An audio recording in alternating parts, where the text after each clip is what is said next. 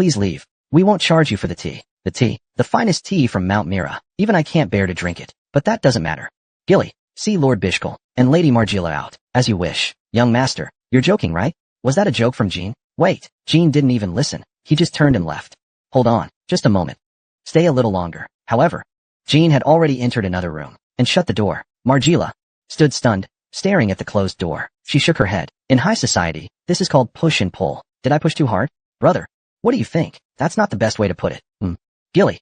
Sir Macrolon, if I apologize, will Sir Jean agree to see me again? Gilly shook his head. He definitely won't come out. Please follow me. Gilly led the way out of the room. Bishkal could only push his wheelchair to follow. Margila looked visibly disappointed. Bishkal, on the other hand, remained indifferent. Jean seemed furious, unable to deal with his younger brother. Gilly, Sir Macrolon. Yes, my lady. Lady Margila. What the palace is searching for is Tamar. Please relay this to Sir Jean.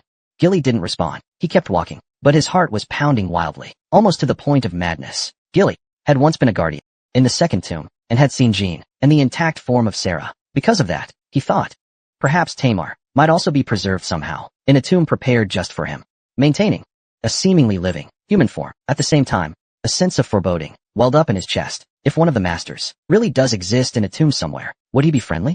Sarah had attacked Jean the moment she saw him. According to Jean, the guardian they met in the first tomb, Hildreth, and even Luncade were the same. Although the feeling was ominous, it was ultimately up to the young master to judge. Seeing Gilly stay silent, Margila was a little displeased. I just wanted to form an alliance with Sir Jean, but Sir Jean seems to dislike me. This feeling feels like unrequited love. Humph. Classical wording. Gilly stopped walking and turned to look at Margila. Jinzalo has always been in conflict with the young master, even back in school days. The ones who once kidnapped the young master, even allied with Jibber, they created strange things to threaten the world. Many innocent people died in the process. And not just that. In fact, the compass you made was used by Jibber to gather contractors, just like searching for artifacts. The Dark Magic Society under Kinzalo even turned citizens of the Holy Nation into living puppets.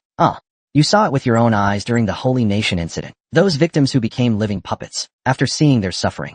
Do you not feel any guilt at all? Then, don't think that just because you helped the young master a little, you can act so smug. Even without you, the young master could have handled the crisis. The young master hates most people like you. Keely briefly released killing intent, then returned to a blank expression. Thinking about these lunatics past, it was truly infuriating. I shouldn't have said that. He turned again, ready to guide the Ibriano siblings. It might be hard to understand. Margila spoke with a faint smile. We may look like villains, but in truth, we of Kinzalo are contributing to the world. What? We will create a world better than the current one. We also hope Sir Jean can be part of it. We believe Sir Jean will understand our intentions one day and take a positive stance. Those words nearly made him snap. If someone hadn't grabbed his shoulder, he would have exploded. Fourth lady. The one grabbing Keely's shoulder was Meow. Fourth lady. May I call you that? My apologies. Eighth knight, sir. That's more like it. Next time you cross the line, you won't get off with just a warning. Keely. Macrolon. Yes, understood. Keely lowered his head respectfully. Meow's gaze turned to the Ibriano siblings. Lunatics like that exist everywhere. For the world, they say. A bunch of third-rate terrorists. How dare they say that? Shut your mouth and scram, or I'll smash that wheelchair and break your hands. In Bishkar's eyes, a fire ignited at once. However, Meow didn't care. She sneered coldly. What's wrong, Sir Bishkar? Not happy? Feel insulted? That's too much. Meow. Sir Luncade. Then let's take it to the duel arena. Even though it's not during a banquet, I have the right to request it. Margila. So her brother wouldn't be cornered or lose control from anger, put on a bright smile and said, oh, so you're Meow. Sir Luncade. Such a pretty face, with such vulgar words. That's exactly my taste. What an eye-opener. What? Nice to meet you. I mean no harm. As a knight of the Shupsk family, please show your magnanimity. Well then, farewell. So, Margila quickly pushed the wheelchair past Meow. Such slender arms could unleash such incredible speed. And Sir Gilly, thank you for guiding us. Next time, let me be your driver. Bishkul gave Meow a glare, then followed his sister. At that moment, she added another person, like Bubel, to her kill list. Gilly. Yes. Lady Eighth Knight, were you just trying to kill them? A nanny and the like? Are you insane? Gilly lowered his head in silence. Meow raised her hand. She was about to slap Gilly. Fortunately that didn't happen. Hey, Meow. Are you really going to hit the nanny? Put your hand down. This time it was Meryl. Coincidentally, they were talking right outside Meryl's room. So, hearing the voices, Meryl came out to check. Meryl sis, is it okay to call you that? Seventh Knight. Long story short, if you don't want trouble, just go your way. Sis, you're still calling me sis? Hey. You idiot. You just created a great impression for the boss. Why stir up trouble again? If you hit Gilly, Can you deal with the consequences? Of course. Meow wasn't doing it to please Jean. She insulted the Ibliano siblings, simply because she hated Ibliano, or those like Jinzalo, rambling nonsense, in the Garden of Swords. She had no other agenda. Say it again. Meow clenched her teeth, staring at Meryl. I'm backing off today, but you better know your limits. I'm not a beast. I won't keep holding back. Well said. Even beasts become obedient when beaten. Humans should behave even better. Meow left, clenching her trembling fist. Meryl shrugged. Now I understand why Sister Luna was always so exhausted. Thank you, Miss Meryl. Though Meow's words were harsh, you should still thank her. If she had attacked the Ibliano siblings just now, the consequences would have been dire. This was Gilly's own, the most obvious fact. If she had attacked the Ibliano siblings in a moment of impulse, it would have put Jean in a very difficult position. Because of that, she felt deep self-loathing. Not only did she fail to help Jean, but nearly made a mistake out of rashness. TSK. Anyway, I kind of like your sense of justice. In any case, I'm satisfied. That purity, my nanny, was probably the same. Meryl smiled and patted Gilly on the shoulder. Tell Big Brother to set the date and conditions for the duel soon. Also, Gilly. Yes, from what I've seen, Big Brother only loses his mind when it comes to you. Especially when it comes to you. He cares very deeply. So, be smarter from now on. You'll become Big Brother's most precious person. Chapter 352. Chapter 352. Chapter 108. Saladaman's final. Reinforcement Phase 1. Gilly couldn't understand herself. Yes. But she shouldn't have lost control. To such a degree, it should have been something she could endure. However, an inexplicable anger welled up inside her. She almost attacked the Ibliano siblings. Maybe even if she had, it wouldn't have been a big deal. After hearing Gilly explain what happened in the hallway, Jean just shrugged, as if to say, it's not a big deal. I'm ashamed. I nearly caused trouble for you, young master. It might have been a bit of a hassle, but not enough to be fatal for me. Jean wasn't saying this to comfort Gilly. He really meant it. First of all, Bishkul wouldn't have taken an attack from Gilly lightly. Even if Meow hadn't seen it, Bishkul could have easily blocked any blow from Gilly. Gilly's current strength is at the 7-star level. Of course, her skills are excellent, and she has great potential, but Bishkul is several levels above her. Secondly, the root of the incident here, if Bishkul hadn't blocked Gilly's attack, as long as there was reason to accuse the Lunkade Knights, it still wouldn't have been a big issue. After all, they came uninvited, unwelcome guests. But Gilly said she suddenly lost control. That part was strange. Was it because it was related to me that she reacted so strongly? Or maybe lately, she's been unknowingly accumulating pressure. If that's the case, she'll become even more cautious. Whenever someone tries to hurt Jean,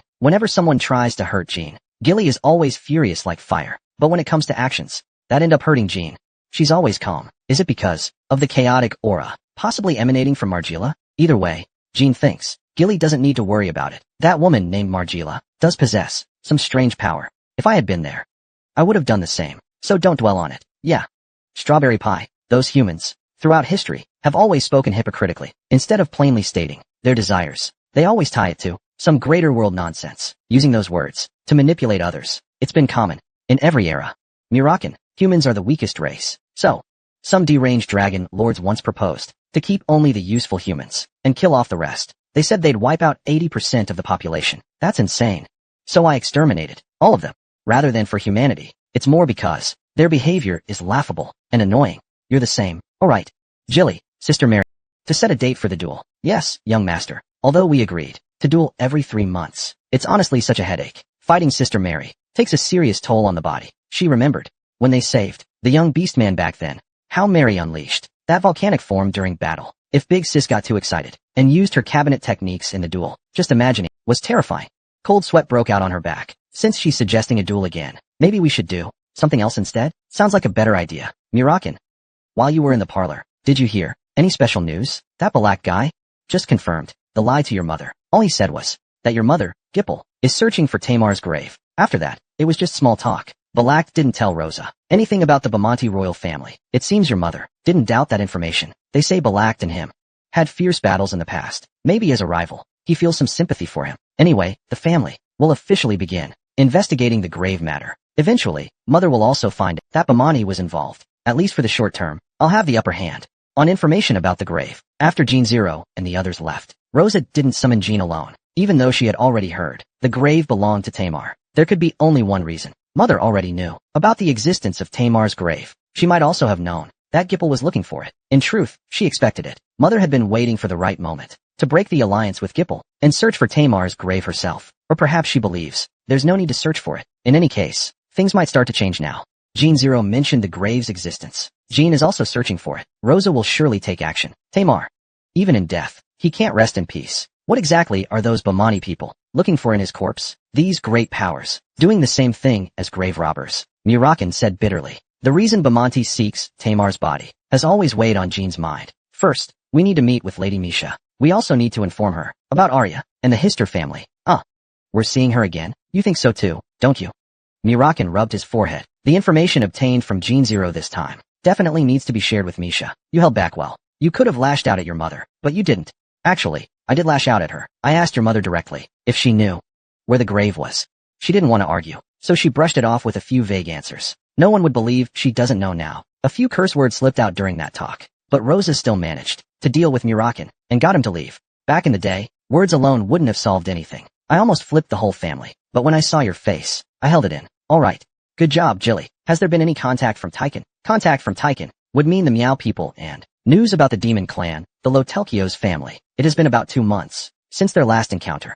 Valeria still hasn't found any trace of the Meow people. Kakantar also hasn't discovered any clues related to Lotelkios, even with the help of record magic. Searching for the Meow people is no easy task, and Kakantar is still a secretly wanted fugitive of the Empire. Therefore, gathering information in person has its limitations. It takes time. As for Gene, he just hopes the Meow people are safe. Yes, young master. The rainbow bird also seems to have trouble moving lately. There are more eyes watching. It can't be helped.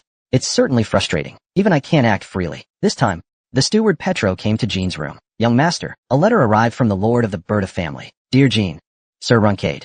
Currently, in the Berta Terra Enil, the letter from the lord of Berta was filled with trivial matters and flattering words. However, this seemingly meaningless letter carried important implications. Bradanat reinforcement. Tychon had Mingxia deliver the message, ordering the lord of Berta to send the letter. If by tomorrow, mother summons him, he'll wait for the summons. If she doesn't, he must depart immediately. The next afternoon, Rosa still had not summoned Gene. Although she issued a few routine tasks as usual, Gene had Belrop disguise herself and carry them out on her behalf. As for herself, she headed toward the tent in the kingdom of Mira. The master was not there, but they couldn't meet Misha. She hadn't returned for over a month and hadn't told her subordinates when she would be back. This wasn't unusual. Once she returns, I'll send word to you right away. Soldavid handles all the affairs. Misha is swamped every day. It's only natural. Geez.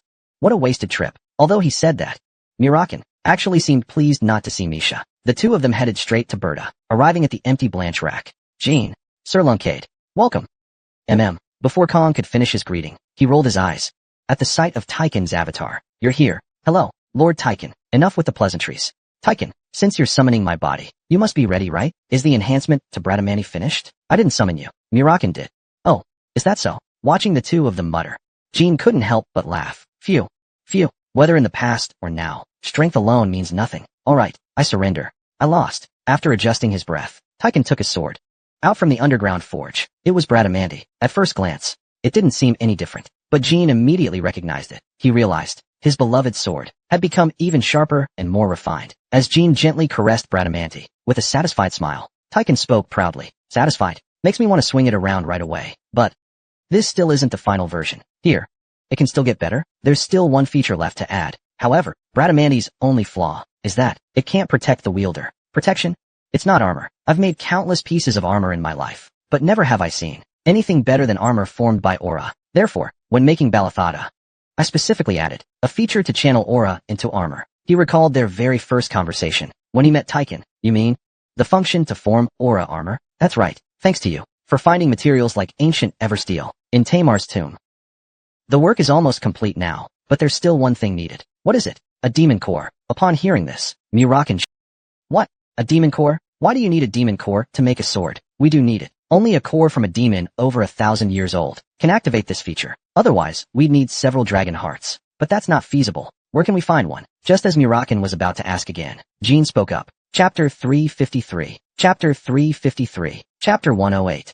Final phase of Bradamanti's enhancement. Second point. It can't be bought with money or goods. Of course I understand that, but we do need some gold. Gold is necessary. Upon hearing the word gold, Murakan's eyes widened, as if he suddenly remembered something. Hey, Tychon, don't tell me you're talking about Ozdak. Oh, you still remember that name? Gene knows that name too. The legendary monster from the Eastern Continent. There are legends across the Eastern Continent about a monster called Ozdak, a monster that eats gold. Greedy humans who offered up gold to harness the monster's power, and the kingdoms that perished because of it. Because the story was so famous, Jean had heard it many times. The name Ozdok itself, appears in similar tales across regions. They all tell that excessive greed leads to destruction, a corrupt end, a tragic lesson. As time passed, today's youth only know Ozdok as a monster from fairy tales, but in our time, it was a very real threat. A third of the world's was devoured by it. Is it still alive? After I went into slumber, it wasn't destroyed? Shortly before you fell asleep, it sealed itself beneath the capital of the Salba kingdom, because after the kingdom fell, it couldn't find any more gold. Ozdok is a monster awakened by gold. Without gold, it can't exert its power. After Salba was destroyed, Ozdok chose to keep sleeping instead of venturing out to search. That was a decision made by instinct. Back then, with powerful Lunkade and heroes from Gipple, one misstep meant death. It was a wise decision. But luck wasn't on Ozdok's side, as it hid underground, beneath Salba in search of safety. The territory of the Black Sea began to expand. Now, people believe that Salba's location belongs to the Black Sea territory, but 1,000 years ago, it was still ordinary land, not part of the Black Sea. As the Black Sea rapidly expanded, Ozdok was buried beneath poisonous soil. You could say, in other words, that kid has to awaken the sealed Ozdok, capture him, and extract his core. Exactly, that lunatic kid. Was he one of the 10 great heroes of ancient times or something? How could he possibly capture Ozdok? Because you're here. Besides, Ozdok is far weaker now than before. He's practically dying. He hasn't been able to absorb gold. 1,000 years have passed, and Ozdok has nearly lost his once terrifying brute strength. And if he were still intact, waking him up would only bring more trouble. Have you forgotten how many headaches he caused 1,000 years ago? As Murakan said, Ozdok was indeed a threat to all forces at the time. Before settling in the kingdom of Salba, he caused countless civilian casualties. Fluctuations in gold prices disrupted the global economic order, whether it was Runkade, Gibril, or Built.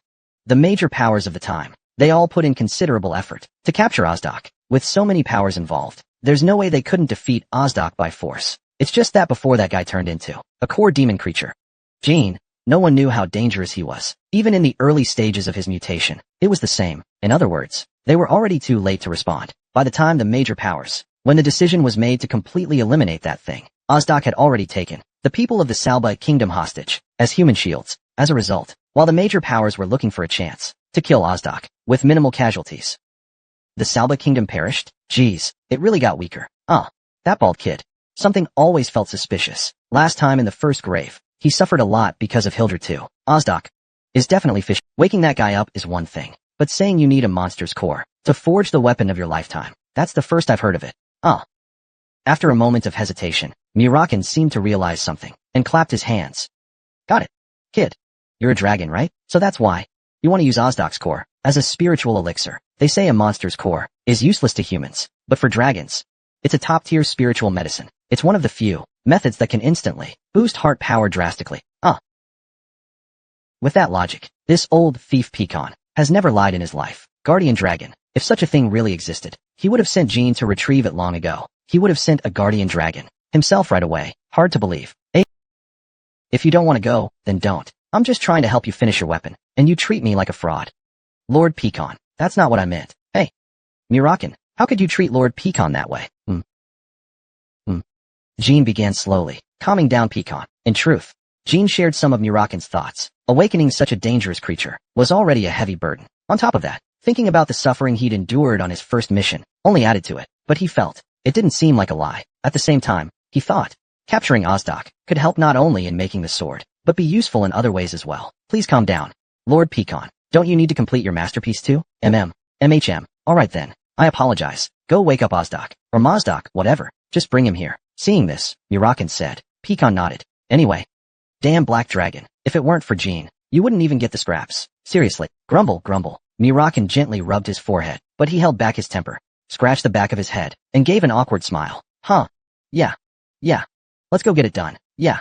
This time, we must cut off all of Ozdok's escape routes. Not bad. Make sure he's fully secured. Not a single bite allowed. Bring him back directly. Murakan. Got it. I don't eat that stuff anyway. I'm plenty strong already. August 28th, 1799. A huge cat, belly about to burst, was strolling along the outskirts of the Black Sea. It was Shuri. This time Shuri also used her spirit cat abilities to effortlessly locate the whereabouts of Salba Kingdom's royal siblings. After all, back when she was Hirurim's cat, she had visited this place a few times. I meant to say this earlier. This cat is just too adorable to resist. Shoo. Can't you give her to me, big sis? She seems to like me too. Meryl said as she stroked Shuri's back. No way. Then if I win this match, I'll use my winner's rights to take her away. Hee. Together with Jean and Muraken, she rode on Shuri's back to determine the outcome. They agreed the victor wouldn't be decided by a one-on-one duel, but by the battle to subdue Ozdak. Through jointly subjugating Ozdak, they would judge who inflicted more damage, who performed better, and who could cut off the enemy's breath. To decide the winner, Muraken would serve as referee and as safety backup in case of emergencies. If he judged that the two of them still couldn't defeat Ozdak, he'd declare the match void and join the fight himself. Of course, Meryl had no idea that this was all for the sake of strengthening the heir's sword. Even though Jean was grateful to her, telling her about Blanche and Pecan's involvement would be too risky. It's not that she doesn't believe, as the third sister, Mary of Luncade, but if she learns about Bing and the existence of Blanche, Mary, the Luncade successor, will definitely make decisions in the family's favor. That would mean having the legendary blacksmith Pecan craft weapons not only for Jean, but for all of Luncade's people. Someday. Because of me, that day may come, but for now, it's unnecessary. Pecan, who has tremendous pride, would never accept such an arrangement. In the end, Luncade would either treat Bing or demonstrate force to compel Pecan to work. The chance of conflict breaking out is very high. Everything Jean gains personally through Pecan would also be restricted. That is inevitable. To confirm again, information must be shared with caution. Anyway, that's still a monster. I've always wanted a chance to take it down. They say, it's nothing like the trash monsters at the Black Sea's entrance.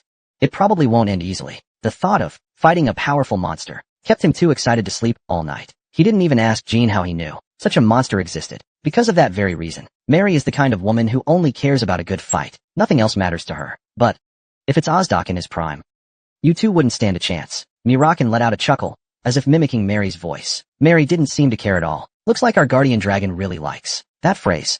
In his prime, guardian dragon, don't play favorites, alright? Of course. This body here is a fair and just dragon. Alright then. If you catch it, have Jean treat you to a drink. I heard you're interested in the Spring Blossom collection too. In my collection, there are some great bottles, fine drinks, and good stories. What a combo. It's settled then. Muraken and Mary got along extremely well from the start, as if they'd known each other forever. They quickly grew close.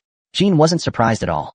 He had always thought the two of them would get along. We're here. Shuli came to a stop. In the heart of the Black Sea's edge, all they could see was a barren land of black earth and sky. However, this was once a place built with gold, the former site of Salba's royal capital. Meow. Shuli opened her mouth wide, and with a clatter, bars of gold poured out. These gold bars had been carried from the family estate, specifically to lure Ozdak. Of course, the Black Sea itself is rarely entered, let alone bringing this much gold into its depths, especially here, at the exact site of Salba's royal capital. This was the first time ever. Gold-eating monster, come out and let me see what you look like. Now that we've brought food, you'd better show yourself. Mary shouted, leaping off Shuli's back. Garuru, the ground beneath their feet. The ground began to shake violently. Chapter 354. Chapter 354. Chapter 109. Ozdak has. Oh, such a fast response. Mary showed an intrigued smile. Even Jean had some doubts in his heart. Although Ozdak was much weaker than in his prime, he still wondered whether such a creature could really survive 1,000 years underground in the Black Sea. Asterisk rumble rumble asterisk. The tremors grew even stronger. From deep below the earth, the sound of a massive creature stirring echoed, resonating clearly through the ground. Oh, feels like I just hooked a whale. Mary smacked her lips. No matter how weak it's become, you two better stay on guard. Muraken found Mary's attitude amusing, because she had never experienced Ozdak in his prime. That's why she was so confident. Asterisk snap asterisk. Suddenly, a massive limb, looking like Ozdak's arm, burst out of the ground. It resembled a metal pillar, without any joints, seemingly incapable of moving flexibly. Yet that arm was as soft and fluid as molten iron. It possessed both the hardness of steel and the fluidity of water. Seeing this, he instantly realized slashing it would be incredibly difficult. Ozdak's arm fell to the ground, searching for gold, while Mary just silently watched.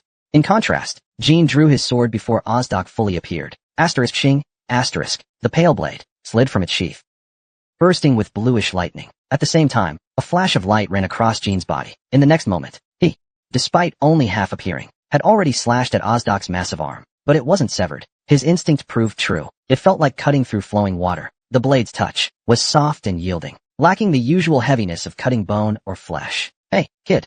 What are you doing? Mary shouted loudly. She had planned to let Ozdak finish eating the gold first. That was to ensure an intense, satisfying battle. His attack almost ruined her prey. Good thing it didn't cause serious damage. Phew. Now's not the time to argue, sister. This little sister of yours was so excited, she couldn't even sleep properly. Even though it's weaker now, I still want to do what I can. to raise the monster's power before the battle begins. That's not what I mean. Aren't we competing right now? Upon hearing that, Mary's eyes sharpened. What she meant was, there's no time for leisure. Before I take care of this thing, you better do something too. Huh? What a cunning kid. Only a sister clad in glow armor, blasting off the ground with top-tier magic bombs, could do that, and still manage a clean finish. TCH. Mary's chain sword unfolded like a venomous snake. Dozens of blades were instantly infused with dazzling aura. They began to extend, sending out sharp shockwaves around them. The gold chunks spit out by Shuli were sliced apart like tofu. Ozdok's arm was shredded beyond recognition by the chaotic slashes, but wasn't completely severed. Ozdok's arm momentarily lost its form under the barrage of blades, but as soon as Meryl stopped attacking, it instantly returned to its original state and dropped to the ground again, searching for gold. It seemed a few chunks of gold had been blasted into the pit by the shockwave Meryl created. TSK. Ozdok, devouring the gold chunks, let out a greedy sound, filled with a deeply unpleasant resonance. Within it was the aura of Ozdok's dark, evil energy. The two gold chunks that fell into the pit glowed like flames underwater. Woo-woo-woo. Ozdok's roar echoed once again, the tremor several times stronger than when it first moved, as if the ground were about to flip over. Boom. Ozdok began to rise from underground. With the aura it emitted, explosions of various sizes erupted across the ground. Jean and Meryl swatted away the debris and adjusted their stances. At that moment, Murakin, riding Shuli, retreated from afar. Looks like what that guy said was true, though he's much weaker than before. Dealing with him using just these two kids is still a bit tough. Seems like I should observe a little longer before stepping in. That was the decision Murakin came to. Even sealed away for 1,000 years, and weakened in body, Ozdok's majesty, the massive shadow of Ozdok, loomed over the land. What a bizarre creature. Here it comes. Feels incredibly powerful. Jean and Meryl looked up at Ozdok. Its skeletal structure was exposed, without a single hair. If there were a monkey the size of a castle, this is probably what it would look like. The golden aura emanating from the center of its chest was especially striking. That was the core of Ozdok. Though Ozdok stood on the ground, it only made strange noises, showing no interest in Jean and Meryl. It didn't even realize that Jean and Meryl had already attacked it. Ozdok's eyes were focused entirely on searching for gold. He paid no attention to them at all. That kinda hurts the pride. Even as she said that, Mary's eyes looking at Ozdok still sparkled with excitement. Maybe against an opponent immune to physical attacks, anyone would feel afraid. In fact, most warriors who saw Ozdok would probably feel the same, but not Mary. Nor Jean. It's not regeneration. Could his body be illusory? While Jean briefly pondered, Mary had already charged at Ozdok. Ozdok extended a long, dark tongue and licked at the gold on the ground. Until you're gone. Ozdok, I'll keep slashing you. */. The act of cutting off that tongue, or rather, the attempt to cut it, had begun. Mary's beloved sword flickered like scattered beams of light, firing sword energy at random. Even Jean could barely keep up with his eyes, with how fast it was. Every time the sword light flashed, Ozdok's massive body would blur slightly. In the first few seconds, Ozdok continued until his red pupils rolled, and he finally reacted. A heavy thud rang out as Ozdok turned toward Mary. That sound was something only well-trained fighters make when punching or exhaling forcefully as they strike a human body. At the same time, Mary was blown back, gritting her teeth, because she had been hit in the side by Ozdok's tail. Luckily, she managed to defend in time before it fully landed. That saved her from a fatal injury, but the mental shock was far worse than the physical one. I nearly got knocked out in one blow, and to think, that wasn't even a serious attack. It felt more like swatting a fly, just an unconscious reflex.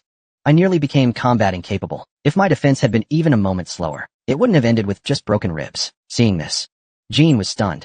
With a body that massive, it caught even Meryl off guard. Her hair stood on end. Murakin, is this guy really that weak? Jean shouted loudly. Murakin raised both arms and gestured a face circle. If things get really bad, the mighty black dragon will step in to help. You two just give it your all. Meryl stood up again, her eyes glimmering. Her whole body was in pain. Confusion and anger quickly surged within her, but she didn't let them explode outward. Instead, she decided to stay calm. In the circle of dancers, no one didn't know that Meryl was a battle maniac. She loved fighting with no regard for consequences, a well-known fact. Therefore, most dancers believed Meryl was hot-blooded and simple-minded, but those who truly knew her said, when her eyes turned cold like now, that's when she was most terrifying. It was the same when she fought her brother, and the same when she slaughtered the undead. Now was no different. Since her brother returned, exciting battles kept coming one after another. Now then, how should we deal with this guy? Forget it. TSK. The gold chunks on the ground were all swallowed into Ozdok's belly. The sibling sneak attack wasn't entirely in vain. Although it didn't wound the enemy, more than half the gold they brought was lost during the assault. Gold is the source of Ozdok's power. If he eats it all, his recovered strength will double. Big brother. Yes, sister. To deal physical damage to Ozdak, we must strike when he's preparing an attack, when his body becomes solid. I thought so too. Normally, his body seems like air. If only that damn black dragon in the back would give us some advice. Murakin lay on Shuli's back, smiling as he watched the siblings, even snacking on something he'd prepared earlier, Ratri's cookies. Still, her body can't stay like air forever. If that were the case, she wouldn't be able to chew gold chunks. There must be a weakness. Yeah, there might be another way to make her body vulnerable to physical attacks. Swoosh, crack, as Jean sheathed his sword. He gathered flames in one hand and frost in the other. I'll try using magic and versatility to find an effective method of attack. Sister, during that time, please find her weakness. Got it. Uffed. Meryl spat out bloody foam and charged toward Ozdak. At that moment, Ozdak finally began paying attention to Jean and Meryl. At first, just awakened from the seal. His mind had been consumed by the scent of gold, but now, his intellect had partially returned. All right, the chain sword gleamed once more, drawing sharp arcs. Ozdak didn't dodge this time either. He simply deflected Meryl away. Meryl was knocked down multiple times, but undeterred, she kept swinging her sword at Ozdak. In under a minute, she'd been blown away over 10 times. But at this point, it was no longer about pride, because she had acknowledged that Ozdak was stronger than her. It seems she's immune to magic too. Flame, ice, wind, earth, every element has been used, but not a single one has dealt effective damage. She's like an indestructible fortress. If Jean hadn't noticed another phenomenon, he might have thought she was immune to both physical and magical attacks. They almost missed it, because Meryl was at a disadvantage. It was hard to find a moment to attack together, but now they'd found a breakthrough. Next up was timing it right with his sister and successfully triggering a spell. An attack. Easier said than done. Actually doing it was much harder. Chapter 350. Chapter 350. Chapter 109. Ozdak. 2. Alright, Ozdak roared and slammed both fists into the ground. The ground cracked open. Rocks flew in all directions. Not only was the earth shattered, the shockwave sent Mary's body flying into the air. Then, as she hovered for a moment in midair, Ozdak reached toward her with his fist. A massive punch tore through the air, producing a terrifying sonic boom. If that hit directly, even a Runkade body blessed by divine force would be pulverized. But Mary, like Balton, released sword energy midair and quickly shifted position. Moreover, at the moment Ozdak's fist missed, she wrapped her chain snake around his arm. Asterisk hiss hiss hiss asterisk. The snake tightened like a rope, leaving a spiral groove along Ozdak's arm. Due to friction, his arm turned extremely rigid, and sparks flew as it rubbed against the snake. But even so, the attack was ineffective, and before she landed, Mary was counterattacked. She had to raise her arm to block the incoming tail, because before she could retrieve the snake, the strike had already come. Of course, this wasn't suppression for Mary. It only ignited her fighting spirit. She even felt a bit regretful that if it weren't for Big Brother and Lord Murakin, maybe this could be a more intense fight. The reason Meryl felt regret was simple. Even in the battle against Ozdak, though at a disadvantage, she never truly risked her life. She believed in her brother behind her. She also trusted Murakin. No matter how powerful Ozdak was, as long as those two were present, victory was almost guaranteed. That was what Meryl thought. Before his sister became too exhausted, he had to read the situation. Jean hadn't launched a single attack yet. He was reading Mary from different distances, using different methods, attacking the same spot simultaneously. Even a well-coordinated duo couldn't easily pull that off.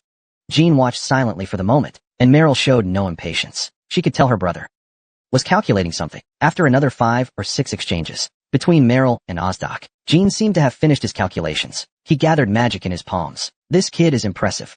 In such a short time, he had already grasped his sister's attack rhythm. Murakin also saw through Jean's plan and quietly praised him. There was another man on the battlefield who shared thoughts similar to Murakin. Oh, Jean. Lunkade. How interesting. That kid's reputation wasn't exaggerated. He completely hid his presence, lurking on the side of the battlefield, watching his companions the entire time. No one even noticed he was there. The man smiled slightly and continued watching the battle. Whoa! Pale blue flames suddenly erupted. The Flame King stretched his long neck from a spatial gate, letting out a thunderous roar. Ozdak flinched and turned around. This monster, don't even think of standing in my way. Meryl seized the opportunity, leaping forward. She thrust the snake fang into Ozdak's mouth. She had never found a weakness in Jean's stance. This was the first time she aimed at the face. Clang! The snake fang was blocked by his teeth, failing to pierce his throat. Yet Meryl's lips curled into a cunning smile. Oh, these teeth seemed fragile. They trembled. The molar touched by the snake fang slightly quivered. Jean sensed it through the arrow tip. Fragile teeth. Ozdak's first weakness. Even when struck, he trembled in pain. Big brother. Meryl called out. Jean nodded in understanding. He immediately ordered Tess to breathe into Ozdak's mouth. At the same time, he readied a new attack spell, Level 7 Flame Command, and Level 8 Infernal Wind. A swelling fireball and howling wind surged forward. For the first time, Ozdak retreated. Although it wasn't difficult to block the spells, he instinctively realized these two humans before him had found two ways to hurt him. Teeth, physical attacks, and magical strikes simultaneously. 1,000 years ago, when Ozdak first became that lone monster, it took humans a long time to discover his. Back then, Ozdak was much stronger. Very few could fight him hand-to-hand to probe. Ozdak let out a furious roar, swinging his fist. Yet Tessa's flames slipped through the gaps between his knuckles, shooting straight into his mouth. Ozdak's full attention locked onto that blazing fire. Meryl, seizing the moment, targeted his ankle. Her brother must have known that rather than just aiming at the teeth, hitting the core would be more decisive. That idea struck true. The two spells Jean had prepared flew straight at Ozdak's right ankle, perfectly syncing with Meryl's pace. Their attacks hit the ankle at the exact same instant, without even a second of delay. Asterisk crunch, asterisk, asterisk boom, asterisk. Wow. Hit it in one go. Impressive. That's my big brother. Ozdak's ankle spewed out black blood. The splatter drenched Meryl's hair and armor, but she smiled in satisfaction. Meanwhile, Ozdak was busy dousing the faint flames on his face and regenerating his ankle. She let out a wail even louder than before, trying to slow their assault. But the Runcade's siblings wouldn't back down because of that. Now it's your turn to suffer, Ozdak. Meryl poured new battle energy into Snake Fong and shouted. In just a few minutes, she had been thrown around dozens of times by Ozdak's fists and tail, but now it was time to strike back. Jean kept preparing spell after spell. At this rate, they wouldn't even need to use Lightning Cannon, Heaven-Defying Slash, or the Heaven Flame Sovereign's first form. Victory would soon be theirs.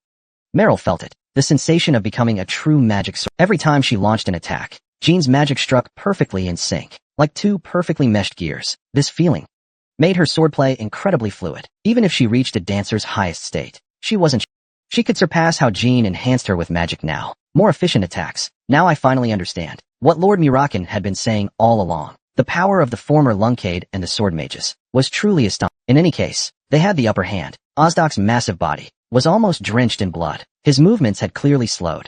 Fingers severed. Tyze's flames melted several fangs. However, Meryl and Jean's attacks grew fiercer over time, especially Meryl. As she dodged and blocked attacks, she actually recovered her strength. My sister really is a monster. So much shorter. Yet she keeps pulling ahead. Just in terms of stamina, she's second only to Luna, but absolutely not inferior to anyone. Not at all. Ozdak dropped to one knee. Tyze let out a sharp roar that pierced the sky. It seemed like with one final push, they could end the battle. But Jean and Meryl had other thoughts. This guy surely won't go down that easily. Would one burst of aura be enough to end it all? Even though it looks weak, it's still the golden monster that once terrified the world 1,000 years ago. Still, there's no need to wait too cautiously. The answer will come eventually. Jean and Meryl's eyes were fixed on Ozdak's chest, where its core was located.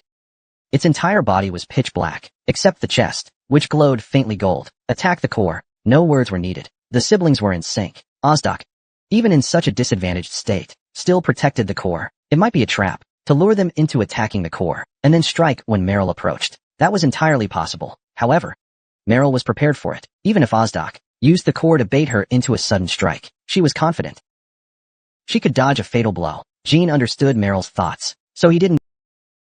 Well done. I'll reward you. Meryl smirked. Then, she fixed Jean's chainsword straight in place. Her eyes sparkled. The aura-drenched blade emitted a dazzling brilliance. A dramatic stance. A secret technique, different from the Dual Chronicle. Another ultimate technique of Luncade. What Meryl was about to use was one of Luncade's 7 secret arts. Though Jean had never seen this one, he instantly knew it was no ordinary move. Last time she showed the volcano transformation. Now she's going to shock me again? He had no time to speculate about what kind of technique it was, because their coordinated rhythm suddenly accelerated.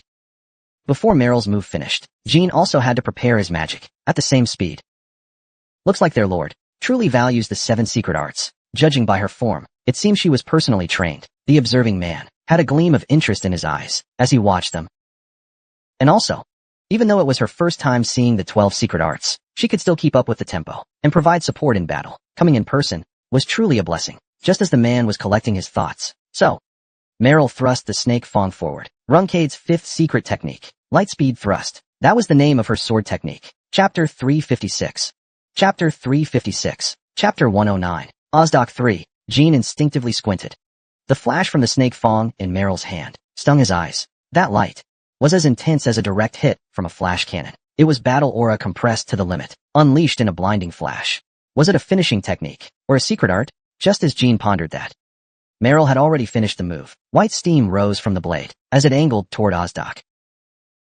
Meryl took a deep breath. The motion had ended, but the world remained unchanged. No one had seen the instant she swung her sword. Not even Jean. No. Not even a dancer more skilled than Jean could dodge that light purely by reaction. True to its name, light-speed thrust, there's no one in the world who could react in time to evade the perfected fifth secret technique. Only a prediction beyond reflex, or some kind of transcendent intuition, could counter the lightspeed thrust sword technique. Without those, dodging is absolutely impossible, and monsters with no swordsmanship foundation wouldn't even register the strike. The flash had pierced through Ozdak's core 3 seconds earlier. Yes. A moment later, a cracking sound came from Ozdak's chest. At the center of the massive core, a hole the size of a human head appeared. Ozdak stared down in a daze. Gazing at the hole, Jean, meanwhile, looked through it, and saw an even bigger, darker hole in the sky. Meryl's lightspeed thrust had pierced the sky itself, splitting open the dark, ocean-like clouds, with a circular rift. A chill ran up their spines. As a human dancer, she couldn't help but fall silent. This was the aftermath of just one thrust. Luckily my magic kept pace with that insane speed. That wasn't luck, he thought. It was because Meryl adjusted her speed. Ozdak couldn't block magic and physical strikes at once. Jean recalled this again, shaking his head unconsciously. But even if my magic hadn't landed, I feel like that thrust still wouldn't have harmed Ozdak. Asterisk GRRKK.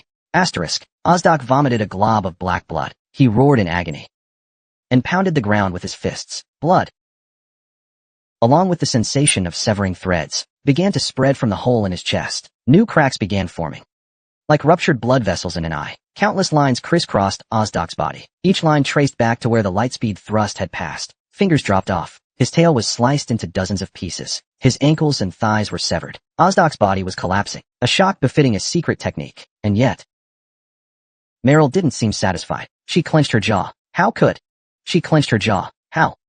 It's still far from enough. Witnessing a thrust so close to divine might, no one would think. Asterisk, it's still not enough. Asterisk, such a statement is hard to believe. But if you had seen Shilong, the sword of Rumcade, seen how a single strike of his could reduce enemies to ash, still far from enough. Or rather, one might think this was just arrogance, that she was already comparing herself to her father. However, more than Meryl's lightspeed thrust, what sent chills down the spine was something else. This guy's not done yet. Ozdak, Jean, and Meryl both instinctively sensed this millennia-old cord demon was not yet dead. Top-tier monsters often have extreme regeneration. It's nothing unusual for named cord demons. It's even more common. If Ozdak were merely one of the elite cord demons, then the heroes of 1,000 years ago wouldn't have struggled so much. Ozdak was the strongest cord demon of his time. Asterisk crack, crack, asterisk. Ozdak's shattered body suddenly began to contract. It looked harmless, as if bones and flesh were disintegrating into powder, but in reality, it was preparation for transformation. Ozdak's body, turning into particles, began forming a shape in midair. Meryl's pupils widened. Jean shouted for her phoenix, Tess. Tess's eyes sparkled, and she released a blast of azure flame. It was all the fire she could muster at the moment. The blue flame instantly engulfed Ozdak's form and formed a barrier around him, completely sealing him in. However, Jean and Meryl didn't let their guard down. Instead, they shifted into full combat stance. What a troublesome thing. It took a lightspeed thrust head-on, and it's still alive. It's been a while. SSS. After observing Ozdak for a moment, Tess began to shrink and canceled the summoning. Not because she was out of energy, but because something felt off. She needed to conserve her strength and reassess the situation. No one could predict what Ozdak would become after transforming, or how strong he'd get, so she prepared in advance. In case the use of a sword's secret technique was needed, then she could be that annoying form. It's been a while. Mirakan sensed the fading of the azure flame and looked toward the now transformed Ozdak. For a monster to gain a core, it needs an unimaginable amount of desire, agitation, and time. A monster sealed by a swordsman, after countless failures, may one day gain a core, and their body would become blade sharp. Or a monster sealed by a mage would eventually gain immunity to magic. In Ozdak's case, it was driven by greed. This guy didn't eat gold from the beginning. Just like any ordinary monster, he hunted beasts, humans, and other monsters, until one day, while killing a human, he suddenly grasped the nature of these people and gained a core. Before his transformation, he lived near a trade city. There, Ozdak devoured many, even those who, on the brink of death, refused to part with their gold. Humans who valued the coins in their arms more than their comrades. After obtaining the core, Ozdak became even more human-like, not just in appearance. His personality, behavior, and speech became similar too, emerging from the smoke. Ozdak descended from the sky and stepped onto the ground. His massive form seemed to vanish. He had perfectly assumed a human shape. His originally black flesh now resembled armor and a sword, fully armed. Whoa! What is that? Is that still a monster? It looks like a person. He shrank. Even smaller than before, though much smaller than before his transformation. The pressure Ozdak gave off was now many times stronger. This sent chills down Jean and Melly's spines. After 1,000 years of slumber, not only do you not welcome me, you treat me like this? Ozdak shrugged as he spoke. What the hell? Kid. Was that guy speaking human language just now? That last strike was pretty dangerous. Could have ended badly. So, break. Just as Ozdak finished speaking, a bead of blood splashed from Melly's right cheek. That was a sword aura. It narrowly missed her face. It had been aimed at her neck. Melly reacted instantly and dodged, or her neck would have been severed. She quickly pulled away. Huh. Her heart was racing. Her breath was short. The palm holding her sword was drenched in cold sweat. Oh. You dodged it. Considering you woke me up, I had planned to let you die painlessly, but now, it'll just be more painful for you. As she spoke, Ozdak thrust her sword from the side toward Melly, so fast, no one could follow it. When did she close the distance? The first strike was blocked by the glowing armor, but the next one left a long gash on Melly's shoulder. If Jean hadn't rushed in and blocked the third strike, she would have been seriously hurt. Asterisk, clash asterisk. Huh. The lightning reed segment clashed blades with Ozdak. The Netherlord's sword alternated between thunder and pressure in its attacks, but Ozdak was completely unfazed. Wait a minute. You too. That sword style, isn't that Loncade's? Ozdak asked casually after parrying the attacks. You know about this? Jean shielded Melly, taking a defensive stance. That high-speed burst just now used up a ton of aura. He needed time to recover. It consumed a massive amount of aura. He needed time to recover. I was originally going to spare you. What? I just woke up. No need to make enemies of ignorant creatures again. If Runcade still exists, does that mean Jipple has already fallen? Ozdak, as the enemy of all past factions, had learned to view humanity as a whole, not as individuals. That's why he always made deals with various powers, just to survive. This time was no different. No matter how strong he was, he couldn't fight the world alone. He had learned that lesson 1,000 years ago. If Jipple is still around, I can help you. What do you say? How about your family and I form a symbiotic relationship? Symbiosis sounds more like parasitism. Ozdak, the name Runcade isn't something a mere monster can speak so casually. Seems you're not that smart after all. Fine then. Ozdak's blade sliced Jean's outer coat. Kid. Give me 30 seconds. Can you do that? Meryl whispered, but she didn't look nervous. Not just 30 seconds. As long as you want. You're so full of it. Meryl, however, was thrilled, because she knew she only needed 30 seconds to recover her strength and activate her volcanic transformation again to battle Ozdak. Meryl. Runcade. This girl is insane too. Even in a situation like this, she doesn't ask for my help and just wants to keep fighting. I really thought that kid would come ask me, but they're still pushing forward. Murakin shook his head. It was time for him to act. No need to let the siblings stay in danger. Time to return to his true form and go all out from the start. Wait. What's that? Just as Murakin was calculating his entry point, asterisk zap, asterisk, a bolt of lightning flew in from afar and severed Ozdak's right arm. That wasn't an attack from Jean or Meryl. It was meant to cut him in half. Oh. He dodged it. A man smiled and repeated the exact words Ozdak had just said to Meryl. He had been standing at the edge of the battlefield, silently observing Jean's group. Chapter 357. Chapter 357. Chapter 109. Ozdak. 4.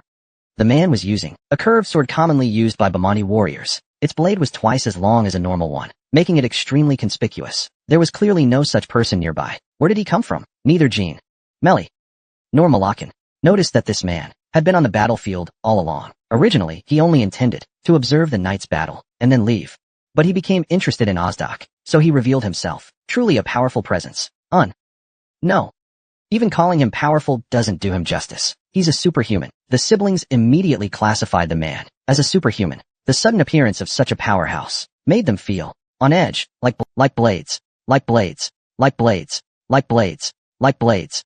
Even Ozdak's transformed Nether King Sword ultimate technique, his projection skill, and secret demon sword arts might not be enough to defeat this man. Someone who could slice off Ozdak's right arm in one blow is extremely rare in this world. And this is the Black Sea.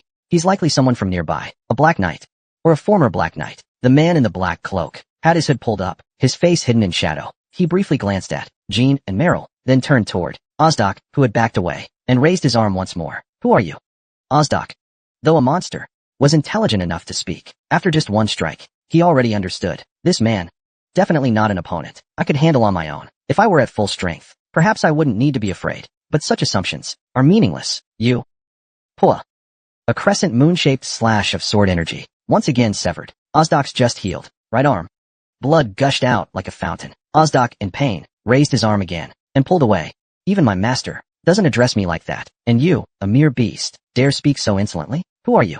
Ozdok immediately changed his stance. Even from afar, you could see the fear on his face, and in his aura. Seems you're not a bright one. Haven't you learned anything? So, with a swing of the curved blade, another chilling, cutting sound echoed. This time, what was severed was Ozdok's right leg. When asking others a question, one should usually state one's name and identity first. Did I expect too much from a monster? No. That's not it. Ugh.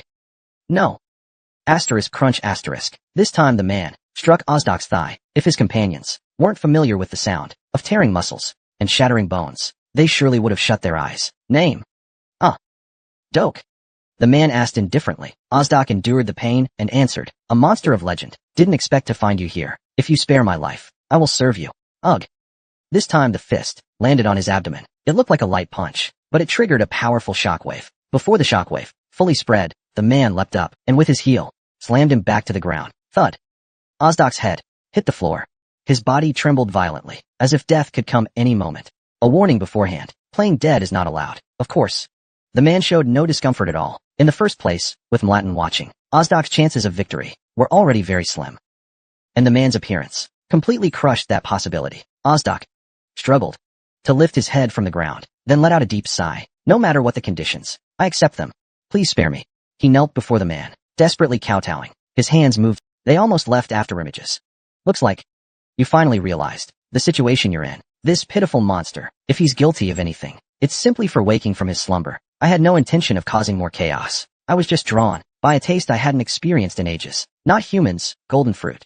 In short, I was lured by food. Hearing Ozdok rattle on endlessly about his situation, Jean found himself speechless. He never imagined the monster that had pushed him and Meryl to the brink before would become so pitiful. From now on, I'll live kindly and quietly. Please let me go. Hey. Ozdok, where did you learn to flatter like that? Kindness. Those words coming out of your mouth, do they even fit? Mirakin walked up to Jean and said, brows furrowed, clearly exasperated. Spare me. Shuri chimed in loudly in agreement. Shuri, too, had heard stories about Ozdok at the height of his power.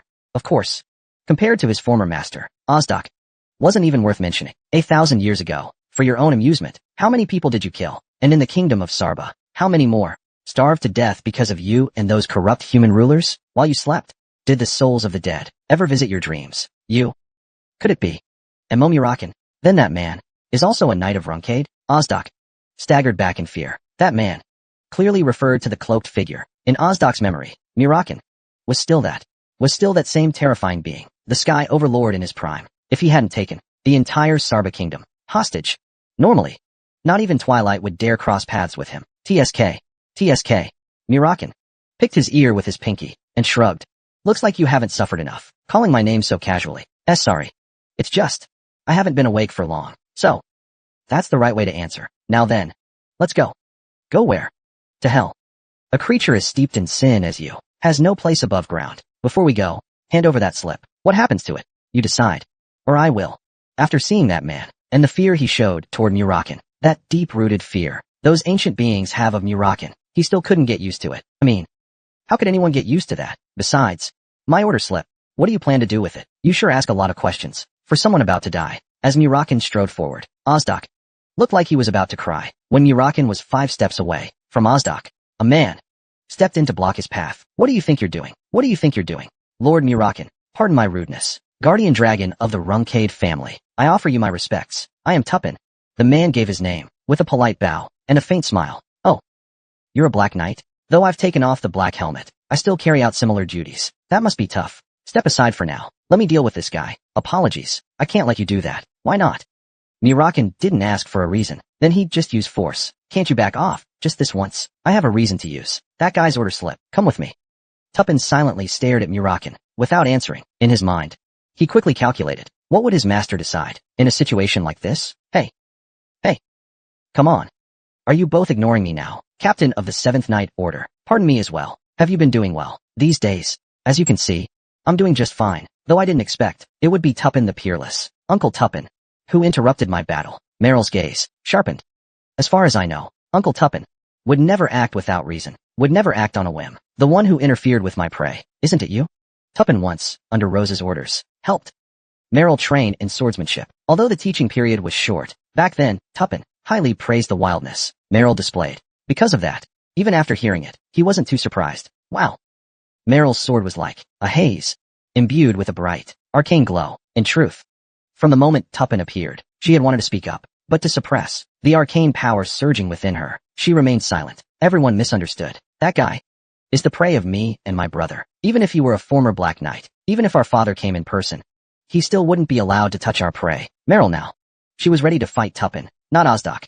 That's the kind of person she is. Because of that, she always scored highly in Shilong's evaluations. However, what she said now wasn't entirely what Jean felt. Even his sister could put on a show of bravado, though Meryl was indeed angry at Jean because of Tuppen's interference. She did all this to protect the reward her beloved brother rightfully earned, and the power to guard Ozdak. But if Lord Tuppen refuses to back down, then she must stick to her words. If it comes to fighting Tuppen, then she and Murakin, joining forces with Meryl, could they stand a chance? Without being able to make a swift decision, Murakin began to cooperate. Murakin, now in his true form, stood by Tuppen and Ozdak. Ozdak, every single moment, felt like she was on the brink of death. She had tried to subdue the children who sought to kill her, but instead, she was pummeled by a superhuman. Now the children, along with Murakin, were threatening her. And besides, whatever your mission is, if that monster stays alive, it'll only bring trouble to the world. You should know what kind of person I am, Uncle Tuppen. At times like this, I never back down, even if it means a meaningless death, even if it results in no choice then. Jean, too, raised. Sigmund, wreathed in lightning, and stood beside Meryl, ready to fight. Though he never expected he'd end up opposing the so-called strongest, a former Black Knight. Please go back, Lord Tuppen. I didn't expect the 12th Night Order to have such recklessness. Huh? Uncle Tuppen. This guy? Nonsense. Hey. Snap out of it. Also, let me say this once. Is he just a monster version of Jet? What a disgrace. Ozdak's every move was exactly like Jet's. The legendary monster had once been majestic before Tuppen appeared, but now he's reduced to a pitiful and vile being, clinging to life. Oh dear. Oh dear. A hopeless sigh escaped from Ozdak's eyes. Tears even began to fall. Perhaps to those who can't stand such cowardly behavior, they might instinctively feel compelled to forgive him. But for the great black dragon and the sword demon of Lunkade, such mercy didn't apply. Let's hear it. Go on, let's listen first. Jean was the more merciful one. To Ozdak, his voice felt like a lifeline. Kid, you don't have to listen anymore. A core beast will die once it loses its core. If what he says now is just rambling, don't ask me. Just kill him outright. That lifeline could snap at any time. Thank you. Ozdak carefully watched the four's reactions and began to speak. This is a secret. Actually, I have 2 cores. As for monsters with more than 1 core, no one in this world knows of them yet. Because of this, Malakan immediately unleashed a crushing aura. Please. Lord Jean, listen. If I had only 1 core, how could I have lived so freely? In that era, Malakan and the heroes who once fought against Ozdak in his prime, 1,000 years ago, they were all puzzled by the terrifying strength Ozdak once wielded. For a core beast, as long as it has average combat power, even dragons will form strike teams to hunt it. But Ozdak was something else entirely. But Ozdak was different from the rest. People simply believed Ozdak was just an unusually powerful monster. Like how among humans and dragons, there are sometimes individuals who surpass all others. But the source of Ozdak's power was the fact that he possessed 2 cores. Unlike other monsters, human greed was reflected in him. Even though he had met all the conditions to become a core beast, he still yearned for more. And as a result, he secretly acquired 2 cores. Alright. Let's assume you do have 2 cores. Then they should be inside your body, right? Take them out. Let us see. The other one is not in my body. It's somewhere else. Asterisk smack asterisk. Tuppen used his elbow. Tubin used his elbow to gently lift Ozdak's chin. Just as Ozdak was about to fall, he quickly straightened up again. The guardian dragon of Lunkade asked, please tell us the location, and personally brought it for us to see. Yes. Originally, Ozdak planned to lie, saying the core was buried far away, to seize the chance and escape. But again he realized, things were not looking good. He had no choice but to hand over the second core. Then he would be taken away by Tuppen. That was Ozdak's only future. Ozdak took a deep breath and walked toward the spot where he first awakened. The core he had worked so hard to obtain. Was he really going to hand it over just like that? As he dug out the hidden core, such thoughts flashed through his mind. But Ozdak wasn't just greedy for money and power. He also had an overwhelming desire to survive. That's how all living creatures are. After a while of digging, Ozdak came back to the surface with the core. Humph. There really are two cores. That core looked like a solid gold lump, the size of an apple. However, even ordinary people could tell at a glance that it had a glow, very different from normal gold. It even looked more potent than the core inside you. Why did you hide it? As a backup plan, Murakan immediately recognized the immense power within the core. If Ozdak had hidden this core inside him back then, he wouldn't have lost so easily to Gubin. Right now, my body's too weak. I don't have the strength to store it inside. Oh. So what you planned was, after dealing with those brats, you'd consume the gold outside, recover your strength, then come back and use the core? Exactly. Give it to me. Give it to that child. Child. Not this child. That one. The core that was meant to be handed to the powerless Ozdak was instead passed to Jean. His trembling hands seemed utterly unwilling to part with the core. If he had recovered his strength and used that core, he might have returned to 60 or 70% of his prime. One could imagine how much trouble he would have caused then. 60 to 70% of his peak condition. One could only imagine the havoc he would have wreaked then. What a commotion. When Jean placed the core into his robe, Ozdak reluctantly let go of his attachment and said, "Please use it well." It was a bit absurd for a monster to say such a thing, but Jean didn't laugh at him. He simply nodded silently, signaling agreement. Such tolerance wasn't hard to show. Also, don't forget Ozdak. Someday, Ozdak was a cunning monster. He knew it was better to please Jean than Murakan. That way, perhaps, there'd still be a sliver of hope. Don't forget. Those words were in fact a plea to someday be rescued from Tubin. Would his father and the former Black Knights let Ozdak go? Tubin, of course, wanted to capture Ozdak alive and bring him back to Xylan. This creature was indeed special. Also, Ozdak still retained part of his memories from 1,000 years ago. Judging by Murakan's reaction, he seemed unaware, but if interrogated carefully, he might reveal information that Lunkade or father needed. Ozdak looked at Tubin with a sorrowful face. He clearly hoped Tubin would take him away soon, because if that Meryl started talking about prey again, things could get complicated.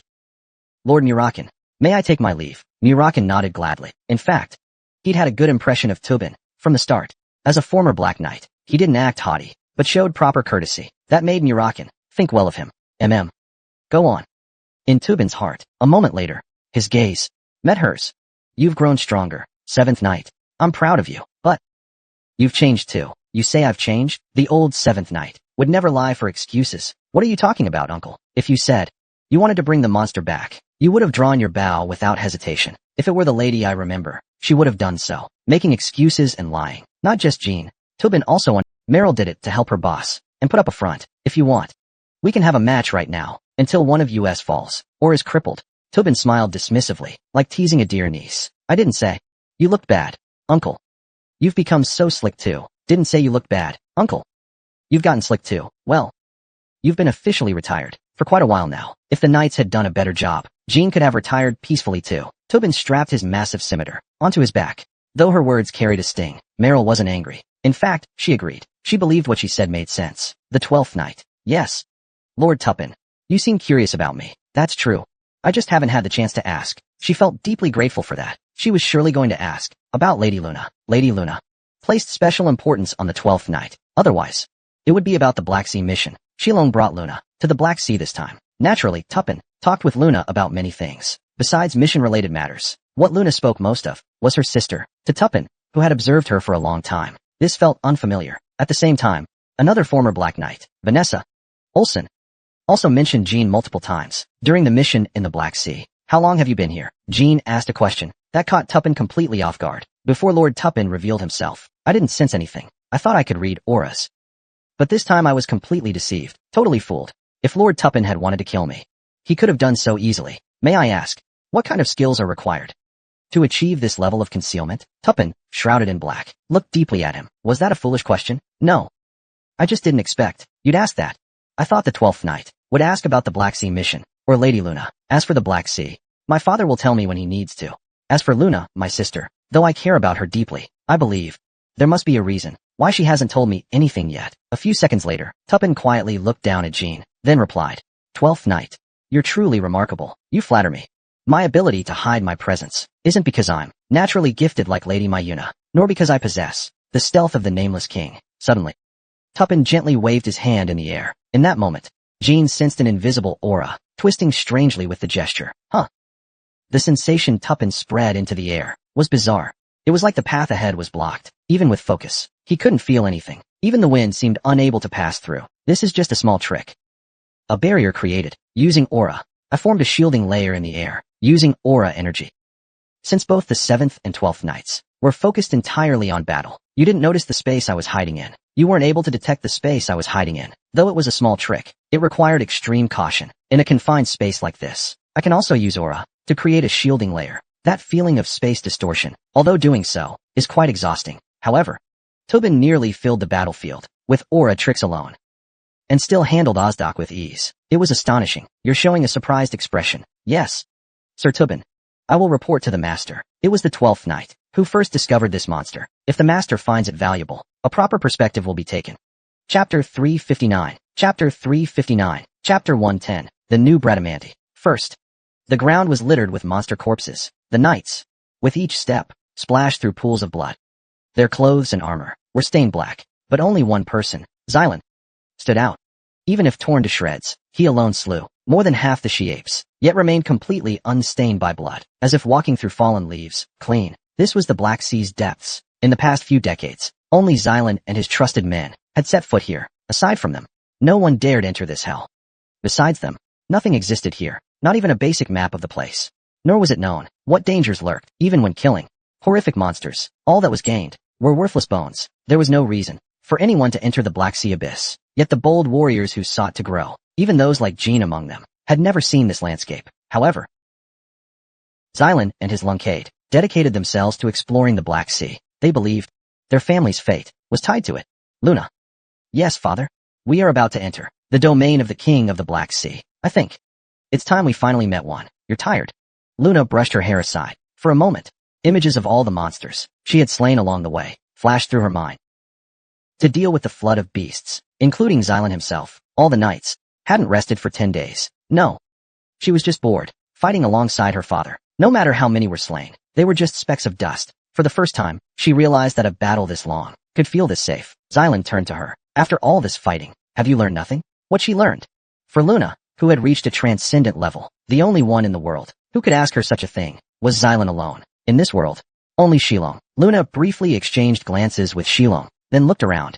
She saw the Black Knights, checking their gear, distributing water. I've learned how to entrust things to the next generation. Shilong nodded in agreement. Her eldest daughter, Shilong Runkade, was her firstborn child. Since the day Luna was born, she had brought Shilong both hope and emotion. She had never let her down, until the day she declared she would forfeit her claim to the throne and become the sword that guards the family. Even then, Shilong never gave up the hopes she placed upon her. In a way, she had once hoped that her eldest daughter, whether she inherited the throne or not, could live a fulfilling life, as a dancer, as a person. However, even after growing, she still couldn't break free from the immense wall that confined her, and that left Shilong with a lingering sense of regret, not knowing how to fight alongside others. That, to Shilong, was Luna's greatest flaw. She was born with overwhelming talent, but destined to walk a lonely path. Now you finally understand, don't you? That ability is essential for fighting against the king of the Black Sea. That wasn't said in a tone of criticism. On the contrary, Shilong seemed genuinely pleased, a faint smile appearing on her face. That one line carried a lot of meaning. Luna understood it, which made it hard for her to reply. Farther than the stars in the universe, or like the unreachable sun. That was how Luna felt about her relationship with her father, and not just her. All of the children had always felt the same way about Shilong since they were little. No, it wasn't just a feeling. I don't know how to put it into words. She awkwardly scratched her head. Of course, Shilong wasn't expecting any sort of answer, but as for Luna, choosing not to answer was her response. It seemed unreasonable, but it was hard to know how to respond. So they were caught in a dilemma. Someone new joined the rear of the group. It was Turban. Sir Turban. Was something unusual found in the central Black Sea, or was it because of the human brought in? No. It was because of that monster. Turban had kept some distance from Shilong's group, and together with Vanessa and Orson, mapped the central Black Sea. The group's attention was focused on Turban, and the bow-wielding figure lowering his head, Ozdak, walking beside him. Although Ozdak still maintained, there's an unusual situation to report. Go on. Turban confirmed that level 7 and level 12 beasts were approaching the Black Sea entrance. When I went to investigate her, I found them fighting a magic beast. Upon hearing the term level 12 beast, Luna perked up her ears. Thanks to Turban's help, she not only overcame the danger, but also got information about her eldest sister. Ozdak looked at Shilong and the Black Knights, and once again involuntarily shrank back. These people, who've killed countless magic beasts, could all become his kind given the right time and conditions. How many humans of this level are there? Let alone the Lord Turban serves. A name from 1,000 years ago, the one known as the strongest, came to his mind. Time Aluncade, just thinking of Tamel's sword, made Ozdak shiver. The reason he took the Salba kingdom hostage was to avoid attacks from Time Al and the Lunkades. I am Ozdak. Unconsciously, Ozdak spoke his name and knelt. He even kowtowed to the ground, but Shilong didn't even look at him. What's the situation? The level 12 and level 7 beasts attacked together, but still struggled. After that, I stepped in and ended the fight. Did it look like they'd lose? Not quite. But if the beasts went all out, the external world might have noticed the battle. Well done. Turban realized that the compliment was not for him ending the fight, but for the beast's strength. This Ozdak beast is pretty strong. Can your eldest sister handle them on her own? Over the past few months, how much stronger has she become? It made him unbearably curious. No one noticed that Ozdak could speak human language, because such beasts were often seen in the deep Black Sea. Just as Luna hesitated whether to ask, Turban had already read her thoughts, and spoke first. A level 12 beast could kill him alone, but would also be severely injured, without Lord Malakan and help from the level 7 beast. He might have died before escaping the Black Sea. She alone had the same question. Jean's growth rate had already exceeded his expectations. Aside from you, there hasn't been news about your eldest sister. Look, he's also mapping the area with the Black Knights and passing on messages from outside. Look, he's also mapping the area with the Black Knights and is in charge of relaying information from the outside, traveling between the deep Black Sea and the continent. We haven't received any special letters from Daikan lately. I'm also curious about that letter from Casimir. It took a long time to restore its original form. Suddenly remembering it is kind of funny. Shilong's words surprised all the knights. Lately, Shilong had occasionally shown this side of himself, like when he was younger, before reaching his peak. Sometimes he'd joke and talk about ordinary trivial things. The deeper into the Black Sea they went, the more he showed that side of himself. Because of this, the knights carried a deep sadness in their hearts. Before becoming a demigod, their lord had also once been just a man. But now, his time as a human was running out. That's where the sorrow came from. Ozdak, the legendary magic beast. For the first time, Shilong turned his gaze toward Ozdak. From gaining a core to learning to speak human language, that must have taken a very long time, right? That's correct. Turban gently pressed Ozdak's shoulder, as a warning. Of course, Ozdak didn't dare make a sound. If Lord Shilong asks, answer thoroughly.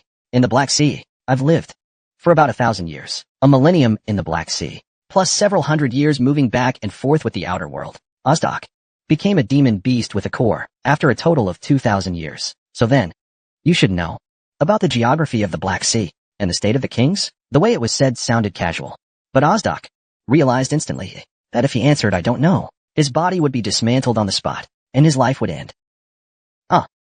Damn. His memories from before gaining the core were fuzzy. Even so, he could only say he knew. After all, it wasn't a total lie. Yes, I do. Lead the way then. Take us to the edge of the Black Sea Martial King's territory. Understood, Please leave it to me. Ozdak forced a smile in response, but inside, he couldn't help but think, I should have just stayed asleep. I never should have awakened. The Bald One is now the legendary Grandmaster, and also their god, Pecan. Bright-eyed, after obtaining the core, glittered with excitement. Oh, it made his mood soar. Also, the core that Jean brought was even more powerful than expected. Even after enhancing the sword, there was still leftover essence for other uses. The core was stronger than anticipated, which also meant Ozdak's power hadn't weakened as much as Pecan expected. Hey, kid, feels good, huh? Comfy. You're always cheating like this. Feels pretty good, huh? That's why Murakan mocking Pecan was completely justified. Even Pecan felt a bit guilty this time. He couldn't even get mad at Murakan. He was too excited, too distracted to retaliate.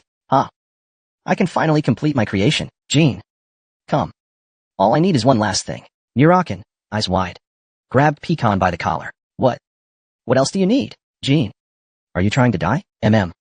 Kid, don't stop me. I wasn't planning to. Do what you need to. Whoa. Wait. Just put your fists down first. Let me explain. You've got 5 seconds. Speak. If it's not convincing, you'll get it anyway. Page 360. Page 360. Page 110. The new Bradamanti. Version 2. You should have just said that earlier. You scared the hell out of me. Murakan, let go of Pecan's collar. Pecan awkwardly cleared his throat. I don't have the old furnace anymore, so I can't do it alone. To operate Bradamanti, I need densely focused energy. Enough talk. Just finish it already. Everything you say is a lie anyway. Do you realize how strong Ozdak was? Look at this core. You can probably guess. Pecan stared greedily. At the core, it was the joy of being able to finally complete Bradamanti. But to outsiders, he looked like he was indulging in some twisted desire. If we trust you again this time, who knows what could happen to the kids? I really don't even want to think about it. Sigh. It's just frustrating to think about it. Seriously. Hee hee. Everyone, follow me. Time to finish the job. Humming to himself, Pecan Murakan shook his head as he watched him go. Jean just shrugged. Back when he was still human, he had an intense sense of pride. No matter who showed up, he'd just yell at them. That guy wasn't as annoying back then. After becoming a god, he's gotten kinda weird, but thanks to Lord Pecan, we were able to begin searching for Tamar's true goal. He might love pulling pranks, but he's still a good guy. Humph. Starting that search had nothing to do with that bald guy. It was thanks to Sodaret. The two of them followed Pecan down to the underground. Below, Jean had built. The secret smithy was even larger than Jean's house above ground. Much larger, in fact. His gaze settled on the massive anvil, placed at the center. Bradamanti on the anvil was glowing brilliantly. A beloved sword, or perhaps a companion. Since he received it in his student days, Bradamanti had become Jean's sword of embodiment. It had been several months since he last wielded it. He was honestly looking forward to it. Pecan placed the core on top of Bradamanti. Then, just as he said earlier, he sliced off about 30% of it. The extremely tough core was sliced as if it were dough, softly and smoothly. Wait. Don't even think about stealing that. Who would steal it? I wasn't thinking that. Besides, I don't even have a guardian dragon yet. Jean, what are you going to do with the rest of this? Are you going to use it to repair that guy's heart? The core of a magical beast is a precious elixir for dragons, especially a core from a creature like Ozdak. It could potentially restore a shattered dragon heart. It's not impossible. However, Malakan snorted in disdain. Only someone clueless would say something like that. Rabbit head. My heart isn't something that can be healed with just any core. If a heart were that easy to fix, Jean and I would have hunted down core beasts long ago. Then, besides me, there's another dragon who needs the core. It's for him.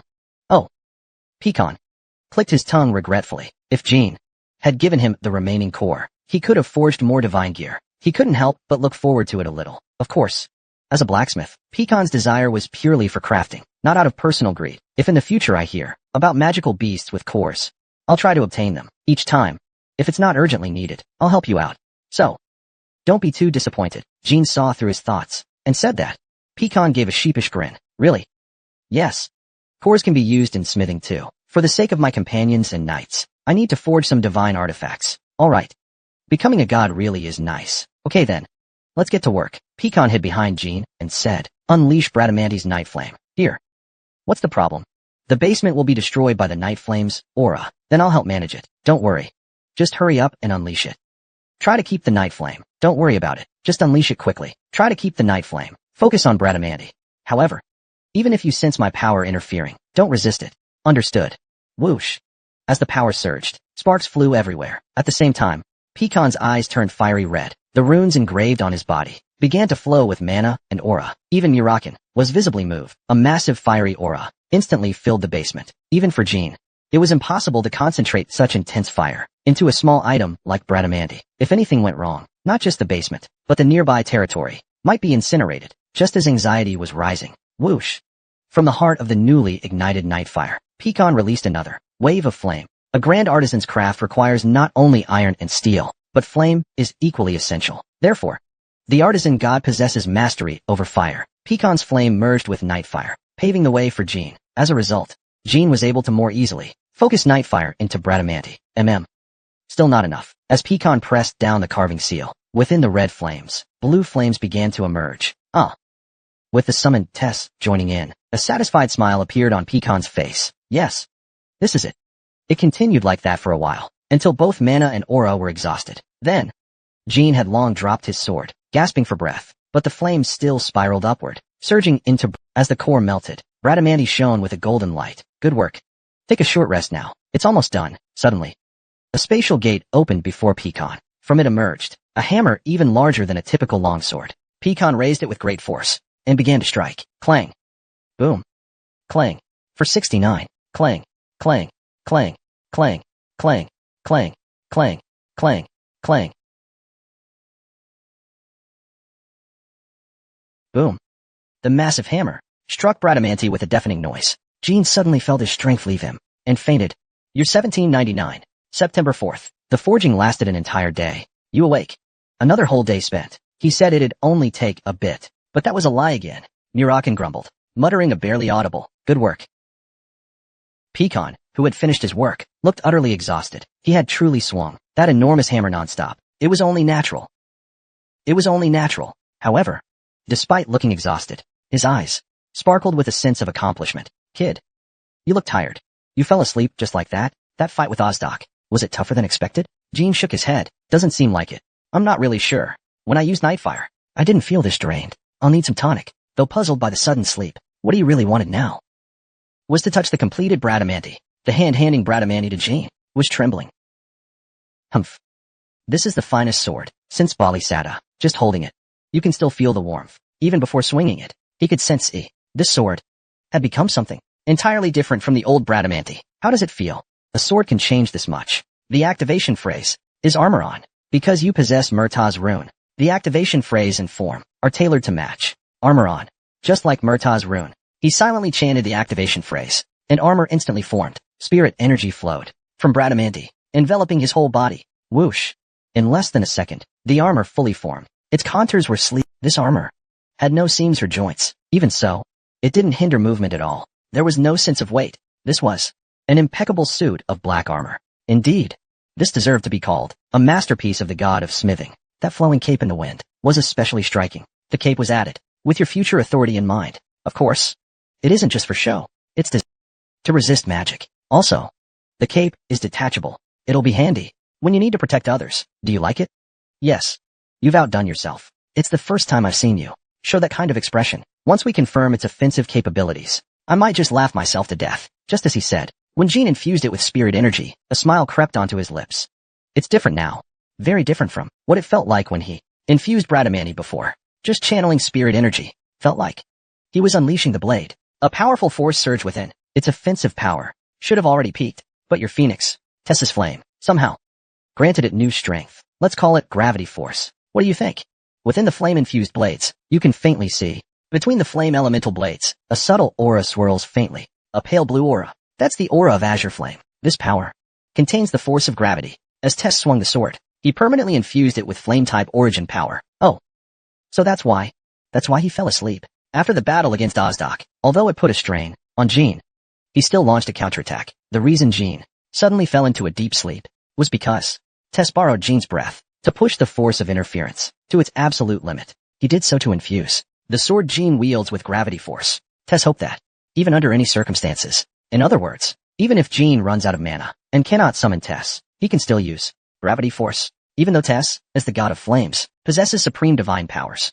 When it comes to ordinary blacksmiths, crafting standard weapons, they cannot achieve this. Only with the existence of a blacksmith god like Pecan can a divine weapon like Bradamanti be forged and refined. However, this isn't without limitations. The dimensional gate to the flame realm failed to open. Only the blue flames, used to open the void gate, continued flickering. Perhaps because of the light flame power within the sword, Jean could feel Tess's will being transmitted through Bradamanti. Tess said he would need some time to recover himself before he could reappear in the world again. Chapter 361. Chapter 361. Chapter 111. Tracy. It's been 10 days since he received the new Bradamanti, yet he still hasn't truly used it. As a dancer, he longed to immediately test the performance of his newly enhanced weapon. But what Jean cared about more was another issue. Tamar's first tomb, located on the Inns Plain, had already been visited, and near the shores of Suchalong Kingdom, where Jogbai and Lord Omango reside, other factions had begun searching for Tamar's tombs as well, a fact brought to light by Jinzero's visit. Ever since then, Jean had been reflecting on this. Before heading out to capture Ozdok, he asked his companions in Tycon to recheck the tombs they had visited before, and today, Casimir sent word on both the Inns Plain and near the beaches of Suchalong Kingdom. Suspected Jippel and Beeman agents had been sighted. He confirmed that Tamar's tombs are indeed located in those areas. As a contractor, Jean was able to learn this through arrangement. In other words, if one is not a contractor, tracking the tombs is virtually impossible. If you're not a contractor, tracking the tombs is virtually impossible. Those guys going to the Inns Plain and Suchalong Beach must have been following me, even after becoming a Runkade Knight. Whenever Jean handled matters related to Tamar's tomb or other personal affairs, he always moved in disguise. When going to the Inns Plain, he purposely avoided the Hollow Mountains. That time, he only brought Joshua, just in case a trace was left behind. As for the trip to Suchalong Beach, he pretended it was a short vacation. The third tomb is located In the secret realm of the meowing tribe, without their guidance, it's impossible to enter. Even so, the undead squad still managed to track Jean. His route had been exposed. It wasn't a case of someone tailing him directly. If that were the case, he would have noticed. Unless it was someone like Yona, or the Nameless King. Margila once said that the Beeman royal family knew of his movements. They probably tracked and deduced several key locations from the aliases he had used and his public traces. That's why they sent people to the Anne's Plain and such a long beach. Of course, just because Jipple and Beeman sent people to those places doesn't mean they'll get valuable info right away. The tombs there have already been explored. The record devices were taken by Jean. However, that fact alone is critical in itself. He had already anticipated this day would come. After all, those major factions aren't fools.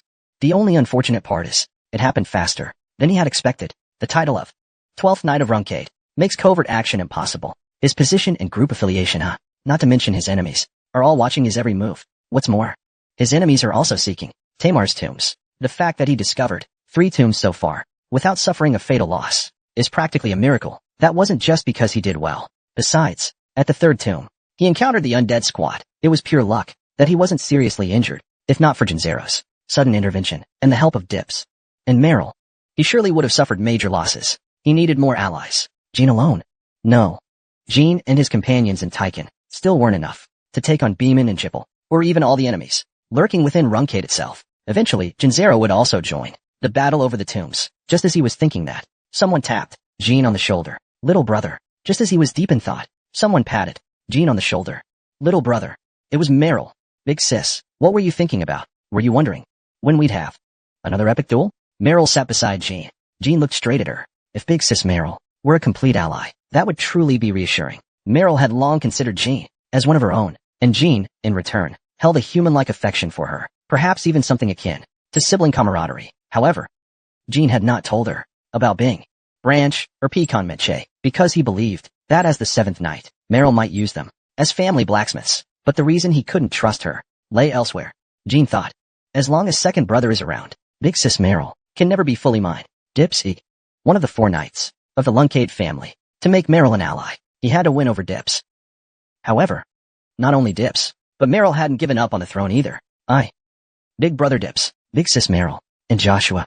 Currently, those who haven't given up on the position of head, total 4. And there's one more person whose thoughts are unreadable, Lundia, of the Runcade family. If she's also eyeing the position of family head, then there are 5 contenders. Therefore, trying to approach Dips to solve the issue quickly was a reckless gamble. Trying to win over Meryl by drawing in Dips, it only ended in information leakage and being stabbed in the back. Such an outcome, it's entirely possible. But right now, winning over brother Dips and sister Meryl is out of the question. However, using them is still an option. As knights, Dips and Meryl will always prioritize the interests of the family no matter what happens. Jean suddenly recalled this idea and smiled to himself. Another duel.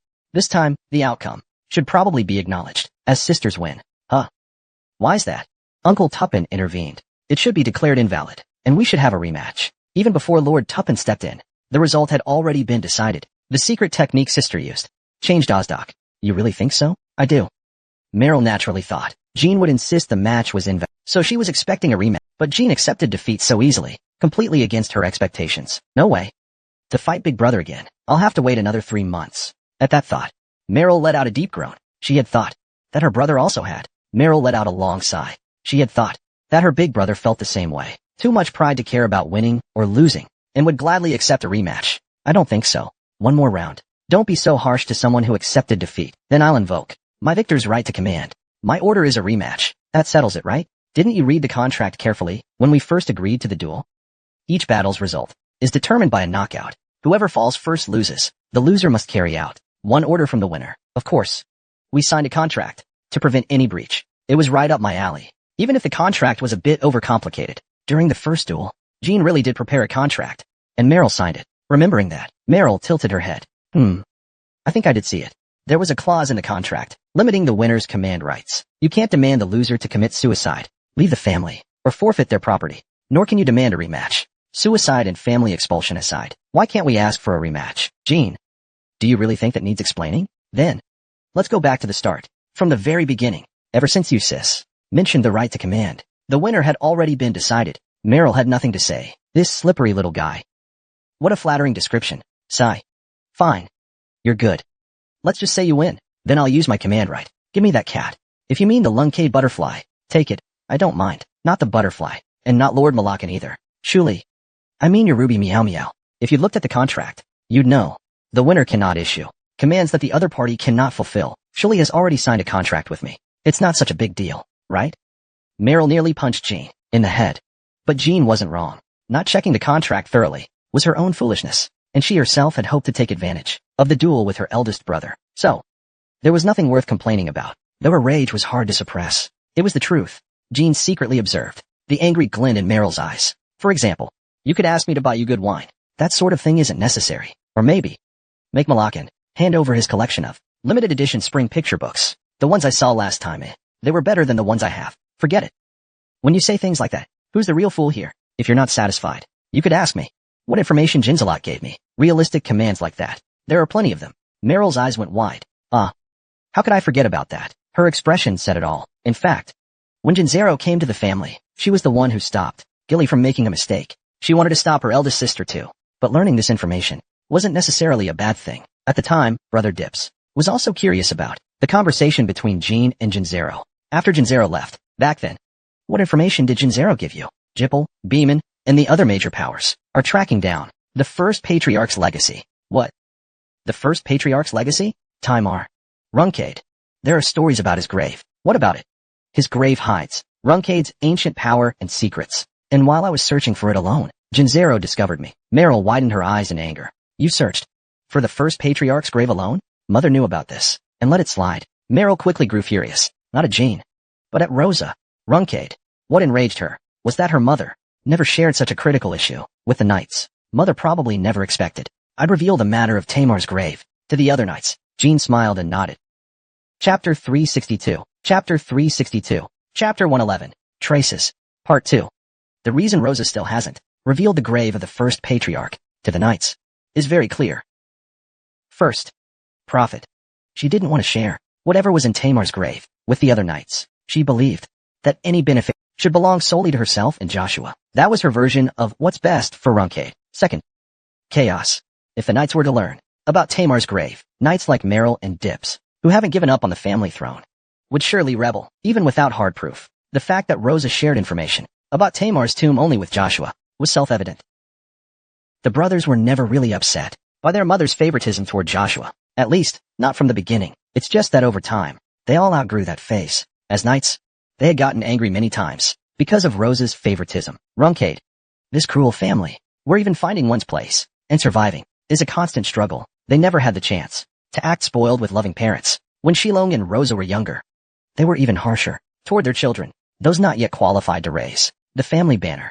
Like cadets and trainee knights, didn't even dare resist. Luna was the exception. From birth, she was already far from ordinary, a monster of a person. They all endured the pain of a terrifying childhood. To become a knight, one couldn't rely on age or combat skill alone. Only the strong, those strong inside and out, were worthy to raise the Runcade banner. That's why the knights no longer held grudges over favoritism. Rosa's favoritism couldn't stir their anger anymore. It didn't even leave a trace. But that wasn't because the other knights had become numb or indifferent. It was because they believed that their mother's favoritism toward Joshua was her own judgment for what was best for the family. In other words, the knights had come to respect Rosa.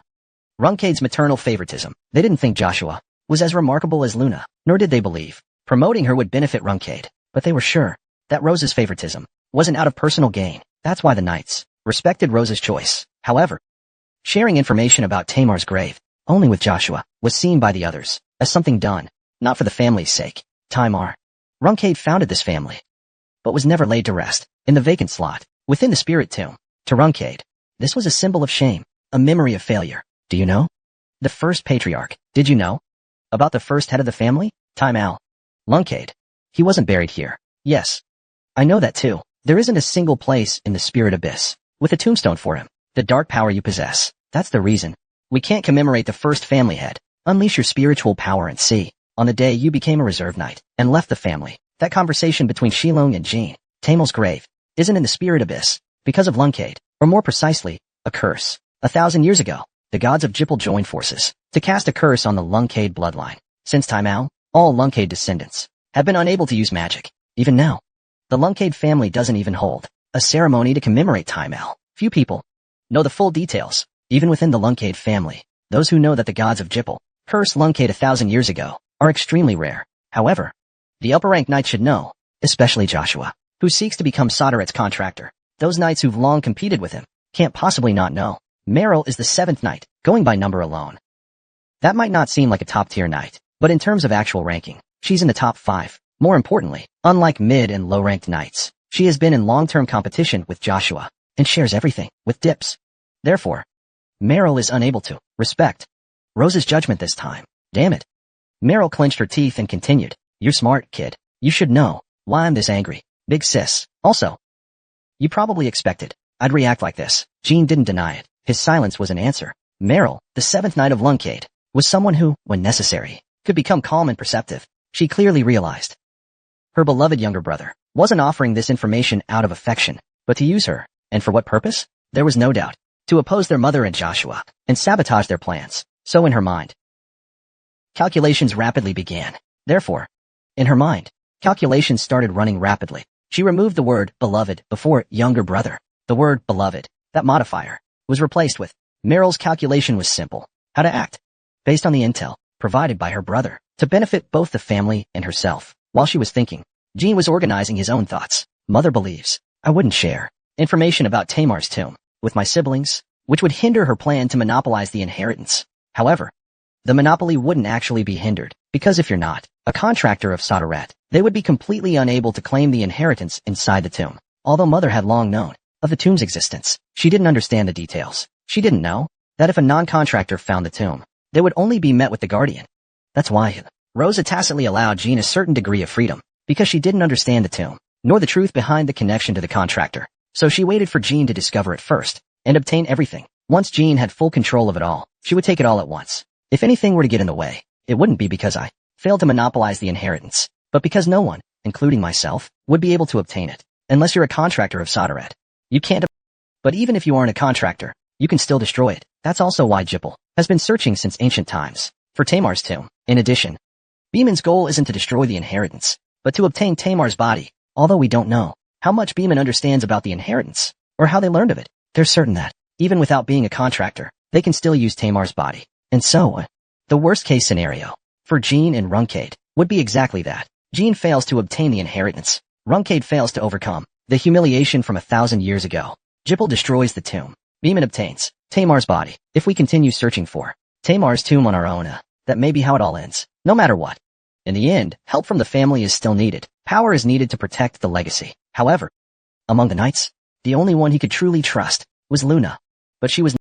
Therefore, he had to take the risk of discussing Tamar's tomb publicly. Would that be more dangerous? Or continuing to investigate alone? That question already had an answer. Soon, Melly also finished her thoughts. At the next meeting, this issue would be officially brought up. However, she gave Jean the answer he wanted. Melly believed this was the path for Lunkade's sake, to retrieve the first patriarch's legacy and return it to the Lunkade family, to restore the family's former glory, something even Jippel couldn't stop. She believed this was the most important thing for Lunkade right now. At the same time, a thought flashed through her mind. Father couldn't possibly not know about this. Absolutely not. Then, could his obsession with the Black Sea be related to Tamar's tomb?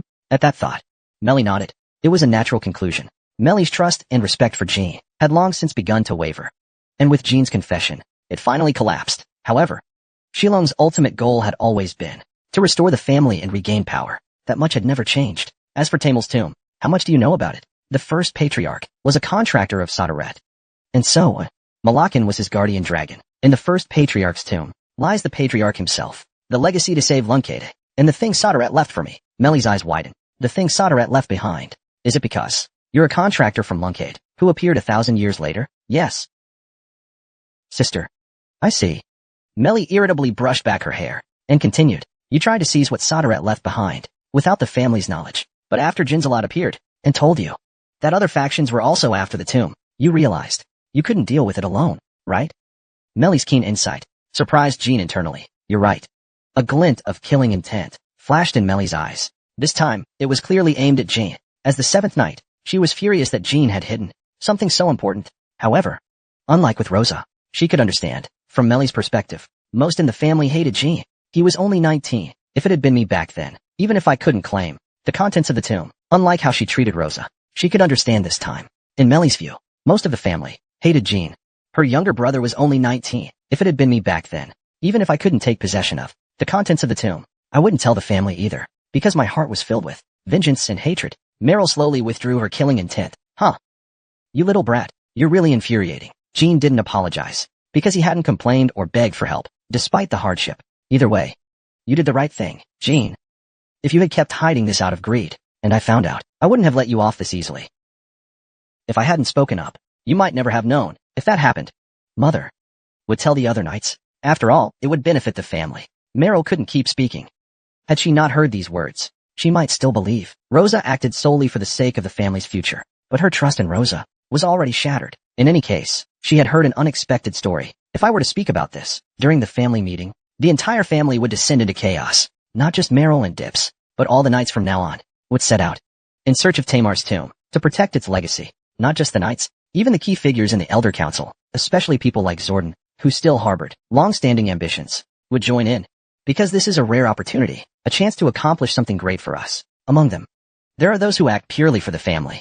Some are purely motivated by loyalty to the family. Some who contribute do so in pursuit of honor. They act accordingly, whether finding or protecting.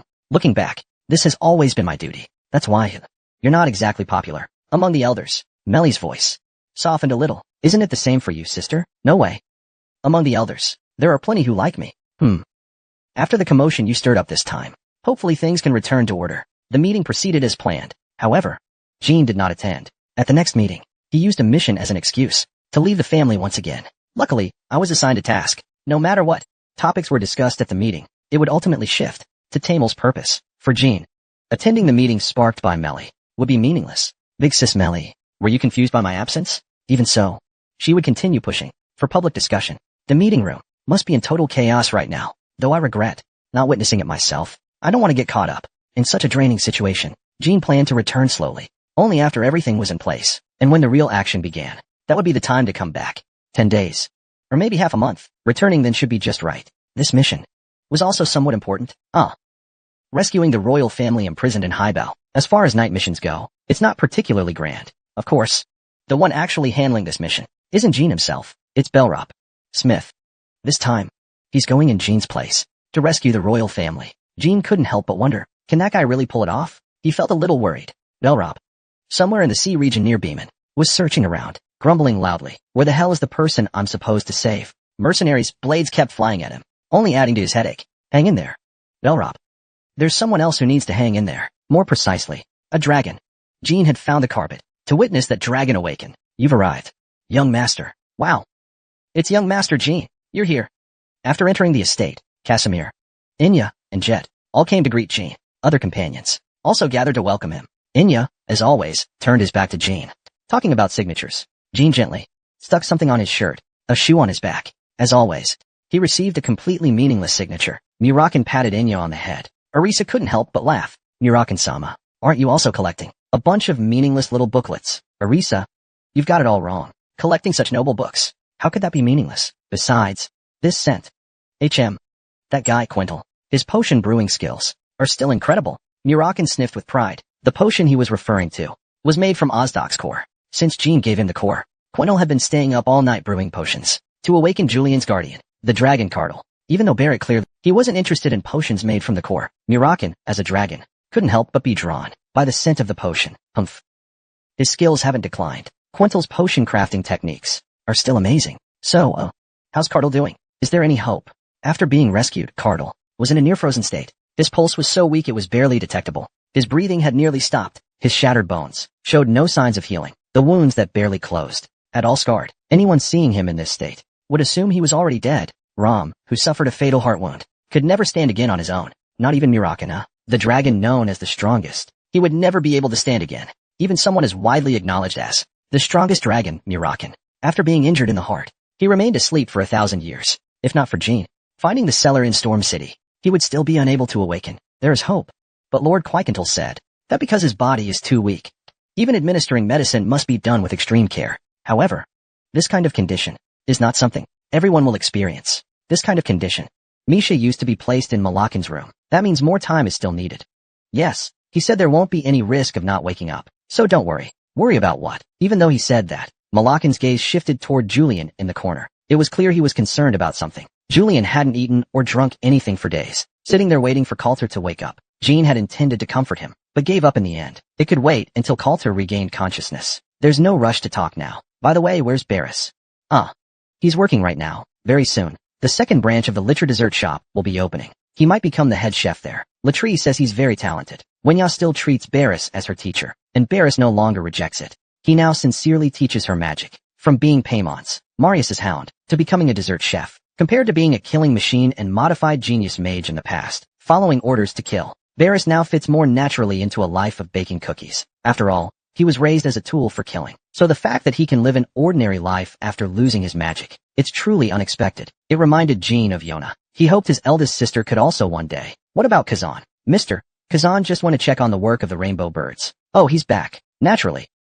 Everyone's eyes turned to Kazan as he entered the corridor. He was holding the rainbow birds documents in both hands. He nodded to Jean upon seeing him, and accidentally dropped all the documents. Flutter. Hey, be careful. You klutz. Jet quickly rushed over to help him gather the scattered documents. Then he gestured at him to drink together tonight. The two unexpectedly got along well. Young master, I was just about to contact you. You came at the right time. There's a letter for you. There was only one letter from Daikan to Jean. That day, he opened the letter the moment he received it. They discovered traces of the Miao people. To the west of the Gaikan Principality lies a forest called Vantrum. I think you know it. That's no ordinary forest. As for the details, let's talk in person. Before September 19th, come find me at the largest inn in the southwest of Gaikan. Also, I've run out of cosmetics. Bring some for me. This was the message they had waited 3 months for. Valeria had fulfilled his promise to find the Miao people. During that time, the rainbow birds devoted a huge amount of manpower to searching for the Miao Eagle tribe, but not a single clue was found. It was extremely frustrating. From this, it was clear, finding the Miao Eagle tribe was an extremely difficult task, without record magic. Even 3 months might not have been enough. Speaking of which, Vantrum, it's the first time I've heard that name. And also, what does it mean for it to not be an ordinary forest? Valeria thought Jean would know, but even after searching through his memories from his previous life, the name Vantrum Forest still felt unfamiliar. What? Kid? You found the Miao Eagle tribe? Not quite found yet. Just traces, apparently. It's in the Vantrum Forest in the Gaikan Principality. Do you know that place? Vantrum? There's a forest like even the others had never heard of it either. The other companions didn't know anything about it either. At that moment, only Casimir seemed to recall something. He clapped his hands. I remember, back when I was still a prince, I once heard my father and the ministers talking about the Vantrum Forest. I was young at the time, and later I forgot. Now that I hear the name again, I remember it. I was about 7 or 8 then. Oh, kid, yes, you're of royal blood, right? Since it's land of a vassal state, you should have heard of it. It's not just any ordinary forest, except for Murakan. Everyone else was carefully reading the part of the letter Jean left behind. The emperor and his ministers wouldn't talk about a forest most people don't even know exists in a vassal state without reason. So that forest must be special. After Casimir finished speaking, Jean nodded as he said, if it's a place personally discussed by the emperor and his ministers, then it can't be just a regular forest. Lord Casimir, do you remember anything else? I don't think so. Back then, the ministers mentioned a failed negotiation with Vantrum. Now that I think about it, what a strange memory. Ministers of the empire negotiating with a forest in a vassal state. There shouldn't be any such negotiations between the empire and a forest. Extraterritorial jurisdiction. Vantrum Forest may belong to Bamani territory, but it's outside the system's control. Kid, let's first go check on that Arya. Or Hack should be able to tell us the details. No need to overthink it. Mirakan's right. The other side thinks I know everything. If I don't understand anything, it'll be embarrassing. Jean shrugged and smiled. Chapter 111. Trace 4. September 19th, 1799. A small inn in the southwest of the Kaikan Principality. Dwarf's house. Valeria had dyed his hair black, wore light leather armor, and was drinking beer in the lobby. His cane, wrapped in cloth like rested by his feet. He looked just like a novice adventurer in training. He kept staring at a notice on the inn's wall. Jean, Lunkade once said, beautiful. That was another name of yours. With golden-toned Toro-style makeup. Each time it brought massive success. Even in such a small town, there's a notice like this? That's surprising. A lone man drinking beer in broad daylight, coldly staring at a flyer. You don't see that often. Next time, I suggest changing your setting. Order more food, and place a magazine mercenaries like in front of you. That'd be better. Jean sat down in front of him, and shrugged. That guy. Jean, what did you just say? What was your other name? No way. Even though his photo was printed on several joined flyers, no one recognized Jean. Jean opened the menu, and naturally called the innkeeper over, ordering many dishes. Spicy lamb stew with lots of chilies and onions, and beef offal stew. Add extra black pepper to this. Then, at that point, Jean suddenly noticed Valeria's expression. Unconsciously, he had ordered the usual menu from his past life. I ate too much of this with my master. My taste has changed a bit. Luckily, Valeria didn't show any reaction. Anyway, these are foods you can get at any inn. He probably didn't find it odd. However, Valeria was thinking. Lots of chili, onions. How could he be this accurate? Though it's not especially unusual. Some people eat like this occasionally. Valeria remembered Jean's taste. Was developed back in the Grey Owl mercenary corps. Thinking of this, he gave a wry smile. Sometimes, it feels like Jean, Lunkade, really understands. Valeria hadn't eaten this kind of meal with anyone else in a long time. But he felt, this feeling wasn't great. It wasn't exactly good either, but not bad. After they had eaten and drank their fill, to act like two ordinary mercenaries, they chatted about commissions and future mercenary life. After leaving the inn, they found a horse on the way to Vantarum, and took a quiet path. Jean spoke. Actually, we haven't completely found it yet, just like the letter said. We've only discovered traces, leading toward Vantarum Forest. Jean nodded. In truth, I didn't know that Vantarum Forest wasn't an ordinary forest. This was my first time hearing the name. Just as he was about to say this, Valeria cut in. Besides, if the Meow tribe hadn't deliberately left those traces, we wouldn't have found anything at all. They were the remarkable ones. Not me. The Meow tribe deliberately left clues? Yes, they knew. I was looking for them. About a month ago, they already sensed it. Since then, they've been leaving me subtle messages. The Meow tribe was guiding Valeria toward Vantarum Forest. If they could leave traces for trackers, then at least at that time, they hadn't all been caught yet. He remembered the third time he found a grave, when he handed over the cave barrier and left them alone. His heart still felt heavy. The Meow tribe's barriers really were fascinating. Both you and they took quite some effort to deal with. At the time, those who breached the barrier and entered the cave were the undead squad. The words they spoke then. Jean, after hearing them, what did he do to the Meow people? Because he was afraid of exposing his weakness, he didn't have time to play psychological games with them. After that, Balakt appeared.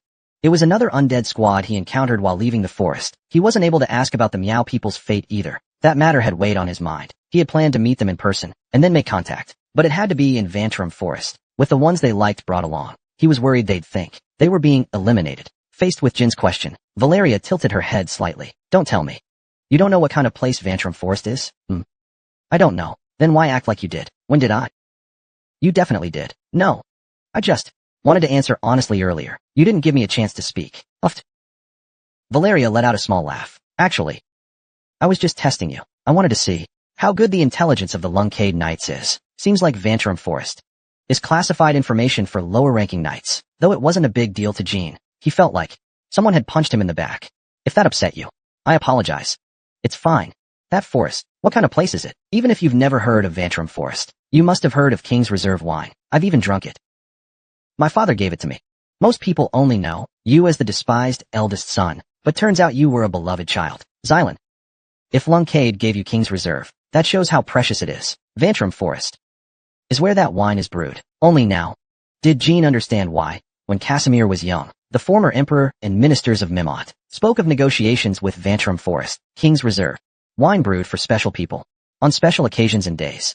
To brew King's Reserve, there is only one type of seed in the world. Turns out it's a forest inhabited by elf descendants. Very few people know that elf descendants live in Vantarum Forest. Even Jean, a Lunkade knight. Even dragons that have lived thousands of years. Most of them don't know this secret. Only those at the top of the world, or those close to such elites, or those with special abilities, who can uncover the world's secrets, can know Vantarum's true identity. And those who know Vantarum treat it with great caution, because Vantarum Forest is shared property among the powerful. If outsiders were to learn the secrets of Vantarum, and something happened to the forest, everyone would suffer losses. Jean Lunkade.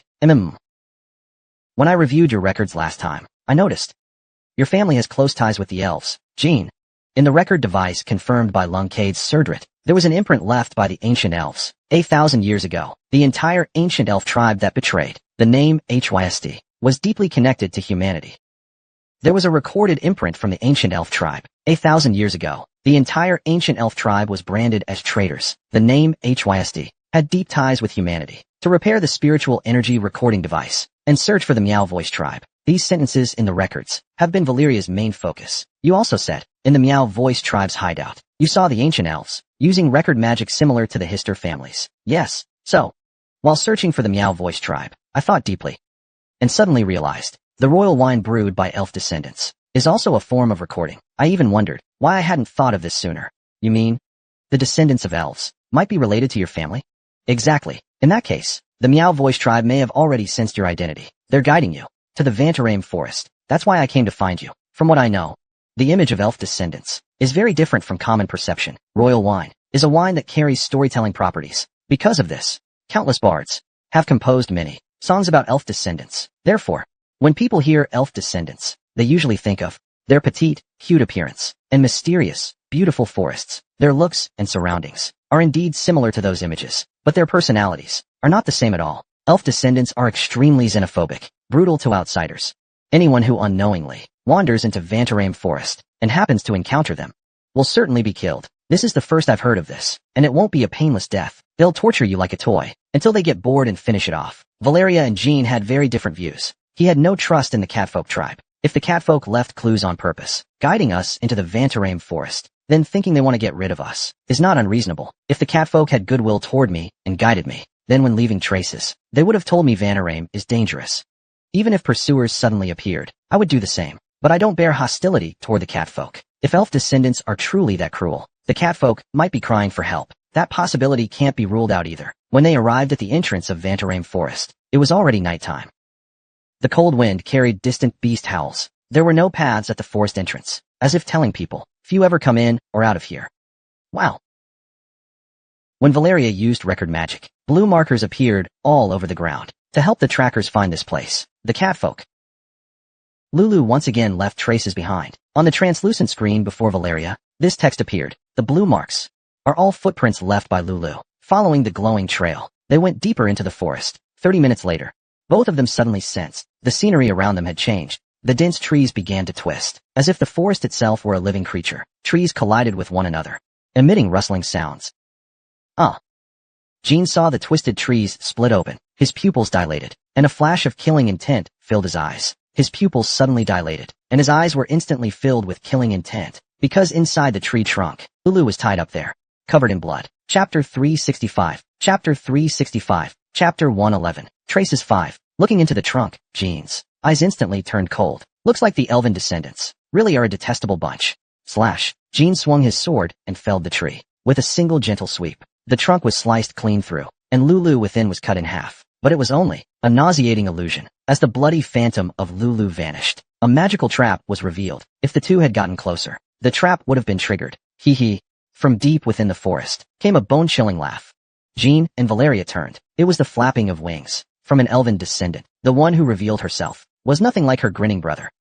She had a stunning appearance, tiny, glittering, and lovely wings, a cute face that made one want to reach out and touch it, and an adorably mischievous smile. Of course, that same elf girl, when facing Jean and Valeria, carried only a chilling aura. Hee hee. Hello, you're upset by my little prank, aren't you? The elf girl scratched her head and said, where are the catfolk, you ask? Why so impatient? At least greet me first. Hello there. I'm Myra, the elf king's younger sister. Jean and Valeria looked down at Myra. What? No warm welcome. Every human I've randomly met in this forest was amazed by me. All 10 out of 10. I asked you, where are the catfolk? Jean asked again in a low voice. Myra chuckled. The catfolk are being well protected by me and my kin. They stumbled into Vantara forest, all battered, looking so pitiful. We simply had to help them. Myra met Jean's eyes and went on, but still, Shilom.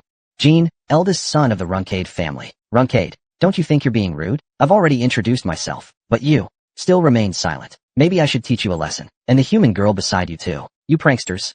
And yet you expect courtesy? What? It's not like I hurt Lulu. You're so uptight for someone so young. I even treated their wounds, you know? Myra pouted, seeing that her cuteness had no effect on them.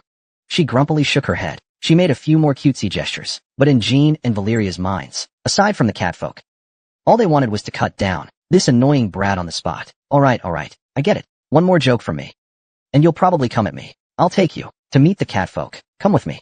Myra once again slowly flew into the depths of the forest. Strangely enough, whenever Myra moved, the forest changed. The trees and rocks seemed to come alive, moving organically with her movements. As they walked, Jean and Valeria had to stay on guard, because they had no trust in Myra, and rightly so. There could be traps at any moment. What if I suddenly attacked? Humph.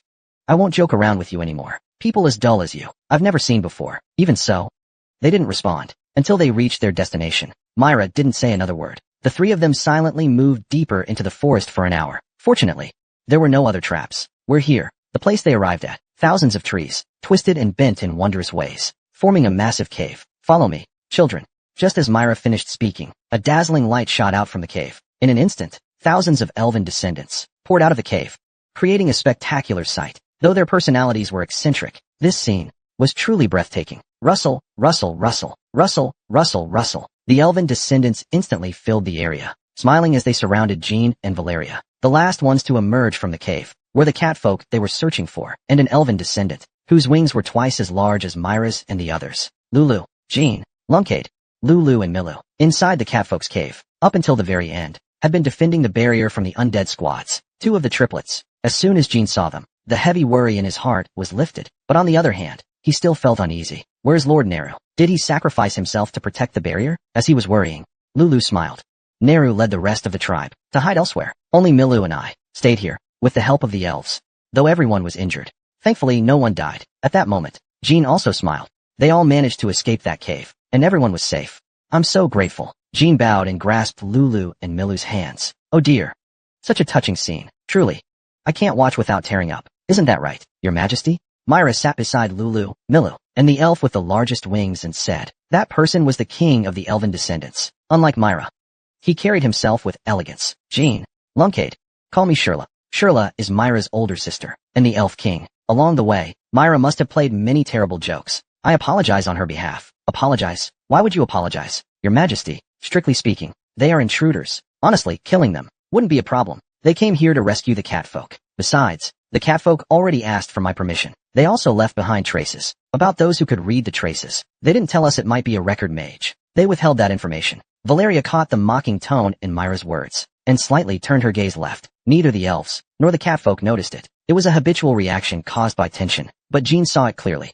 Jean, like Valeria, felt puzzled. How did Myra know Valeria was a record mage? Was it when she cast recording magic at the forest entrance? Also, I never told Lord Lulu, or Lord Miru, anything about Valeria. Rustle, rustle. Just as Myra finished speaking, rustling sounds followed. Rustle, the elf descendants nearby whispered timidly. This was something Jean and Valeria. Jean. Yes, Lord Lulu, while relying on the lands of the elf descendants, we left behind 2 types of traces, so you could find us. The 2 types of traces left by Lulu and Miru. One could be discovered by a record mage, the other couldn't. The reason for deliberately leaving both was simple. Valeria was tracking them too fast.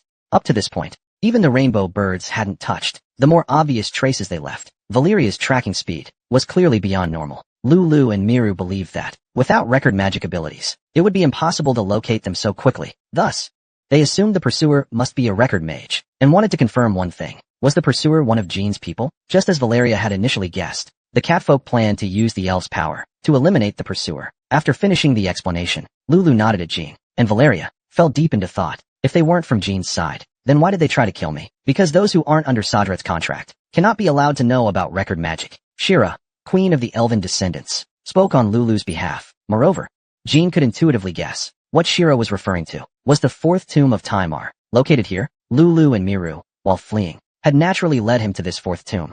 Unlike other woodfolk, they came to the depths of Lantera Forest. That's right.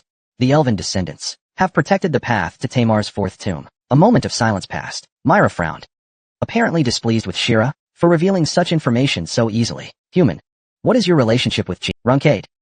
Shira suddenly asked. Just as Valeria was about to answer, Jean spoke first. She is my companion, the one I trust the most. In that case, Queen Shira of the elven descendants shall uphold the ancient pact with Soldret. And also, I also want to thank my old friends who helped me fulfill my promise. Lulu and Milu of the Woodkin. Wow, Shirla's wings emitted an even more dazzling glow. This was the symbol of supreme authority in the Vantrum forest. All the elven descendants, including Mira, descended to the ground and bowed to Shirla. It was truly a scene that displayed the majesty of the elven king. Follow Jean, Lunkade, his companion mage, and my friends into the cave. The tomb is inside. Finally, I can lay down the burden I've carried for 1,000 years. Shirla began to fly toward the cave formed by the twisted trees. Jean and his companions followed behind and stepped into the cave until they had all entered.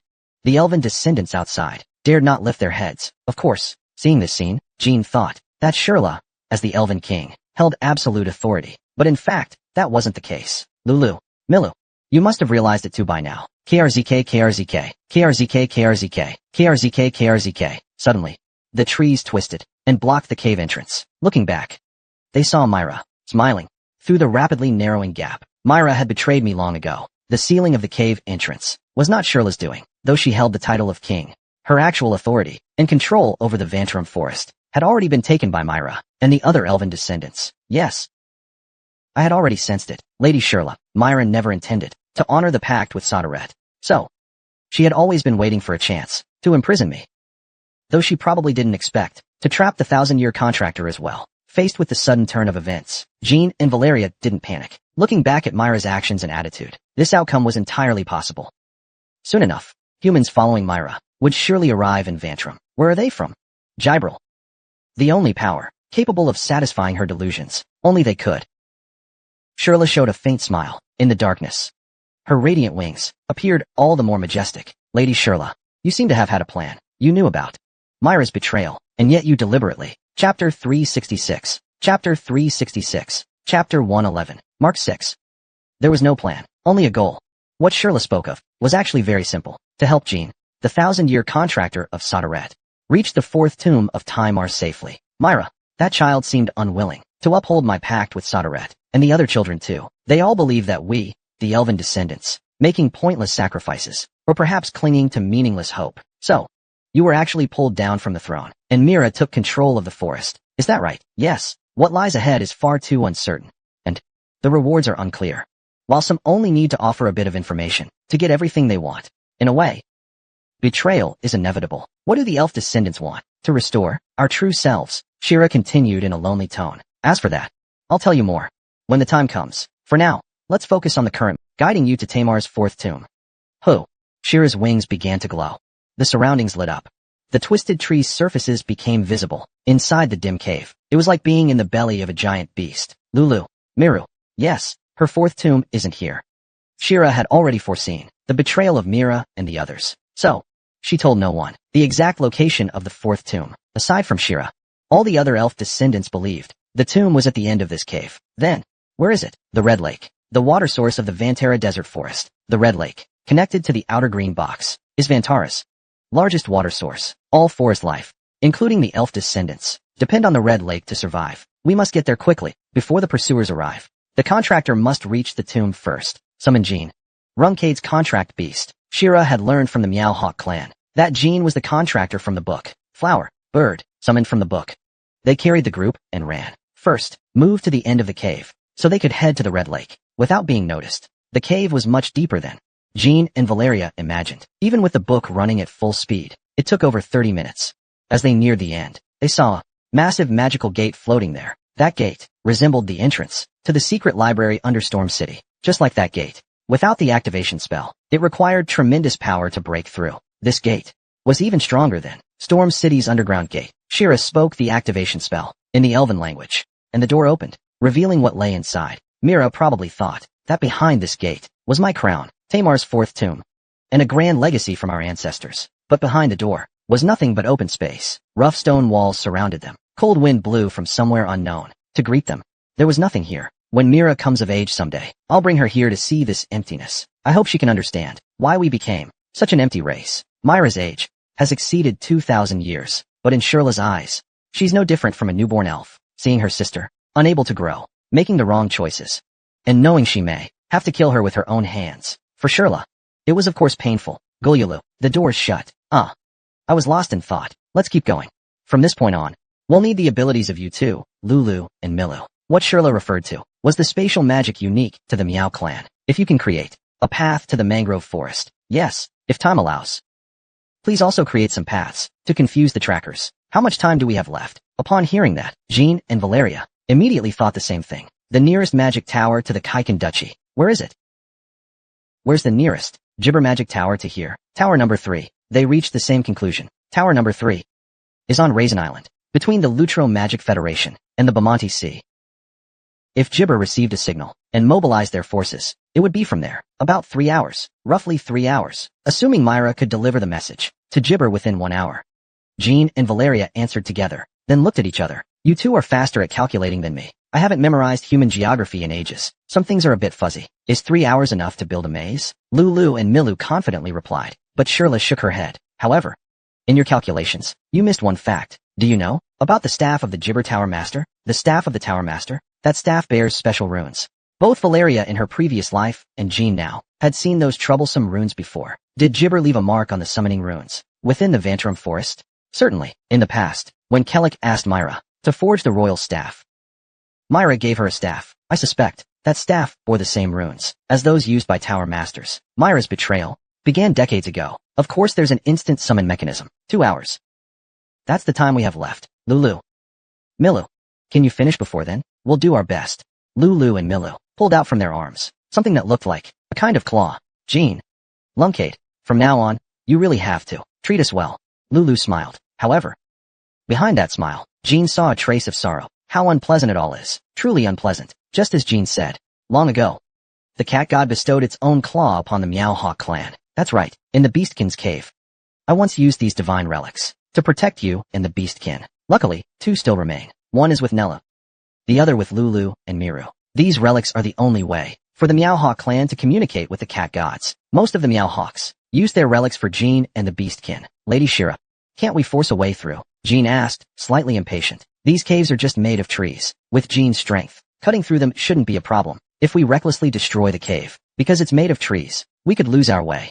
Vantera Forest is under Myra's control. If the trees forming the cave start to lose control, even I would lose my way. I'm sorry. Every time Jean heard those words, in such situations, he felt uncomfortable. He couldn't understand why people who had sacrificed for 1,000 years would apologize to him.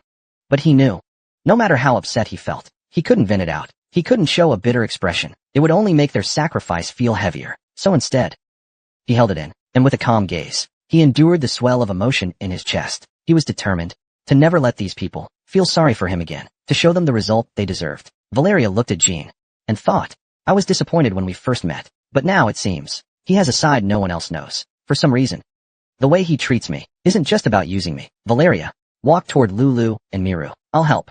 To help create a subspace and form a dimensional gate. Yes, though I appreciate it. For a human, this is too complex. The Meow's spatial abilities are akin to divine power, but parts of it are constructed with magic, right? Isn't that so? I'll assist with the magic portions. Oh, I see. Then perhaps waiting quietly is best. How do you know that our abilities include magic? I smelled it. The scent of magic from you. If you're not someone who frequently uses magic, it wouldn't be so strong. Magic has a scent. Let's give it a try. If I get in the way, just tell me. I'll back off right away. Or, are you worried? I'll uncover the secret of the Meow's divine power. That's not it. As Valeria sat cross-legged, Lulu and Miru glanced at her and at each other, then shrugged. Even though she'd clearly be in the way, she still wore that expression. And then they turned to Jean. They looked to him for help. But Jean wasn't their subordinate, so he shook his head. No choice then. Understood. But if I get in your way, I'll withdraw immediately. We're short on time. Got it. Lulu and Miru carefully rubbed the cat god's paw, murmuring incantations. Just like when they opened the third tomb within the inner furnace, a sacred purple aura began to spread. It indeed carried traces of Valeria's magic, things I didn't even know. She could instantly see through. The Meoween clan also uses magic. Valeria truly deserves to be called a master, and with magic she had never seen before. She could assist just by observing. Even Jean began to feel suspicious of Valeria, even among geniuses. She felt this level should be unattainable, yet Valeria seemed to mock their doubts. Effortlessly reading the magic flow cast by the Meoween clan, she had already begun injecting her own magic, accelerating the formation of the dimensional gate and subspace. How is this possible? My god. What are you? Lulu and Miru stared at Valeria in fear. I told you this was possible. Valeria replied calmly. Sweat poured down like rain. She was fully focused on reading the magical flow. Her robe was quickly drenched with sweat. The heat she radiated could almost melt dye. Before long, Valeria's red hair was exposed. Shira stared at that hair, lost in thought. Chapter 367. Chapter 367. Chapter 111. Traces 7. A long time passed. Valeria's body still radiated heat. Now on her hair, there were no traces of dye left. From her soaked robe, steam rose in waves. Amid the magical fluctuations, her red hair danced like flames. Hister's bloodline. Where did you meet that child? In the outlaw city of Mammoth. Though the details weren't shared, Shira didn't seem intent on asking further. Shira's gaze grew deeper. Fortunately, this child is strong enough to not need your protection. But, whether human or any living being, all must protect one another to survive. No life can survive. Though unexpected, Jean nodded. He wasn't against what Shira said. When our friends and your friends are struggling, it's best we consider all variables. Besides Gippel's mages coming for us, Is there anything else we need to worry about? This is Beaumont territory. Among my people, some may have colluded with them. Indeed. Those who received fragments of Jean's power. It can't just be Myra alone. Beaumonty. That's a very plausible story. At the same time, your Lunkade clan may also have members colluding with them. Let's hope that's not the case. Dealing with two factions at once is already troublesome enough. As things stand, it's best to assume we'll face Gibber and Beaumonty head on. Beaumonty is searching for Tamar's body. Jean thought of that and said, among the elven descendants, the chances of collusion with Beaumonty are close to 100%. Casimir recalled something he'd heard as a child, a conversation between the former emperor and his ministers. He suddenly thought that what they discussed back then, negotiations with the Vantrum forest, might have been about traitors. Perhaps Beaumonty began seeking Tamar's body because of a traitor among the elven descendants who leaked information about the tomb. Otherwise, even if Lunkade knew, only a few core elders, and even that was speculative, knew the tomb's location. Beaumonty couldn't have found it. Beaumonty will send a special operations team, or light guard. A large-scale deployment would only alert others that something is going on in Vantrum Forest. They might run into familiar faces. As Jean thought this, he shrugged. Special operations team and light guard, are they stronger than you? He answered without hesitation. Only the commanders might be stronger than me. Other than that, I can easily take them down. This was based on his experience, meeting Special Ops Captain Rats and former Captain Arisa during his days as a trainee knight. How many are at commander level? 4. They won't all come at once. Light Guard Captain, Vice Captain, Special Ops Captain, Vice Captain. If all 4 showed up together, even Luna would struggle. Lady Shirla, what about your combat strength? It felt strange to ask such a question to the Elven King, but it was something that needed to be known in advance. Knowing an ally's combat strength is only natural. It's not just Gibber and Beaumonty. We may also need to fight the Guardian of the Fourth Tomb. The Guardian, Gibber, Beaumonty. No matter which one comes first, we must save enough stamina to face the final opponent. Of course, if there's no Guardian, like the Third Tomb, that would be best, but we must consider the worst. I haven't fought in a long time, so I'm not sure. I only know I'm not weak. Can you be more specific? Shirla looked troubled, folded her arms, and closed her eyes.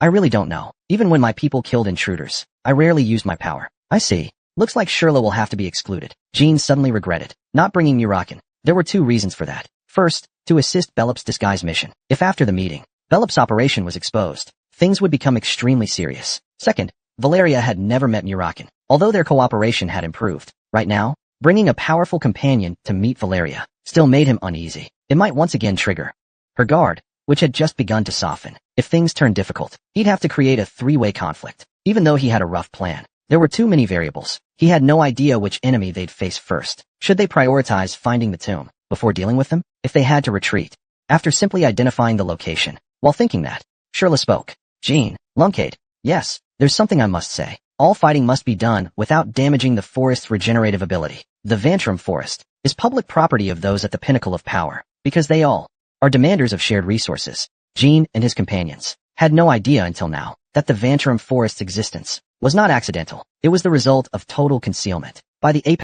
to prevent anything going wrong. If the forest is damaged, those at the top will demand accountability and compensation from whoever is most responsible. Jean smiled. In that case, whether it's defeating them one by one or sparking a 3-way battle, I'll have the advantage. A limited battle. Thanks to the nature of spirit energy, this is the perfect setup for Jean. Understood. For me, this is actually better. Good. Even after 1,000 years, your ancestors' influence still shakes the world. You seem to know my ancestors well. I don't remember much, but you should know, when passing by those tombs, Lunkade at the time was nearly forgotten, but I still remember. Back then, Timar, every single action had a massive impact on the world. Shira and Jean locked eyes. Now it's your turn to inherit his shadow, or cast Jean's new shadow upon the world. The new shadow of Runkade. It was then that the catfolk and Valeria completed their task. Huff. It's done. An hour and 30 minutes. The catfolk couldn't believe they were part of it. They had built a passage to the Red Lake, and a trap passage linked to Gipple. A dozen purple portals shimmered along the cave walls. One led to the Red Lake. The others were decoys leading to the forest center. Each time, the portal's location would shift randomly, unless Gipple's mages were incredibly lucky and foolish. They wouldn't guess correctly on the first try. With a dozen doors to choose from, it was only natural they'd split up, unless, as Lulu said, they were unbelievably stupid. Jean handed Valeria a canteen. She took it and drank deeply. Jean Runkade. Let's stabilize our mana before moving out. It seems we still have some time. Watching Valeria sit and steady her mana again, Lulu and Miru gave a big thumbs up. Thanks to her, They understood the cat god's venom, and even saved half of it. Lulu and Miru smiled as they showed off the remaining half of the cat god's claw. Shake, shake. Valeria wobbled as she stood up. Jean caught her. Are you okay? Just a little dizzy. The effort to preserve the catfolk's venom was more draining than she'd imagined. But she said nothing. Even Valeria herself didn't fully understand her actions. At first she helped them, simply for efficiency, but going this far with her power was pure You can rest another 10 minutes. No need. I know my own condition. Let's stick to our original agreement. Unlike when she decided to help the catfolk, her tone now was a little sharper. Valeria feared that since meeting Jean, she'd started to grow numb. You once said, you got the recording device from the elves' hideout. Was that actually the tomb of Runcade's first patriarch? In the elves' hideout, there was a tomb of Runcade's founding ancestor? You're joking, right? We've both held things back. As we got to know each other, you haven't told me everything either. In fact, I already told you about Tamar's tomb. That's pretty much all my secrets. Alright then. I don't think you're lying. Hearing your explanation about Tamar's tomb, I realized how shocked you were when you got Harurum's spirit orb at the Runcade Villa in Joshua. But what shocked me more was your misunderstanding of that orb. Anyway, we need the catfolk's help to find clues to Tamar's fourth tomb. If you do find the fourth tomb, let me see it too. Is that alright? Of course. I promise. Valeria recalled when they were headed to the forest of Vantaramet. That conversation with Jean. The promise he spoke of was to enter Tamar's tomb together. That exchange with Jean had only happened a few hours ago. She never thought they'd find the fourth tomb this fast. I thought it would take at least a few months to rescue the catfolk and obtain clues. Will there be traces of the ancestors in that tomb? Alone, he followed the ancestors' trail and sought Hyst's magic. It was a lonely mission. At some point, he no longer felt alone. He opened his eyes and trained in magic. He searched for the ancestors' messages and legacy. That became Valeria's life. But all of it happened so easily, not because of himself, but because of others. New discoveries about Hyst and facing the traces of the ancestors. Did all the darkness of the past become meaningless? That thought unconsciously sharpened his tone. Jean felt the same. I might be a bit sensitive. Seems like you've had a rough time. Since you're in a good mood, there's no need to apologize. Valeria's brows twitched slightly.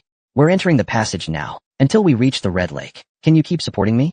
If you don't want to, just say so. Jean accepted the canteen Valeria handed him and said, Chapter 368. Chapter 368. Chapter 111. Trace 8. Help me dye my hair. Valeria, the dye she had just received from him. If you don't want to show this hair in front of Bamonte or Gibber. Jean shrugged, then turned around and began applying dye to Valeria's red hair. Bit by bit, the dye spread. The red gradually turned black, shiny and sleek.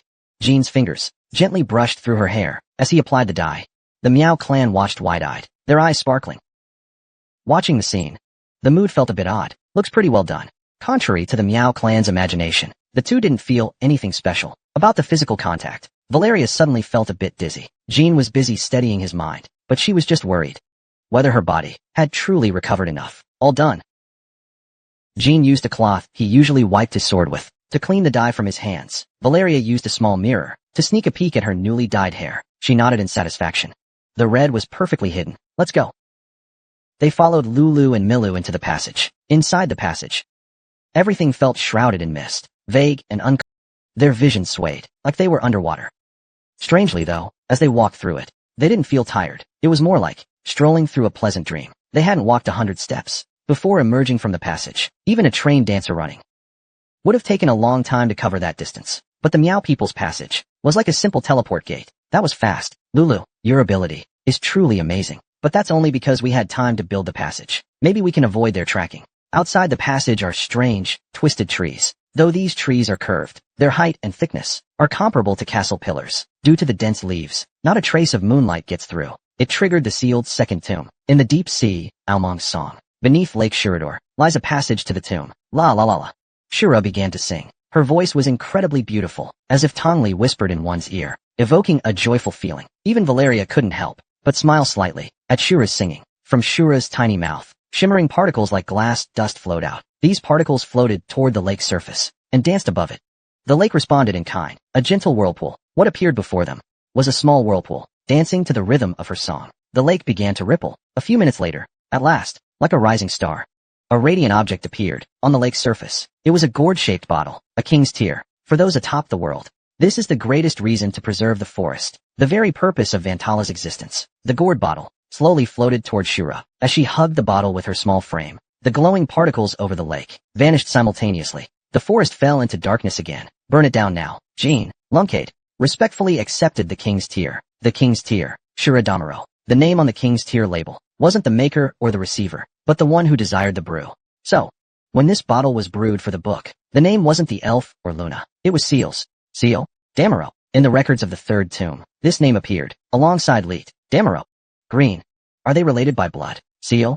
The name Damaro was also confirmed in the records of the third tomb. March 3rd, 797. Lunkade documented GYPR's manipulation of elven history. March 4th, 797. 5 elves, Seal, Damaro, Bika, Dixik, Mulias, Mon, Trika, Tredos, Jan, Manu, were forgotten by the elves in the third tomb's record device.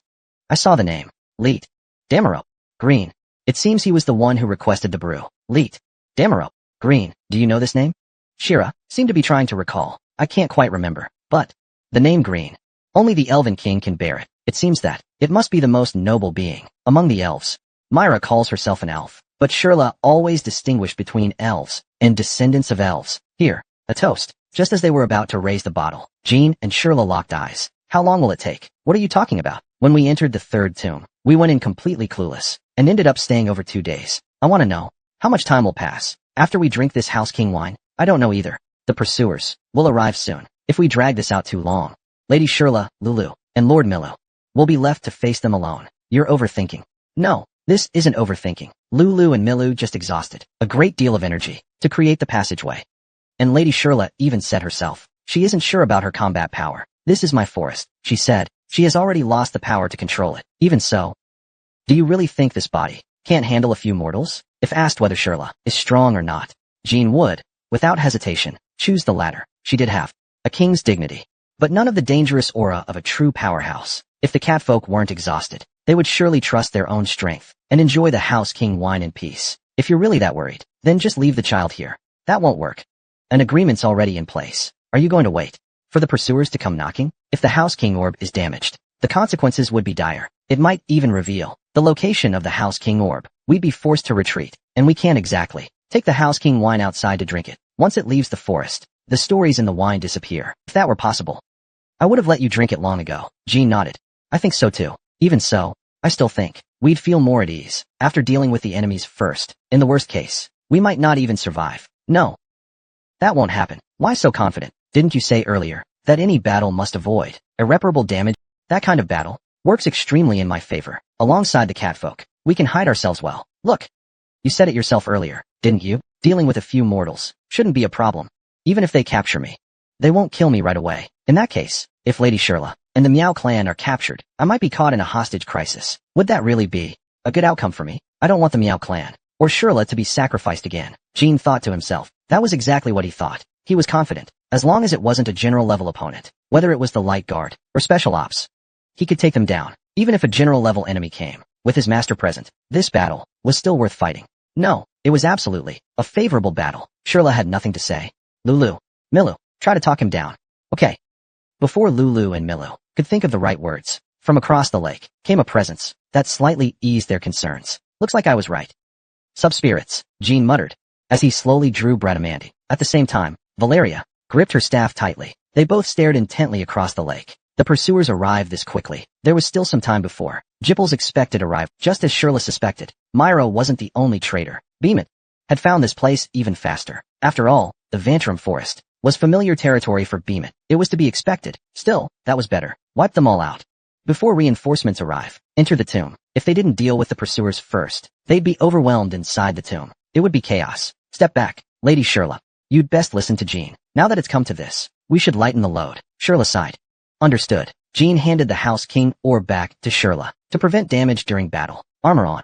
As the chant was activated, Bradamante released spiritual energy, enveloping Jean's body. He removed his cloak and gave it to Shirla and the Meow clan. A feature Pai Kong added for moments like this. Be careful, no need to worry. As Shirla and the Meow clan withdrew, the surrounding light faded. The area where the intruders were returned to pitch black. Utter silence.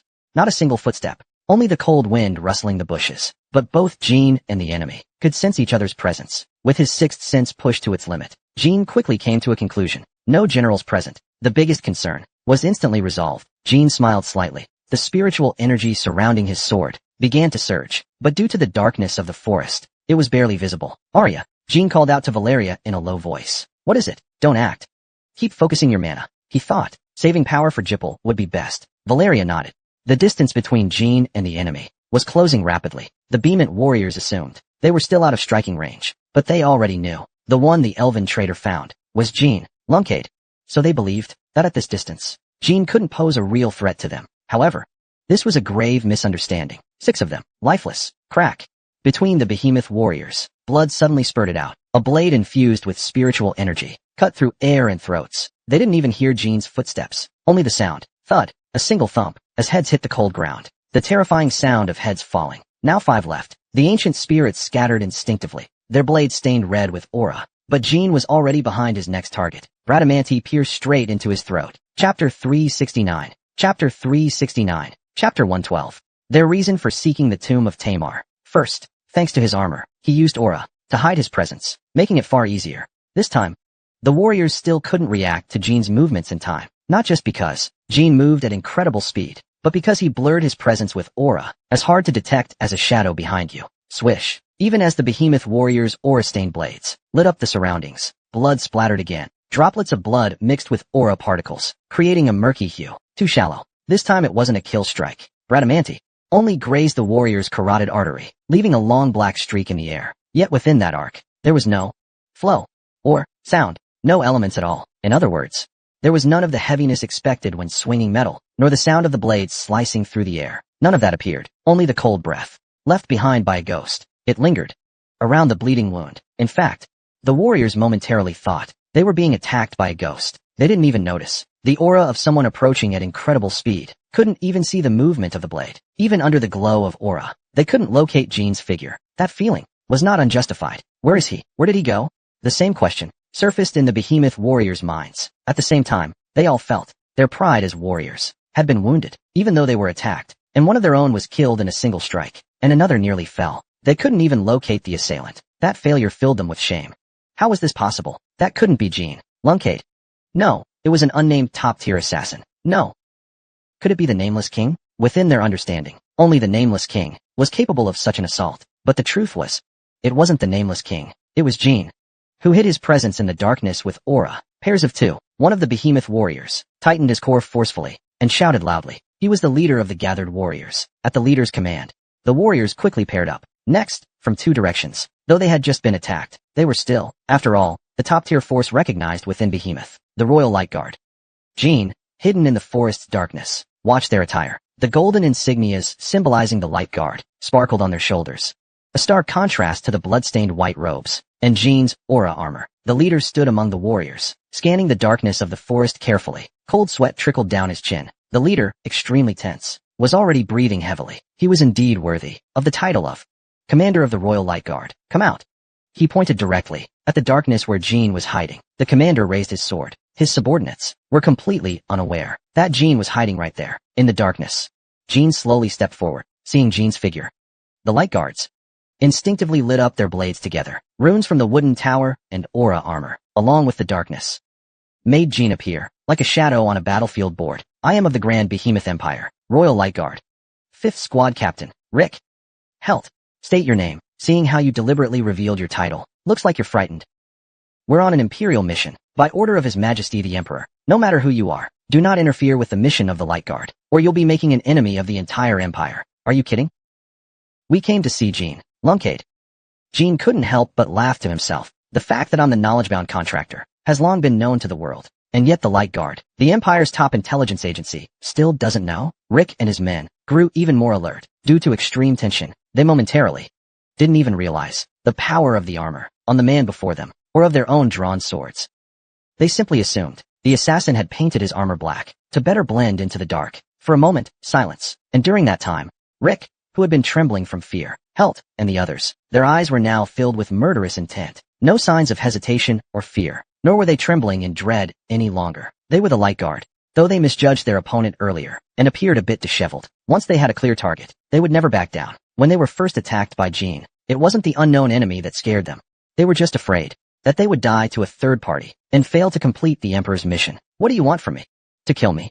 Or negotiate? If we encounter Jean Lunkade, our top priority is to capture him alive. Rick immediately realized, with just 6 of them, it would be absolutely impossible to capture Jean Lunkade alive. Even with 60 Light Guards, capturing him alive is impossible. He charged. Rick clenched his jaw. Advance. His subordinates instantly surrounded Jean. Rick rushed into the center, swinging his curved blade with full force. At the same time, the encirclement closed in. Blades came slashing at Jean from all directions. The light guard had expected Jean to dodge the attacks. They anticipated he'd evade 3 blades and counter 2. However, Jean didn't move at all. He didn't dodge their strikes. Bang! Fury. His aura armor had no gaps. Even so, Rick and his men instinctively aimed for the seams of normal armor. But all they got was the hollow ring of blades bouncing off. Even more shockingly, Jean grabbed a blade, coming from his left with his hand. Clang!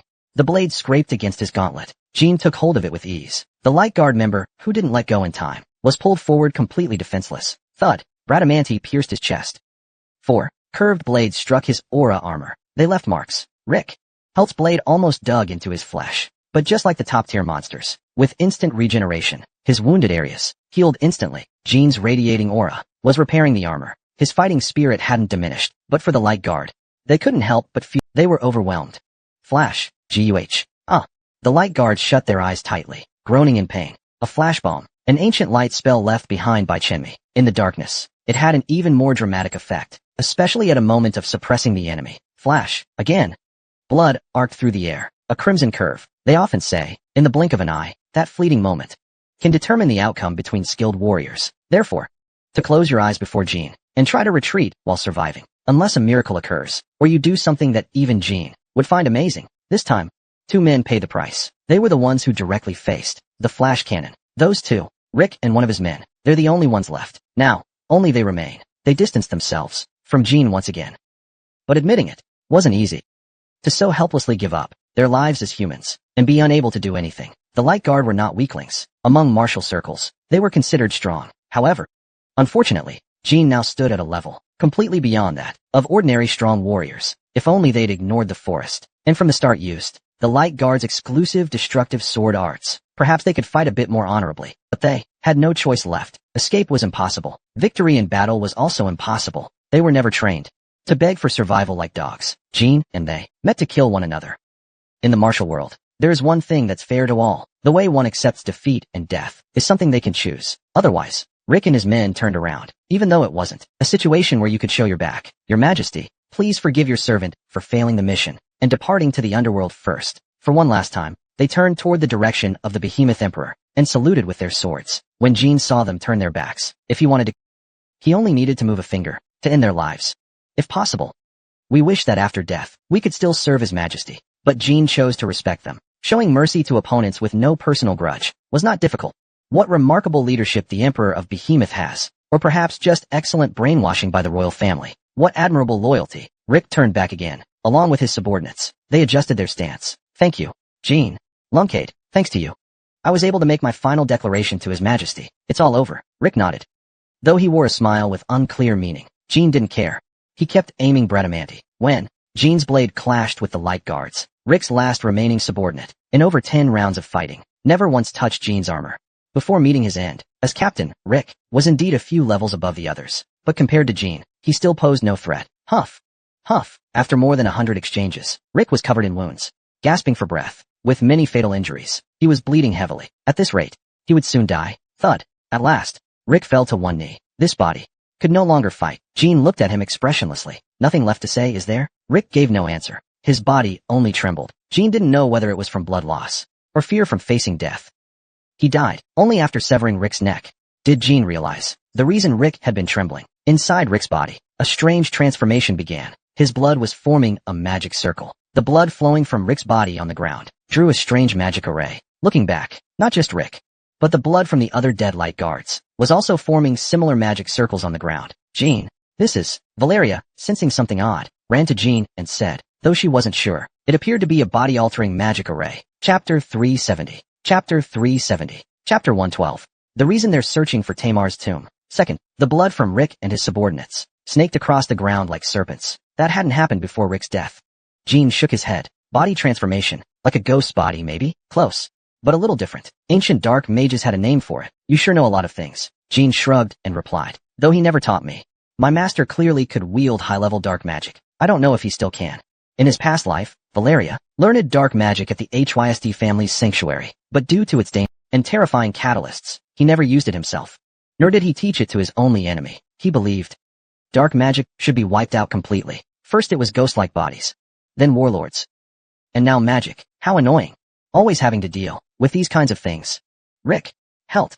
I thought you were clean and decisive. Never expected a knife in the back. That mercy you were given to salute the emperor now seems like a joke. Jean had truly believed they were warriors with dignity and pride. Anyone would think that, to maintain will and loyalty, even in the face of overwhelming power, to serve even after death. Rick and Helt had foreseen this all. Thinking back, the first time Jean encountered enemies who transformed was during his student days. It was during a relic retrieval mission on Clone Star, where the guards turned into stone gargoyles. Jean had often fought against those victimized by magical experiments. This wasn't a perfect magic circle. Hearing Valeria's words, Jean nodded. I think so too. It's slow to activate. Looks messy and complicated. A typical complexity found in forced, failed spells trying to take effect, just as the two said. The blood from the light guards had drawn a magic circle, but it was incomplete, meaning this was still a spell in its experimental phase, using the light guards as test subjects. This meant the behemoth royal family was serious about the spell, ethics aside. The light guard was undoubtedly behemoth's highest level manpower. They wouldn't be used just as expendable test subjects. Jean concluded. Behemoth had nearly completed the demonization spell. Moreover, Rick and his subordinates, unlike previous victims, turned into stone gargoyles, or warlords. They weren't victims. They were disgusting humans, who willingly joined the experiments out of loyalty, along with anger. Jean also felt a sense of fortune for the unexpected gain. Jean Zello was also creating warlords. Jippel continued the stone body experiments. He assumed Behemoth was doing the same, but didn't expect to find such direct evidence. Suddenly, a fact flashed in his mind. Behemoth was searching for Tamar's corpse. Tamar's corpse. The reason the Light Guard came to the Vantrum Forest. That body. What exactly do they intend to use it for? I'm really curious. So it turns out, they wanted to demonize them, using Tamar's corpse to create demonized soldiers. Asterisk crack asterisk. He clenched his teeth hard. If that's true, as a lunkade, I cannot let this go. Even wiping out the royal family wouldn't be enough to settle this. Of course, that's not certain yet, at least in Jean's knowledge. There's no magic that uses corpses as materials, but ancient dark magic is also an unknown realm to Jean. So, this situation is not impossible. Did the family also know about Behemoth's demon soldiers? But that doesn't matter. Even if the family had intel on demon soldiers, they wouldn't share it with me. Rosa and Joshua, and their confidants, would only use such info when it benefits them most. I would surely be excluded. Therefore, whether the family knows about demon soldiers is irrelevant. I must use this intel before the family does. Jean had already calculated how to use the info about Behemoth's demon soldiers, whether they want to use Tamar's body to complete demonization or are seeking it for other reasons. From the moment they secretly began searching for the corpse, they had already committed a grave sin against Lunkade. Let them pay for it. Boom. Jean slammed his fist into the ground. A punch full of arcane power cracked the earth beneath him. This was Jean trying to destroy the magic circle. The mage trying to crush a spell with his fist, not because he thought it would work, but because Jean and Valeria were encountering such magic for the first time. It was worth a try. Well, after all, it was unstable magic. As expected, it failed, though the ground was overturned. The blood continued drawing ominous magic circles. It looked like countless red worms. We must preserve evidence. Arya Orhak, the one who tried to destroy the spell, said. What do you mean by evidence? I thought if we just severed the spell and collected the corpses, then gave them to you or another capable mage to study, we could prove that the Light Guard had been affected by dark transformation magic.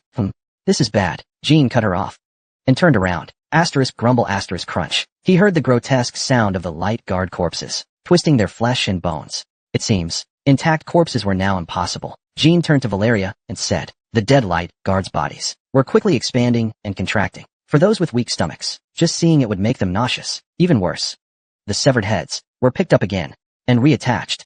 Even the severed heads were grotesquely swollen. Jean and Valeria both felt a wave of nausea. There's no need to keep watching. So, Jean rushed forward and sliced through one of the reanimated corpses. These things were no longer human. Jean confirmed it. They weren't. Eliminate them completely. Quickly. Before the body even hit the ground, Bradamani twisted, veering wildly off trajectory. Waves of black sword aura swept like a net, engulfing the corpse. Flesh and bone fragments rained down. Even a high-ranked demon creature with rapid regeneration wouldn't survive such destruction. Even so, Jean didn't plan to stop. He used mana to ignite the broken corpse. The burning fragments soon turned to ash. Valeria also cast magic, helping Jean wipe them out. Just like that, in a flash, 3 of the reviving corpses were destroyed. But the remaining 3, among them, the one who completed transformation first, was already swinging a blade at Jean. Clang! Jean spun around blocking the strike. The force that hit his wrist was quite heavy, clearly stronger than the regular light guards he'd faced. It was expected for them to become stronger after transforming. Even with the power boost, Jean didn't feel any urgency unless they lost their sanity and couldn't control their power. Compared to the transformed corpse, what caught his eye first was Behemoth's signature curved sword. Jean instantly recognized it as Joka, Rick Helt's blade. When he saw the face, he was struck speechless. There was no face in this form. Seeing the magic complete, and the corpses repeatedly swell and shrink, Jean thought the light guards would become deformed, like flesh golems, or failed warlords. But that wasn't the case. The transformed corpses took on a humanoid form like marble statues, but completely lacked hair and facial features. Their smooth, eerie faces looked like dolls stuffed with cotton over bare skeletons. Surely, they had no sanity left. The demonized Rick gave no reply, because he no longer had the organs to speak. Though he had no eyes, he still seemed able to sense his surroundings somehow. Rick calmly widened the distance. At the same time, the other two had also completed their transformation and closed in on Rick. At least they still had reason. They weren't like beasts, driven purely by instinct. The light guards were even more composed than before their transformation. This was something Jean had never seen in other victims of body experimentation. A completely different result. Like, ready-to-use combat weapons. Even if incomplete, Behemoth's demon soldiers far surpassed Jipple's flesh golems. Asterisk. The spirit energy in Bradamanti grew denser. Jean, what is it? The 3 demon soldiers we just killed turned to ash too quickly. It might be designed to oxidize upon taking a certain amount of damage, leaving no trace. In other words, capture one alive. If possible, you're right. It would be better to keep some evidence. If capture is impossible, give me a signal before killing. I'll use magic to preserve part of the body, to prevent oxidation. Jean nodded. Valeria's magic could handle that. The demons raised their swords and charged at Jean. Do not damage the forest. That absolute command still seemed deeply imprinted in their minds. They only used condensed sword aura to avoid harming the forest. So, the brocaded sword sliced through the waist of the first charging demon. He had indeed blocked Jean's swing of Bradamanti. The demon's physical ability was not lacking. They could even block Jean's direct strikes. However, his waist was severed, and he fell to the ground in agony. The demon didn't even realize why, because when facing ordinary human squads, Jean hadn't used his spirit sword at all. With spirit sword technique 2, scissors, he severed the enemy's waist. The moment his Bradamanti was blocked, a blade of spirit energy extended like a mirror from behind, cutting through his waist, just as he prepared to attack the next target. Yes. From the forest, sudden flashes of light shot out, aimed straight at Jean, Valeria, and the golems of Barent. Jean not only blocked the attack for Valeria, but also countered with sword aura. The golems barely dodged by rolling along the ground. Jipple, the second uninvited guest, had arrived. Again, this could be considered fortunate. After all, the plan was to eliminate all pursuers before entering the tomb. You may have to protect the golems while fighting. If Jipple kills the golems without signaling, causing them to oxidize, we won't be able to preserve any evidence. That's why you were asked to conserve your strength. Now it's your time to shine. Valeria. Chapter 371. Episode 371. Chapter 112. The reason they are searching for the tomb of Tamar. 3. In the dim bushes, mages appeared. There were 20 mages this time, and among them was Myra. Seeing this, I knew it would happen.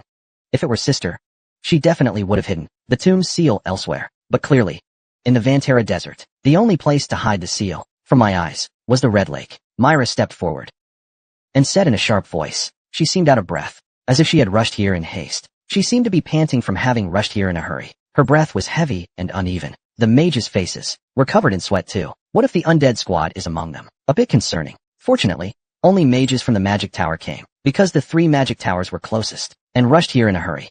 They probably didn't have time to bring the undead squad. The undead squad is Jipple's elite secret force, and also directly under Octavia, a subordinate of Jipple. Therefore, the 3 towers wouldn't summon them lightly. However, news of my presence here will be reported to the higher-ups. Eventually the undead squad will come. Last time they sent 5 just to catch me. The key is, we must eliminate these people before reinforcements arrive. Lunkade.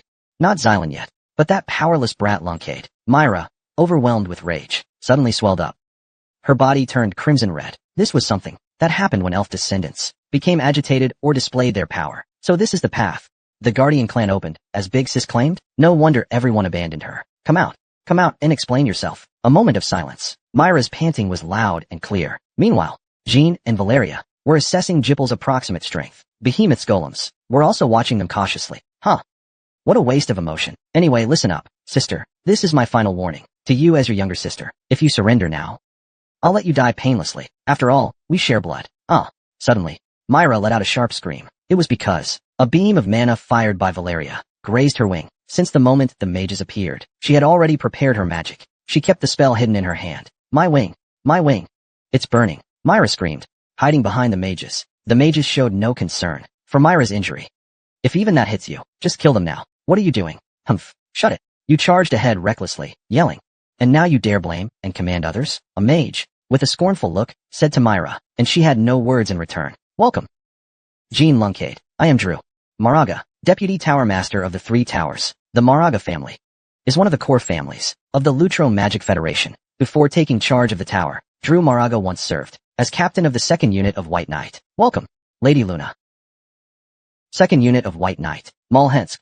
Is that you? Seems the 2nd captain has changed. The former one, Drew Mal Hensk. Is that you? Looks like the 2nd captain has changed. The former one was Drew. Lord Moraga has already retired. If it were Drew, before I even greeted him, he should have stepped down from those stairs, as he recalled the Holy Nation incident. Luna and Mal. The conversation between them and Hensk. Glad to see you again. Drew. Lord Moraga. I heard you retired. Not long ago, I returned as the Deputy Tower Master of the Three Towers. Looks like the Lutro Magic Federation is lacking talent. The former Black Knights of Runcade also retired, but are still carrying out unofficial. Isn't that right? I'm in the same situation. Compared to the former Black Knights, you still fall quite short. Is it overconfidence or shamelessness? I misspoke. If I offended you, I apologize. Drew isn't someone who angers easily. He once served as the 2nd captain of White Knight. Even after retirement, he was appointed Deputy Tower Master of the Three Towers. There's a reason behind that. Jean.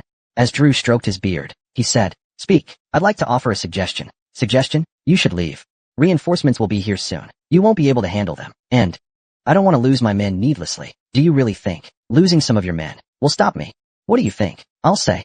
No choice then. One last question. Who is that mage? I heard he can use Sarajine magic. On the way here, Drew had already learned that Valeria is a record magic user. Now Myra had merely activated the summoning staff. Without any information, she came rushing over. So Drew didn't initially know a record magic user was here. But even if all the he still couldn't prevent Gipple from learning that he was with a record magic user, just as Jean had expected. Drew, after hearing from Myra about the presence of a record magic user, had already sent word to the Gipple family. Myra's betrayal was unexpected. There was nothing to be done. Just as he was about to sneer, suddenly Arya stepped up and spoke out. You handle the demon soldiers. Jean. Runkiad, you'll go alone? If Master said that, that means he's confident he can handle it on his own. Be careful. As Jean began slashing at the demon soldiers, Valeria gazed at the mages. Listen up. Gipple's lapdogs. Valeria pulled down her hood, revealing her face. The silverwood staff, soaked in magic, illuminated her face. I am a descendant of the Sarajine clan, brother to those innocent gray owls who were slaughtered. Someday, a mage who wants the world to forget the name Gipple. Valeria hissed her. The moment he said that, Drew's eyes widened. Even Jean was greatly shaken. His master had revealed his true name, something not even Jean himself had ever heard. Even while fighting the mage instructors, Jean kept his eyes on Valeria. Valeria's reason for stating his name was simple. It meant he intended to kill all the mages present, leaving no one. None of them would make it out alive. And he was confident he could do it. Watch your step. Just as Valeria's staff moved, Drew suddenly shouted. At some point, chains of lightning had appeared beneath the feet of Jean and the mages. Did it activate the moment he spoke his name? Did it catch the trance too? Even for Jean, it was a baffling and terrifying use of magic. Even standing right next to him, Jean hadn't sensed any magical energy from Valeria, let alone the mages of the Three Towers. The mages who failed to avoid the lightning chains let out screams of agony. Very soon, blood gushed from their mouths, noses, and ears. Even the mages who barely held up a barrier felt a deep chill. GRK, 5 mages entangled by chains, were soon charred and burned, spitting blood as death took them. In an instant, the 2 towers of the magic base found in the forest were wiped out. However, the nightmare wasn't over for the Three Towers mages. Even after killing 5, the lightning chains slithered like living things, clinging to the remaining mages' barriers. Not only did the chains put pressure on the shields, they also blocked the mages' line of sight, deepening their fear. I'll buy us time. Stay calm.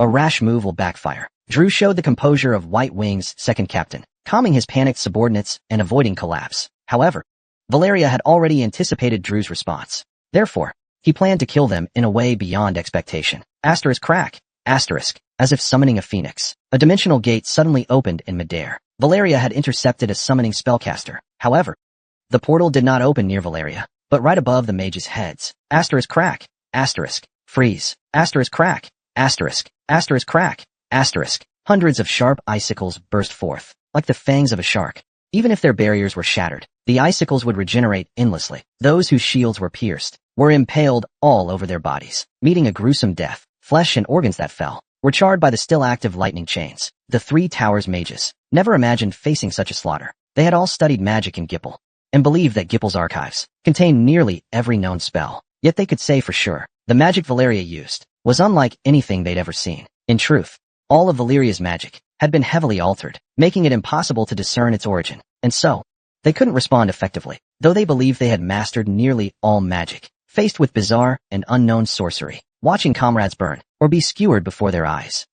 Fear, confusion, and panic. In the midst of that chaos, the sound of blades unsheathing from scabbards rang out again and again. That's not Bradamante, it's Valeria. The sound of a dagger being drawn from his robe. Tap tap, tap tap. Valeria walked toward the mages with swift steps. His pupils were dyed red, with shadows like sharks, until Valeria got close. The mages were too busy dodging lightning chains and ice spikes. The chains on the ground cleared up. Even the ice spikes pouring out of the dimensional gate above avoided his path. From that moment on, it was nothing but a massacre, like a grim reaper. Each time he swung his dagger through the mages, a life was ended.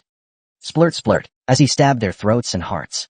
Valeria's expression remained emotionless. Soon, his footsteps turned toward Drew, who was guarding the others. Maraga. Even before Valeria approached, Drew had already accepted defeat and death. From the moment 5 were killed in the first strike, even with Valeria right in front of him, Drew had no strength left to resist or push him away. Valeria didn't strike Drew. Instead, he locked eyes with him briefly. Among the mages who once massacred the Grey Owl mercenaries was Holden. A Maraga. That guy. Seems he was your kin. Drew didn't answer. He averted Valeria's gaze. Do people like you fear for your brothers when they're killed too? So, when Valeria severed Drew's neck, the lightning chains and ice spikes began devouring his subordinates. In the midst of terrible screams, Valeria fired another mana beam, shattering Myra's wings as she tried to flee. Chapter 372. Chapter 372. Chapter 112. The reason they searched for Tamar's tomb. Stab. Damn it, my wings. They hurt. It burns all over. I'll kill you. Kill you. Myra screamed as she lay on the ground, hurling curses at Valeria. The ground still radiated the heat of lightning chains, and Myra was burning in agony all over. Amid the unending screams, Valeria confirmed that Myra could no longer flee. He leaned against a tree to catch his breath. Corpses everywhere. None of the mages from the Three Towers who entered Vantrum Forest were spared, all slain by a 17-year-old girl. No one would believe it. Even Valeria from her previous life, who saw it firsthand. Even Jean, who witnessed the battle himself, was utterly stunned. He had always known his master was a monster, but never imagined she was this strong at 17. No wonder she had never been caught. Of course, Valeria's magical power wasn't even close to the total of the 20 Tower mages. Drew, Maraga, and his subordinates were not weak. Even so, this overwhelming victory was entirely thanks to Valeria, the genius mage from HYSD. Her overwhelming talent and unpredictability, just like in the past life. As always, Jean once again felt a new realm of magic from his master. Looking back to when he first met his master, how did I dare to talk back to him like that? Thinking about it now, it makes me break out in a cold sweat. Suddenly, he remembered their training days, when Valeria said he would teach him lightning magic. His entire body trembled. Jean felt a chill. Yes, Valeria pulled out a rolled cigarette and lit it. He didn't mean to light it himself. As he exhaled the smoke, the mages placed their cigarettes into this land of death. It was the memorial smoke of the Grey Owl mercenaries. Valeria stared at the cigarette, lost in thought. Valeria, facing the terrifying corpses, and the lonely cigarette stub, and the still struggling, cursing Myra, formed a scene of chaos. The mind fiends judged that he was unguarded now. In truth, after helping build the hidden passage, he had almost completely exhausted his mana, having just finished a battle. This was when the mind fiends lunged at Valeria. Their curved blades gleamed with aura, slashing toward Valeria. Of course, their attack didn't land on Valeria. Though his physical abilities were greatly enhanced, it wasn't to the point that Jean would be caught off guard. Bradamante clashed against the two curved blades. Sparks flew. Jean used the scissor attack again, but the mind fiends seemed to have learned from last time. They quickly dodged in separate directions. You shouldn't disturb my morning. This. Bradamante drew an arc of trickery, slashing toward the chest of the mind fiend, named Rick Hurt. For a human, that strike would be fatal. But the wound rapidly regenerated. Jean checked the spot where the last scissor-killed mind fiend fell, as Valeria had predicted. The corpse had already oxidized. Only black marks remain. It was completely in the Saragine state. He had to control his strength and clean up without leaving traces. Because of their regeneration ability, capturing them alive seemed unlikely. Also, though the mind fiends were weaker than standard restraining tools, regeneration, physical enhancement, and oxidation to prevent data leakage, plus rationality. At this stage, those were the traits. There's one more. Combat power equalization. Rick. Hurt, when he was still human. As the squad captain, he was far stronger than his subordinates. But after becoming a mind fiend, his strength was no different from the others, whether regular guards or Rick. They had equal combat strength. This fact was significant. Mind fiend transformation magic wasn't limited to guard members. Perhaps even elite dancers with a certain level of power. During the transformation process of the guards, he killed 3 of them. If all 6 had fully turned into mind fiends, Jean wouldn't have been able to deal with them so easily. If mind fiend transformation magic could be used on ordinary people, and Bamonte could control thousands of them, the global power structure might be overturned. In his past life, Jean had seen something similar. Gipple used mirrors to mass-produce 7-star mages. It solidified his autocratic rule. Research must be done on the mind fiends' bodies to collect evidence. Take a look at the mind monster transformation magic. The reason it can't be mass-produced, it's probably still incomplete. Crack. Bradamante's speed kept increasing. As Jean moved faster, the mind monsters were forced to retreat, too busy defending. Even though the mind monsters had grown stronger, the gap was still too wide. Even if their scimitars hit Jean, they couldn't pierce his aura armor, couldn't deal fatal damage. Judging from how they handled his blades, they showed learning capability, but seemed to retain no memory of their human selves. If they remembered their days in the Light Guard, they wouldn't be using self-harming attacks on Jean. Sizzle. The scimitar bounced off the aura armor.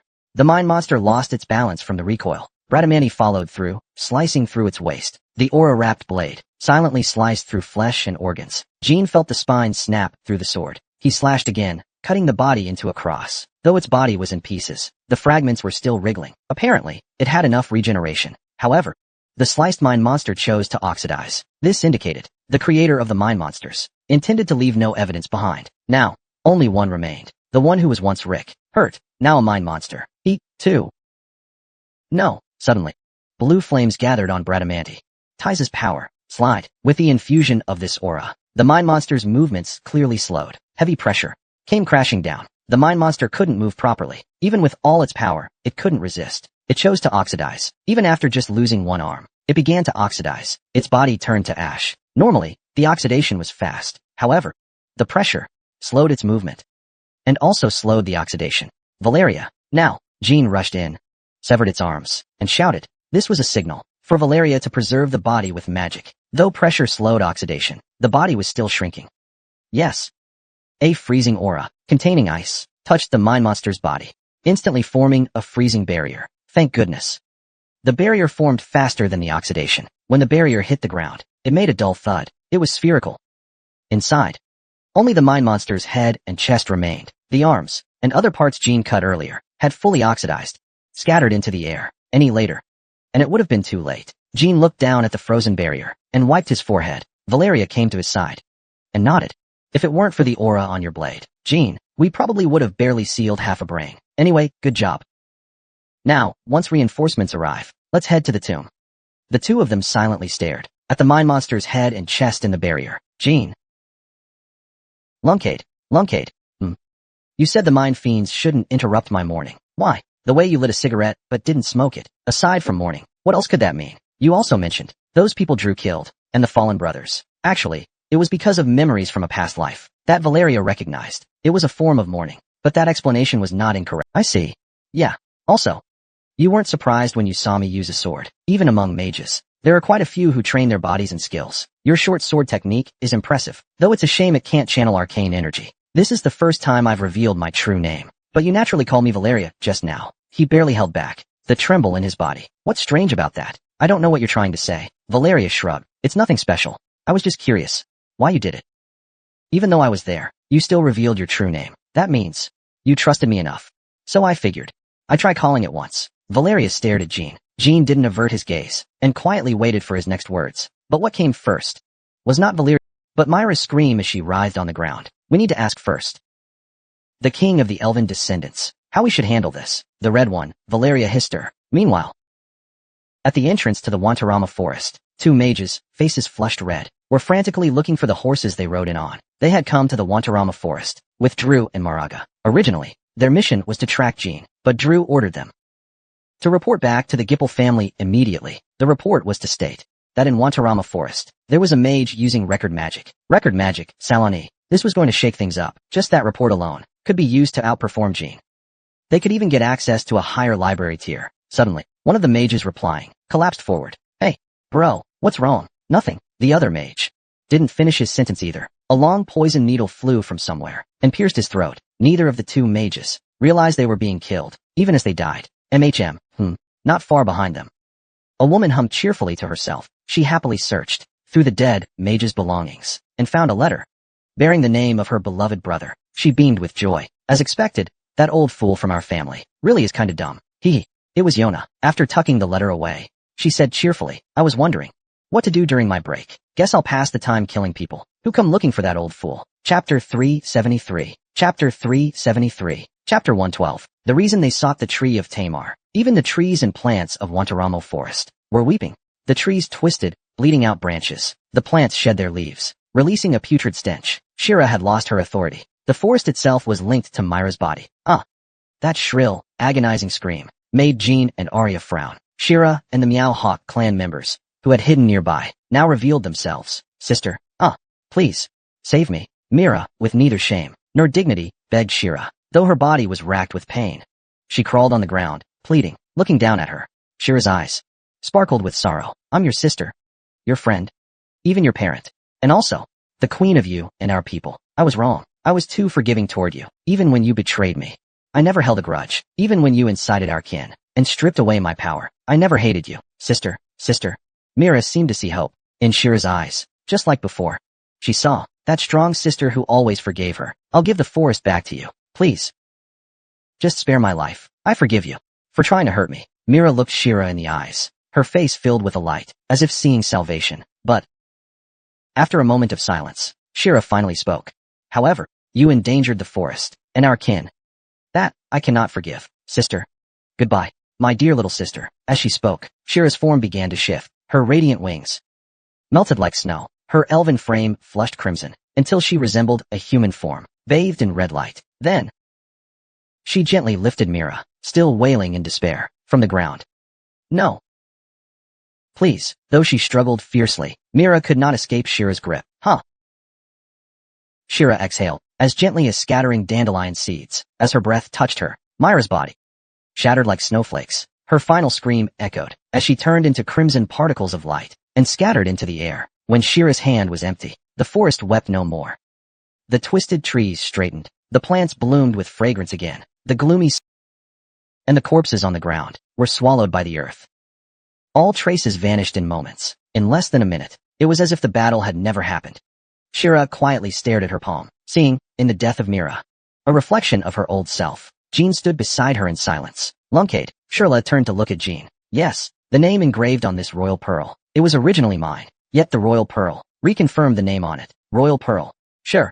Damaro. This wine was brewed to leave behind a story, and the name of the one who brewed it is none other than the savior of the elven descendants king, Shirla. Jean didn't respond. He quietly gazed at the royal pearl. She recalled her earlier conversation with Shirla. Myra, that child seems unwilling to uphold the pact I made with Serdrit. The other children are the same. They all believe that we, the elven descendants, are making meaningless sacrifices, or clinging to empty hopes. So, Shirla was actually dethroned.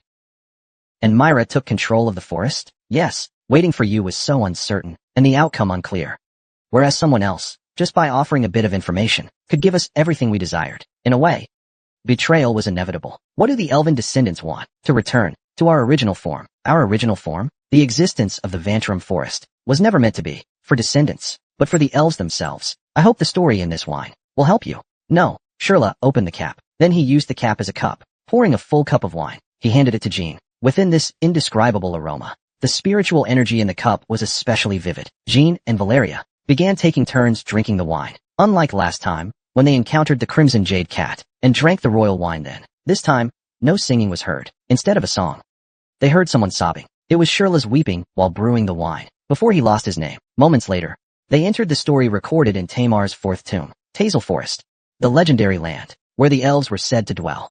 Jean and Valeria, upon drinking the royal wine, became aware they had entered that land. They could feel it clearly, even though they had never set foot there, nor even seen a depiction of Tazel Forest. Yet the power within the royal wine made them feel as if they had known the forest all along. Even when stepping through the dense jungle, their footprints left no trace. Even when calling to each other, their voices could not be heard by the people in the record. In short, Jean and Valeria were mere observers. Valeria suddenly felt a heart-wrenching sorrow, as if he had lost his comrades from the Grey Owl mercenaries. Unbearable grief surged in his heart. As a result, he had to sit down for a while to catch his breath. Valeria, I'm okay. Soon after, Valeria stood up again. The two continued forward. As they walked, knowledge of Tazel Forest kept flooding into their minds. This forest, now, the elves are ruled by Leet Damarot Green. That person is Leet Green. You mean that Green? As they ventured deeper into the forest, Valeria saw an elf standing there. He spoke. Red hair and a face full of anger. Jean and Valeria stood by his side. Jean examined him carefully and shook his head. No. In the third memory recorder session, the person I saw wasn't. It must have been another elf. Soon, the two learned the elf's name. Seal, another elf, appeared deeper in the forest and called out his name. It was Leet Damarot Green. He came filled with rage to see his sister, Seal Damarot. Your Majesty. Seal knelt on one knee. Leet shook his head. No need to be so formal, Seal. After Leet nodded, Seal rose to her feet. Sister. Speak, my sister. They held each other's gaze for a long time, speechless. Before this moment, the two had never experienced such conflict. For the first time since birth, Leet's expression seemed to say he understood Seal, but her eyes said she could not understand her sister. Are you really going to interfere in human affairs? After Seal spoke, Leet nodded. Yes. Seal bit her lip. She could not understand her sister's choice, nor could the other elves who followed her. Do we really have to? If we stay out of it, Gipple won't attack us, Seal. From the moment they began rewriting history, they had already declared war on us. No. That's just your opinion. Gipple wants us to stay out of it. Let the humans fight among themselves. And how can you?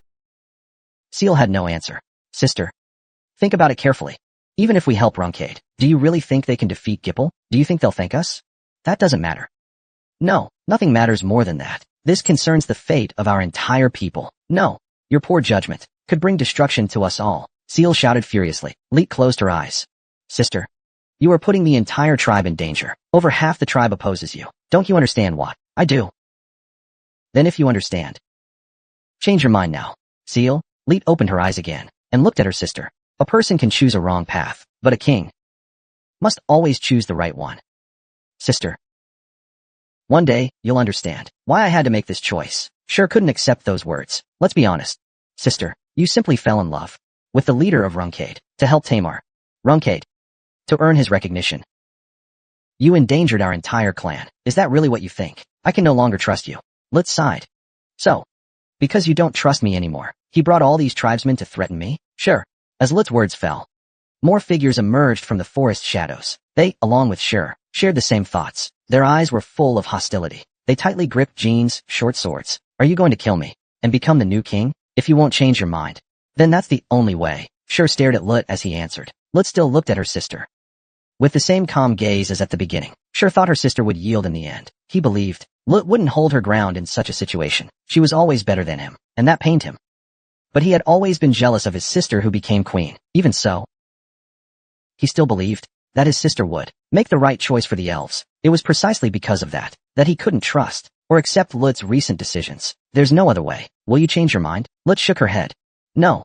If this is the outcome you want, then kill me. Lut began walking towards Sure. Sure pulled out a short sword from his coat and held it to Lut's neck. However, even with the blade touching her throat, Lut didn't stop walking. Sure clenched his teeth, his mind blank. Damn it.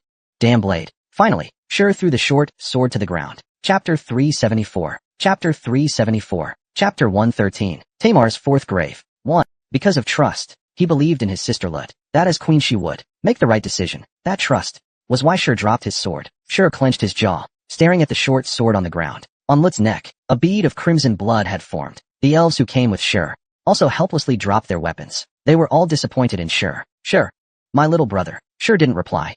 He just stared at the sword on the ground. No matter what I say now, you won't accept it, but I believe one day you will. Go back now. Sure turned and walked away. As he turned around, the elves followed helplessly. Asterisk sigh asterisk. Lut watched Sure and the others disappear into the forest. She sighed. And that sigh was both a heavy heart and a sense of relief. She felt a burden lifted. Truly, a burden lifted. It wasn't because he hadn't been pierced by the swords of his sister and clansmen. Elven culture is truly charming. They talk about killing the king, yet with a few words, they simply walk away. From the darkness of the forest behind Reup, a figure emerged and spoke. He wore a hood, his face obscured, cloaked in a black robe, emblazoned with the Luncade family's black sword emblem. Lokya. Riet turned and called his name. Lokya. Gainest. He was one of Luncade's knights of the era, unmatched in pure magic. In Luncade? No. In the entire human world, such a thing is almost unimaginable, but it's a good thing. If Gene Zero had meant to hurt you, he wouldn't have spared a single soul. Not even one. Lokya said that, with a soft laugh. You find this amusing? This situation? Yes. It's amusing, and quite adorable, like watching children play at war games.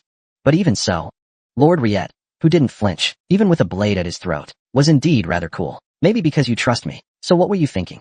Honestly, if that sword had gotten half a fingernail closer to your neck, I would have killed everyone instantly. I really held back. Otherwise, you'd hate me. Lokya smiled faintly, and continued speaking. But angering you is still better than angering our lord. Next time, don't act so recklessly, without discussing things first. If I hadn't volunteered to protect you, I never asked for protection. That's the problem. That's why I followed you. Anyway, without my protection, if those fleeing elves had actually hurt you, our lord would have been furious. Killing a few traitors wouldn't solve anything. Timar is a good man, of course. He is. But after losing loved ones, can he still remain one? The head of Luncade can't be someone weak, I believe. You've indeed placed the entire elven race in danger. Just as your sister said, let's head back. Oh, and by the way, starting today, you are the new head of Luncade. That's the order from the current lord. After that day, Shur and the elves who followed him left the firstborn. And they were forgotten. Starting from March 4th, 797, 5 elves were forgotten. Not long after, all remaining elves were forgotten. Because Luncade failed, even though they were forgotten, their bodies still existed, but their lives were as if they were already dead. But their lives were as if they were already dead. They became shadow-like, dark and eerie figures, forgotten elves. To others' eyes, they were unnoticed, even in crowded cities. Walking in groups, or through forests, filled with wild creatures, no one cared. These ghost-like elves were like meaningless wind, ignored by all, even Shur and the ones who followed. The forgotten elves wandered aimlessly, purely by instinct. They couldn't communicate, couldn't hear, read, or remember. Words of the feeling emotions became impossible. The forgotten elves could only float, like blackened air, drifting in the void. To be forgotten is to exist and yet not exist. They couldn't impact the world, nor communicate with anyone. There was no punishment more terrifying. Those who were trampled by the power of Jippel, including the elves, paid such a cruel price. Oh, in this immeasurable passage of time, Shur and the elves heard a voice. They heard a voice. This ordinary phenomenon, hearing a voice before being forgotten, for the first time, made the forgotten elves open their eyes. They opened their eyes, saw their blackened forms, consciousness returned, and they realized the horror of their state. Trembling with despair, they turned toward the direction of the voice. Appearing before Shur and the elves was a woman darker, larger than them all. Many children she had. That woman looked at the elves with interest. Though her face was unclear, the elves could feel her smiling. Even though they had never seen her before, they knew her name. Helurum, Shur said, before being forgotten, as an elven recorder. She had learned that name, the name of a witch. Helurum smiled in satisfaction. There is someone who can help us exist again. The forgotten elves naturally embraced, even if she was the witch of countless disasters and legend. How did it come to this? Jaipur erased our existence. Do you feel wronged? Wronged? Why? Because we did nothing wrong. When Shur answered that, she felt shame. She couldn't say why at first, but the feeling was strong. She thought for a moment, and soon found the answer. She had betrayed her sister. She had ignored her kin who resisted Jaipur with her. Facing that truth, she was nearly suffocated. She even thought, maybe it was better to be forgotten, to feel nothing. Helurum saw through all of Shur's heart. She seemed to know everything about what Shur and the elves had gone through in their forgotten state, and she answered with a laugh full of scorn, even if it was deeply insulting. Shur and the elves couldn't refute it either. They just wanted to do better, to be seen, no matter what, by Harlem, to once again exist in the world. The shame and guilt of betraying the king and their kin. As long as they could exist again, they would all be forgotten. Do you regret it? Shur and the elves nodded. Just now you claimed you held no guilt, and now you regret it. I have a question. What is it? In the future, if the same situation happens again, what will you choose to do? Harlem locked eyes with Shur. In her hand, magic and black aura surged. Spiritual energy, a power said to be used only by shadows and their contractors. Jean's power. Magic and spirit energy intertwined into dozens of ribbons, wrapping around the elves. Ugh. The elves wrapped in the ribbons began to transform. Their bodies, once dark as shadow, regained their original radiance. Red hair unique to elves cascaded down. Shur and the others exchanged glances, as if they'd waited millions of years for this moment. They finally returned to their complete forms. However, before their tears even had time to fall to the ground, they were forced to endure another wave of transformation. Again and again, their forms changed. What's happening? No. How could this be? Their bodies began to shrink. Their red hair, shed like the fur of a dying beast, faces once beautiful, twisted into monstrous ugliness, their limbs grotesquely warped, necks creaking with metallic sounds. They couldn't look any uglier, like plague-ridden, rotting corpses, at that moment. The transfer. This is your true form, Harelum remarked coldly, with a wave of her hand. Once again, the ribbons began to move. The elves' forms changed again. Their bodies shrank down to the size of a child's head. Tiny wings sprouted from their backs. P0. T0. When they flapped, they made those kinds of cute little sounds. A form most people would find adorable. But the elves felt humiliated. How amusing. We are not guilty. And yet, those who simply longed to exist again, even they now felt the luxury of humiliation. What did you do to us? I gave you a chance to exist again. Harelum grabbed Shur, and on his back, she gave him a pair of enormous wings. From this moment on, you are their king. When the moment of regret comes, let's see what you choose to do. The moment of regret, the moment of betrayal, the moment they failed to resist Gibber. If one day, the same happens again, what choice will Shur and the elves make then? Harelum was curious. Not forgetting one's lesson is a very difficult thing. Harelum released Shur and continued, and now, you are even more inferior than before. To survive, you must think hard. Go. The elves dared not defy Harelum. Go. As soon as Harelum finished speaking, the elves turned and flapped their wings. Just like that, they regained their existence. They wandered the world until they found a home in Vantrum Forest. Several years passed again. By then, the elves had nearly forgotten their memories of once being Jean's elves, because they existed again only by borrowing Harelum's power. They hadn't reclaimed their true selves. What they forgot was not only their memories as Jean's elves, except for Shur, or rather, Shurla. Most elves even forgot what Harelum had done and said to them.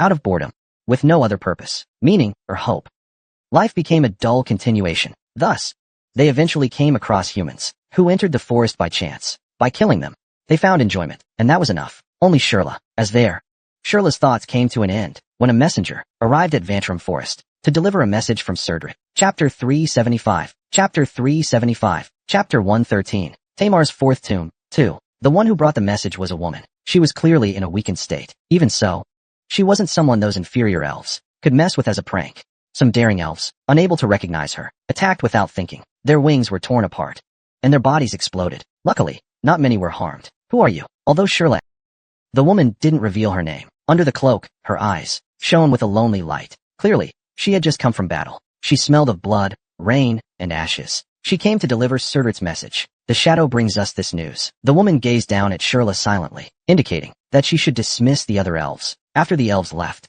the woman spoke again. Do not forget your duty, and vow to leave behind a story you must never forget. This was the message Surdrit left for Shurla, and for the elves who followed her. Is that all? That's all. Why should I listen to this? It's your only chance to restore your honor and true form. That's what she said. Shurla's eyes widened.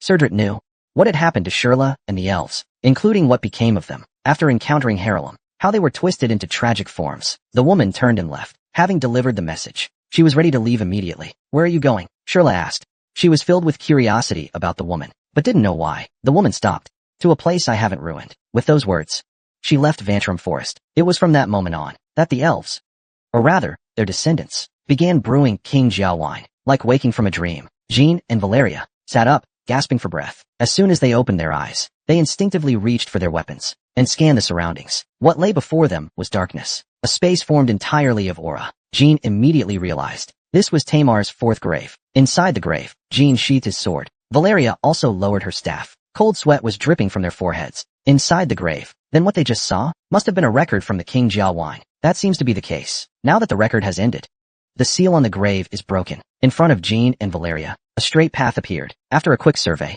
they came to the same conclusion. This grave had been attacked before, just like the previous graves they had visited. As the fourth grave, this suggested there had been more than 4 intrusions, which also proved Jaipur had persistently tried to destroy Tamar's graves. Or perhaps it was the work of the Bamonti royal family. They started walking. The path was long, but even after walking for a long while, they didn't feel any trace of hostility or guardian aura. Seems there's no guardian, though no guardian means they wouldn't have to go through another tough battle. A relief, but also a bit disappointing. No guardian might also mean the grave no longer contained anything valuable. It was clear.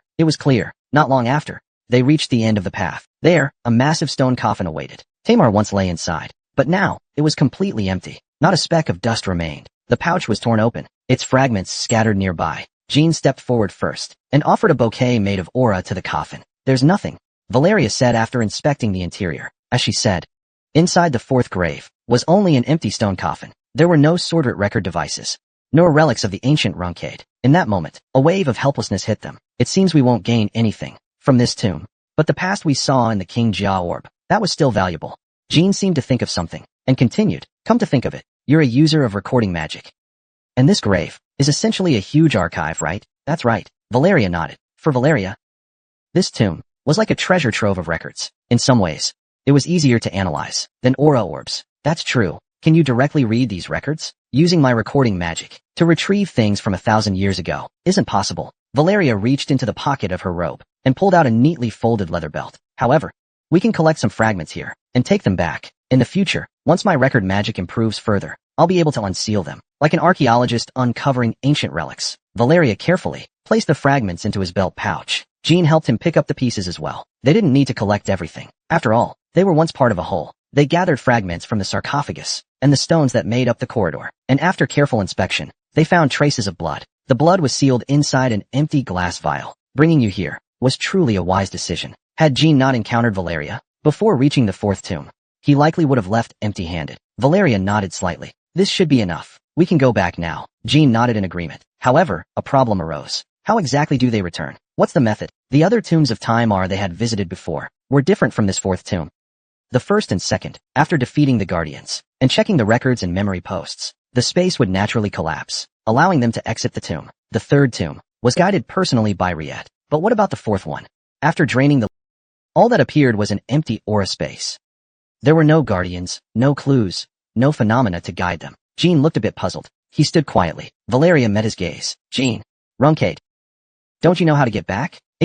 No, this has never happened before. We always ran into a guardian, or the space collapsed. After viewing the records, a brief silence. Although Jean was slightly embarrassed, Valeria didn't blame or mock him. That's possible. After all, this isn't an ordinary space. Let's think of something together. They first tried retracing their steps. They had already checked the way before the coffin. There had been no exit then. Upon checking again, still nothing. Should we try destroying the space? Valeria's words made Jean shake his head. Let's leave that as a last resort. If the space collapses, the fragments you collected might get damaged. The aura making up this space feels organically connected. Yes, that's possible. Let's just wait a bit. Valeria, after all, the seal of the King Jia orb, it won't last forever. Once its effect fades, we should naturally return. Valeria's presence was a great blessing for Jean. Moreover, the place awaiting Jean was right at the entrance of the Vantera forest. The sky was full of dark clouds, and heavy rain poured. Crash crash rumble a stormy and thunderous dawn. Time passed differently in the grave than outside. After Jean entered Tamar's fourth tomb, 3 hours had already passed outside. That meant Jippel's reinforcements, the undead squad, had already reached the forest. There were 3 members in the squad. However, even knowing that Jean, Runkade, was in the forest, they dared not enter recklessly. It seems the 3 of us coming was a mistake. I heard the mages from the 3 towers in Vantera Forest had lost magical contact, so we came to assist. Seems something is going on inside. Since Yona of Runkade is here. Yona. Runkade, among the undead squad. He's considered extremely dangerous, not just by the undead squad, all of Jippel's top mages see him the same way, as someone you absolutely must not provoke. When the undead entered Vantera Forest, they didn't expect to encounter Yona again, and on top of that, it was raining. The 3 of us against that woman. It's nearly impossible. In this rain, facing Yona, Runkade's assassin, even for the undead squad, it would be suicidal.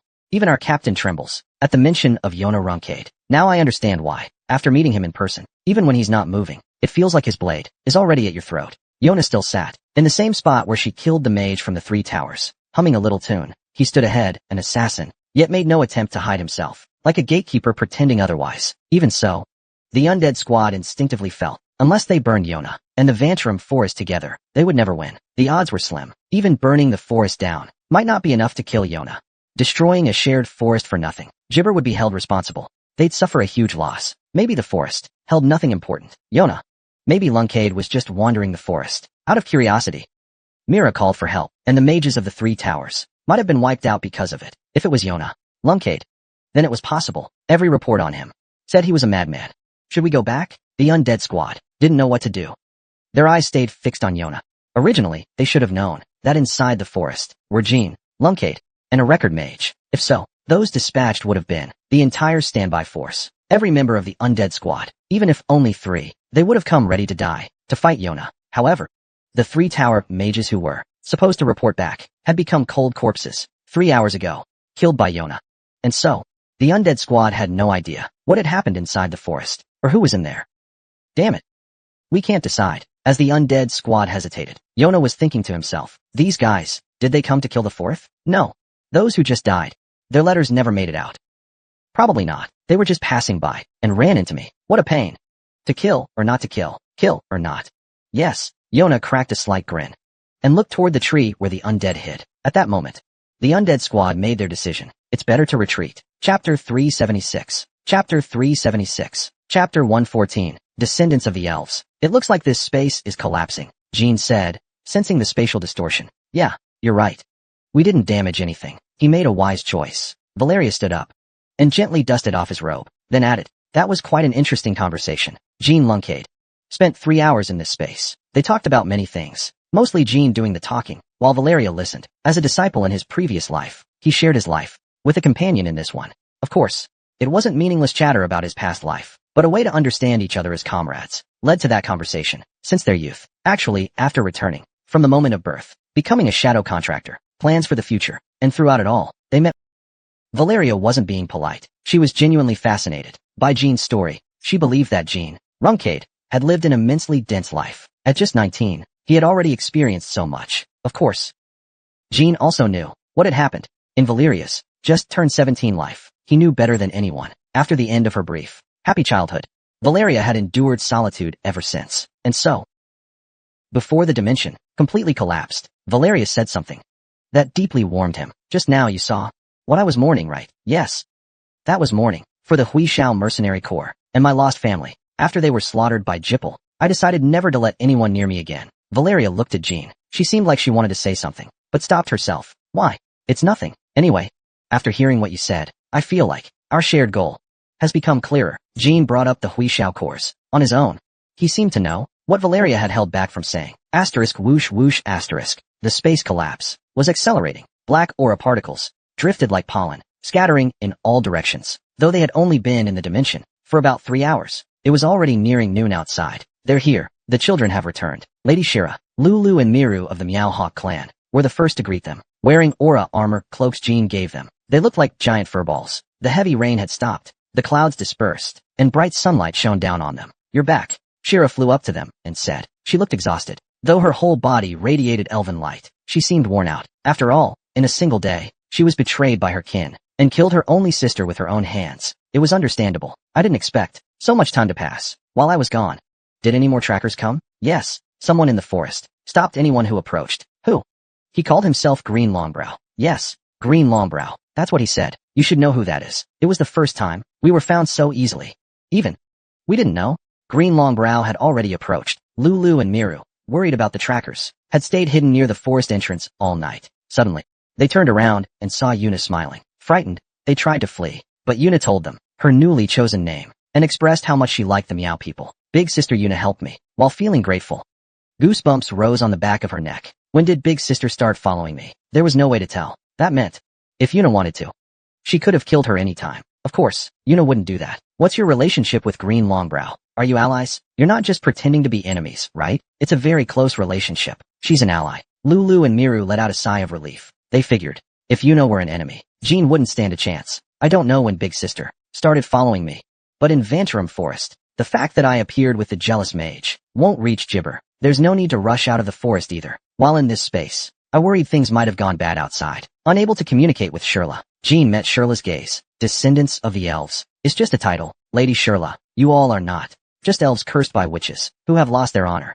Shirla responded with a self-deprecating tone. We're a detestable existence. We kill any weak humans who wander in. We trade gems with the powerful. We indulge in our own little fantasy world. At that moment, Jean recalled the final memory from the gem record. At that time, the elves had nearly forgotten their memories of being elves. They were revived through Harlem's power, but they hadn't recovered their true selves. What was forgotten was not just memories of their elven days. Except for Shirla, most elves even forgot what Harlem had done for them and what she had said.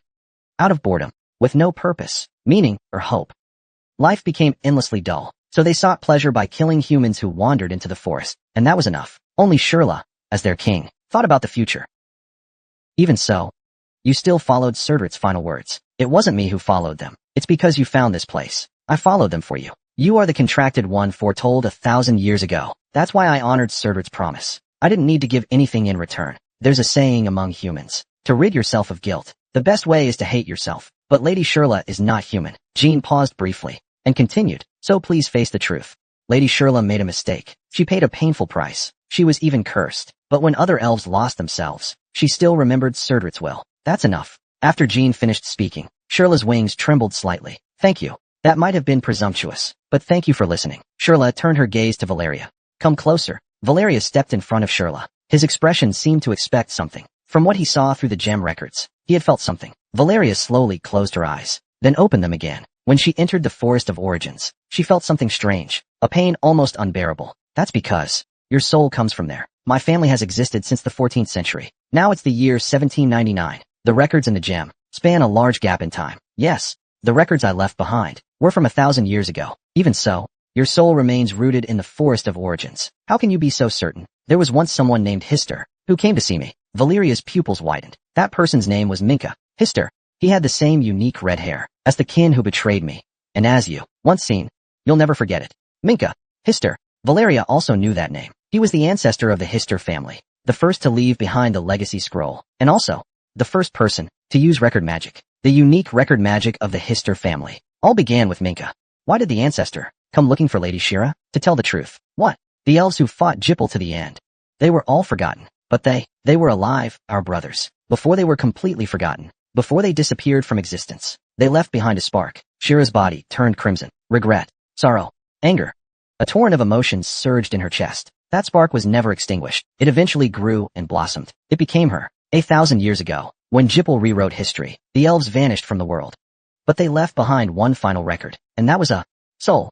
A record in the form of a soul. The elves who lived in the Forest of Origins understood the laws of nature more deeply than anyone else. One principle they understood was the cycle, whether it was humans, beasts, shrubs, or even steel that seemed eternal. All would eventually decay over time and return to the earth, the rivers, the wind, to be absorbed by the world. They would become nutrients, blend with seeds, and become life again. The elves gathered their souls and returned them to nature, hoping that someday those souls would bloom somewhere again. 400 years, eventually. After 400 years of circulation, those elven souls formed a name. The name Hister. As Shira explained all this, tears flowed from Valeria's feet, unaware she was crying. She was just gasping for air. Shira looked at her like a beloved niece, but didn't dare comfort her. Knowing the sins she had committed, what kind of person was the ancestor? That question carried countless others within it. To me, she was so beautiful and full of grace. She was incredibly strong, but seemed so lonely. When I look at you, I think of her. What kind of person was she? Now her image is vividly clear in my mind. Minka. When Jipple erased Hister from history, I was still a human of Sarah Jean, so I couldn't remember clearly. When she came to see me 400 years ago, I could only vaguely recall her image. But ever since Valeria stepped into the forest, I felt something familiar. And now, at last, in Valeria, I saw Minka's figure. She finally clearly remembered Minka's face. And Leet. Damaro. Green. My sister's face. Valeria had reignited the memory flame of the ancient elf souls. Can you tell me your name? Valeria. Valeria. Hister. You are a descendant of the elves, not a ghost of this Vantera desert forest, but the one who inherited the legacy of the elves. This was the moment. Valeria completed a long and heavy task. Chapter 377. Chapter 377. Chapter 115. Yona's warning. 1. Valeria took a long time to sort through her emotions. She couldn't say a word. Even after knowing her roots, she was still alone. But unlike the aimless loneliness of the past, this was different now. The history of Hister had been restored. In the heart that once only held indifference and a burning reason now bloomed. To repay the ancient elves, Hister, and the Grey Owl's hatred. To uphold the vow to Sodaret. To have met you. I feel so lucky. Lady Shira, what will you do now? Valeria asked. Shira closed her eyes. Though Myra is dead, there are still many cursed elves in the Vantera desert forest. I will remain in this forest, atoning with my people. For us, the cursed, this is our final purpose. Shira's wings began to shine with a brilliant light. Make sure that Jean, Runcade, and your story will not be leaked. Punish the traitors. Restore the forest's order. After Myra's death, no one had control of the forest, at least not for a time. However, when Shira recovered her old memories, through Valeria, the power to control the forest returned to her once again. She once again became the queen of the cursed elves. She grew even stronger, just by regaining a portion of her forgotten memories through Valeria. She was now closer to the true elven spirit than the other cursed ones. Lady Shira, speak. Jean, Runkade, before I leave this forest, I'd like to ask one question. You want to ask about the location of the 5th tomb? Yes, this is the only secret I know. The path to the 5th tomb. We must start the search from scratch. Jaipur Hebamot will also continue searching for Tamar's grave. Jinzalo will do the same. Sister Meryl has made the issue of the grave public. The people of Runkade will also start searching. Once the 4 major forces officially take action, even Jean won't be able to secretly look for the grave's location. Compared to the 4 great forces, Jean's power is insignificant. Even if the 7-colored bird is capable, it can't compete with the massive manpower of the 4 major factions. Without Master, they can't possibly compete with the 4 powers. Just like finding the Meow clan, Valeria will continue searching for the legacy site of the Hister family and Tamar's grave. Therefore, Jean doesn't need to waste his effort. He can wait for Valeria or Runkade's temporary allies to locate the grave. After all, Master is more likely to find the grave before the 4 forces do. Master has the sorted recording device I gave him, and a fragment of the 4th grave obtained today. Jean gathered his thoughts and nodded. Got it. Let's head back now. All right. Word of your visit to this forest won't get out. Also, Lulu, Miru, yes, Lady Shira, you've worked hard too. Thank you. After all, we stand on the same side as Lady Shira. For the promise made to the Millennium Contract Bearer, this is just a part of it. Give my regards to Neru. As for where you're going, I won't ask. Jean and Valeria shared a brief embrace with the Meow clan. The Meow clan will always bless you. Jean, Runkade, how are the little water folk doing? Seeing how the cosmetics business is booming, I suppose they're doing well. Everyone is being protected inside the secret palace. If there's a chance, we'd love to visit with the tribe. Of course, after we return, I'll suggest that we build a hiding place near the secret palace too. Our clan also needs time to regroup for now. Then, Lulu looked up at Valeria.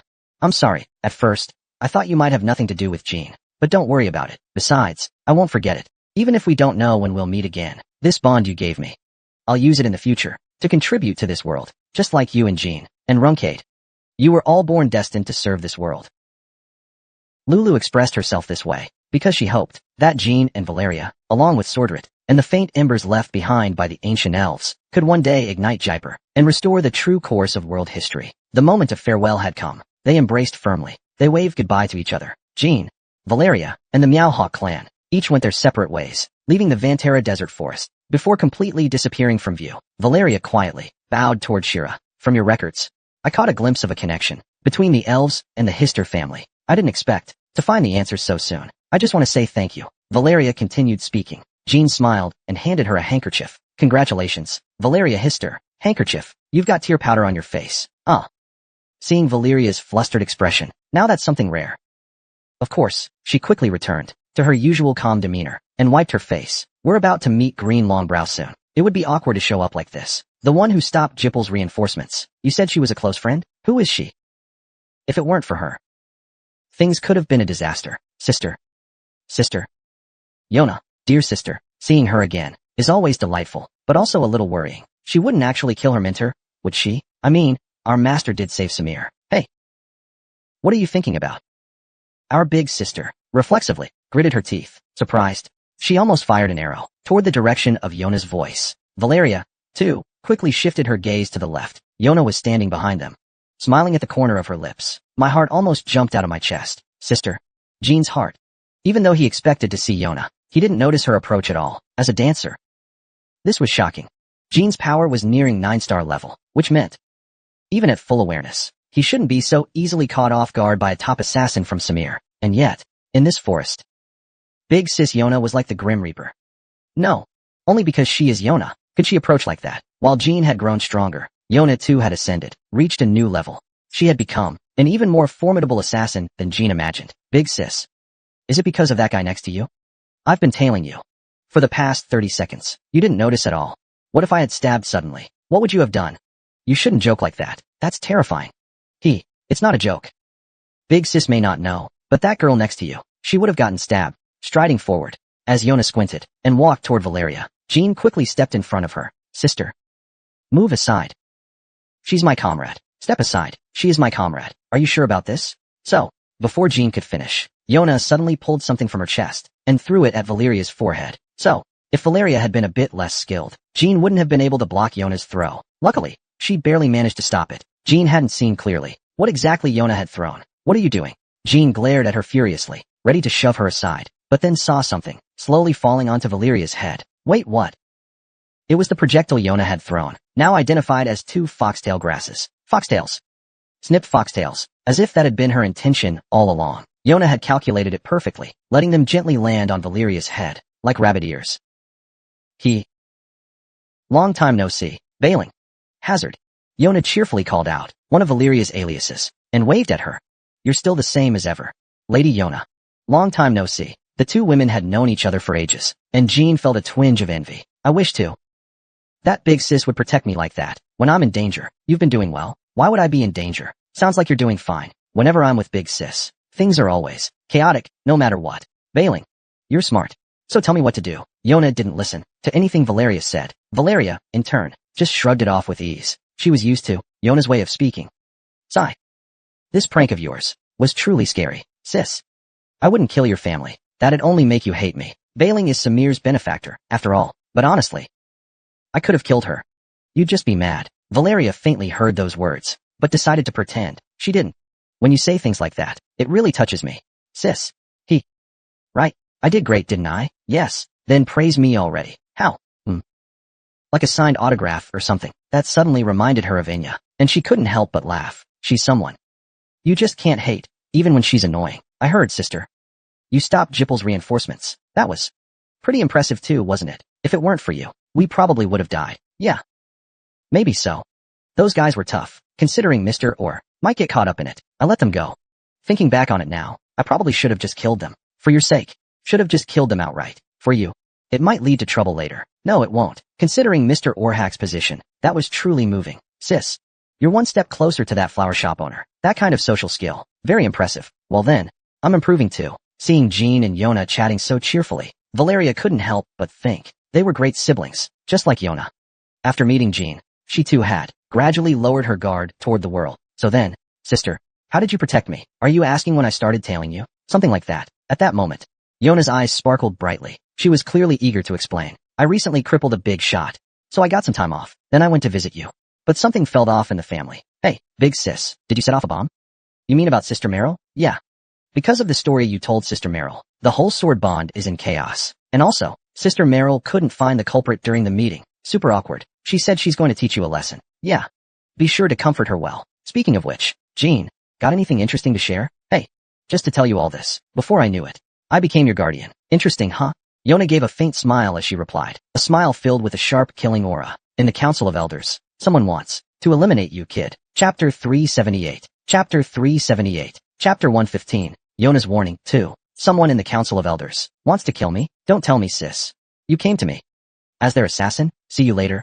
Kid. Saying that, are you going to cut off my head now? Those boring old chunks of meat. If they really dared to hire me, that would be a death wish. Due to Shilong's strict orders, no one in the family is allowed to make use of Yona right now. Even Joshua in the past, when trying to hold Jean back, unfortunately got entangled with Yona. Because of Jean's deal with Yona's return to the family was delayed. As a result, Shilong slapped him and made him return the black armor. Even then, would I kill you? That's right, sister. Would you really try to assassinate me? I'm also the one who saved Samir, remember? Just kidding. I hate that kind of joke. Jean chuckled softly. Got it. So then, who exactly are the ones the elders want? The fact that the elders want me dead is nothing new. After all, once I became a knight, there would surely be many who want to get rid of me. Jean had always thought so. Even before officially becoming a knight, there will be more people, especially among the elders, who would strike first. Since his student days, he had always been trouble for the family. By the time he became a knight candidate, Lunkade even placed a 300 million gold bounty on him. Moreover, he constantly went against Lunkade's tradition of banning magic. In some sense, being assassinated was only natural. In fact, it came a bit late. No, far too late. Jean smiled faintly. Now, even if part of the Elder Council attacked him, he would no longer be afraid. It was just the serious expression that bothered him a little. Who exactly were they? Which specific elders? I don't know either. If I did, I would have already killed them all. No. I meant the assassins hired by certain elders. Ah, how do you know that? They haven't even said they hired an assassin. It's obvious. The only ones who would draw their swords and kill me directly are the heads of each major family, but among them, none would benefit from my death. Zoldan of the Black Sword Society, Mikano, Tyrant of the Shadow Guard, Lunkade, among them. Tyrant is a temporary ally. Zoldan is an obvious enemy, and the Shadow is a temporary enemy. But even Zoldan, killing Jean now, would bring him no benefit. Such a clever mind, yet so careless. With such an obvious matter, isn't it clear? Zoldan, Runkade, the elder chief and the second knight. They're both in symbiosis. And in competition, the symbiosis is obvious. But competition? That's news to me. It's true. You're different from me. You're from a different era than those elders. So, it's no surprise. You'd think that way. Just remember one thing. The elders still haven't let go of their desire for the family head seat. He recalled the conversation with Tyrant during the deal with Runkade. Since he hasn't given up on that seat, doing this would only hurt him in the end. The head of the Black Sword Society wants me and Joshua to keep restraining each other and eventually perish together. Zero, Mulcano's true thoughts are still hard to grasp, but on the surface, he's still working for Zoldan. Therefore, the elders who want me dead, and you, sister, used Samir's intelligence network to track down that force. That's right. Exactly right. You're really clever. Yona tapped her toes. She brushed Jean's hair with her toes and continued speaking. I won't tell you who sent the assassins. Why not? Play with me. And I'll tell you, little brother, it's been a while since we've met and had a proper talk. Jean. This is almost the first time in 2 years that we've met as siblings. Hearing this, Jean smiled. Yeah, I've missed you. Sister, the fortune and the green long brow ring you left in my room last time. I've already received them. After I woke up, seeing them brightened my whole day. Yona smiled brightly, showing her white teeth. The world's greatest assassin could smile so innocently.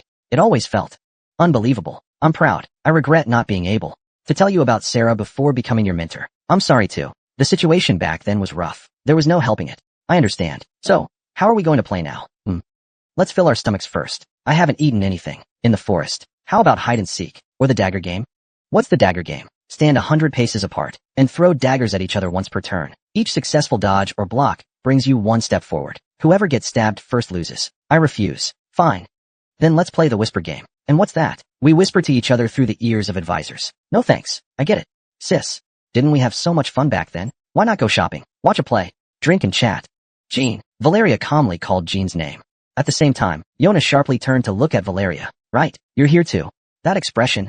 I'm leaving now. I'll take this with me and keep it safe. Contact me when you need it. Valeria pointed with her finger toward Main's corpse hidden under the cloak. Where are you going? To search. Suddenly, Yona grabbed Valeria's wrist. Come play with us, Lady Yona. Valeria's eyes shifted slightly to the left again. Seeing Valeria's repeated surprise, Jean found it somewhat amusing. Also, I've been meaning to ask, White Spirit, what's your relationship with my little brother? What?